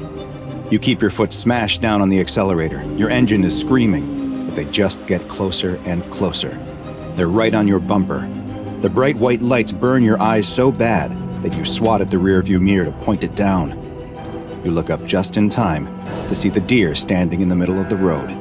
You slam on your brakes as hard as you can. Your tires squeal loudly in the night, and you brace yourself to both hit the deer and get rear-ended from behind. You stop inches from the deer as something incredible happens. The two headlights seem to split, passing by you on either side of your car. You and the deer lock eyes for a split second as if you're both thinking, "What was that?" before the deer hops away into the night. You don't know what's happening, but you're not going to wait around to find out. You throw the car in reverse and hit the gas before whipping it around 180 degrees. You can't remember how far the last town was, but there's no chance you're going in the direction of those lights. You drive as fast as you can, checking your mirror constantly to see if anything is behind you. Nothing. Just darkness. Maybe you're finally safe. No, they're right in front of you. The lights somehow appear out of nowhere right in front of your car. You turn the wheel hard to avoid a head-on collision and you go flying off the road, smashing your head against the window as the car goes flipping and rolling and tumbling. The car comes to a stop 100 feet off the road, upside down, with a lone blinking turn signal dimly lighting up the surrounding field. A single headlight approaches the car, but it's not moving like a vehicle. It's moving like an animal. You're concussed from the accident, and your vision is starting to fade. The last thing you see is a second light approaching. The next morning, the local sheriff is investigating the scene of a single car accident. Curiously, there's no body, just a few scraps of clothing and a pair of tennis shoes sitting neatly in the upside-down roof of the car. Strangest, though, are the childlike handprints all over the dirty car door. The sheriff doesn't know what to think. What the sheriff doesn't know is that he has just come upon the aftermath of an SCP-745 attack, a strange and mysterious creature known as the Headlights. SCP-745 is the classification the SCP Foundation has given to a bipedal nocturnal predator whose hunting grounds are an abandoned stretch of highway in northern New Mexico. SCP-745's most distinctive feature by far is its head, the top of which is a bloated sack of translucent skin. There are no visible sensory organs present on the head, nor does it appear to have a solid skull, and the creature's brain can be directly seen through the semi-transparent skin, which is covered in a web of bioluminescent organs. These organs are capable of producing a steady output of light that's been measured between 1400 to 3200 lumens, which is the equivalent of bright xenon gas headlights. The entity has been observed to have the ability to change the color of this light, as well as flash it in specific patterns. It is theorized that it engages in this behavior as a way to defend itself, and potentially may also use it as a way to communicate with other members of its species. The rest of SCP-745's body is covered in skin that is a deep, dark, black color that almost seems to absorb light. This quality, when paired with their blindingly bright head protrusion, gives the appearance of a floating point of light in the darkness. Because SCP-745 entities hunt almost exclusively in pairs, with their preferred hunting grounds being remote sections of highway, they are easily mistaken for oncoming or approaching headlights. Two SCP-745 entities are able to move together in perfect synchronicity, running in tandem at speeds up to 180 kilometers per hour. Together, they will target lone vehicles that they spot on the highway and will begin to chase or run straight towards them, giving the unlucky driver the impression that a fast-moving car is rapidly approaching them. After they near the targeted car, they will attempt to stop it by any means necessary, whether by simply forcing the driver to pull over out of fear or by running them off the road completely. Once their prey has stopped, crashed, or become otherwise incapacitated, the pair will stop moving together and approach the car separately to directly assault and then consume the vehicle's occupants. Next to no remains are left following an attack, save for a few scraps of clothing in the victim's shoes. Other than the damage sustained during the accident, there is never any other sign of struggle or forced entry, with the only other evidence left at the scene being the childlike handprints from SCP-745's small front paws. Strangely, analysis of SCP-745's genetic structure has revealed that unlike humans, they are not a carbon-based life form, meaning it is unlikely then that they are able to derive any nutrition from the consuming of human flesh. It is theorized then that they may be hunting solely for sport or some other form of perverse enjoyment. This question remains unanswered, as currently there are no recorded observations of SCP-745 feeding in the wild, as successful attacks have never left any witnesses, and specimens captured by the SCP Foundation refuse to eat at all. No lairs, nests, or other refuge of SCP-745 has ever been found, nor has the Foundation located any breeding grounds or young examples of the entity. It's unknown how or if they reproduce, or when they may have first appeared. What is known is that they had established a wide hunting territory across the American Southwest until Foundation teams began a program to thin their numbers in the 1960s. The effort appears to have been successful so far, and all recent sightings of SCP-745 have been limited to a specific stretch of highway in northern New Mexico. SCP-745 has been classified as Euclid, and in order to limit potential exposure to civilians, the Foundation has purchased the land surrounding the highway, with traffic being redirected to other roads. Foundation security teams disguised as highway patrol officers are to remove any trespassers or lost travelers who accidentally find themselves on the dangerous stretch of highway. The security teams are also tasked with attempting to capture any instances of SCP-745 that they can, and any recovered creatures, live or dead, are to be loaded into Class 3 BCU storage containers and transferred to Site-17 for further study. Containment procedures that are able to preserve living specimens are still being researched, and currently, no examples of SCP-745 have survived for more than a week in captivity. However, seeing as there have been no new sightings of SCP-745 outside of the isolated and monitored stretch of highway, and all reports of phantom lights elsewhere in the country have not pointed to evidence of additional SCP-745 outbreaks, they are considered to be effectively contained. Now go and watch another entry from the files of DrBob, and make sure you subscribe and turn on notifications so you don't miss a single anomaly as we delve further and further into the SCP Foundation's classified archives.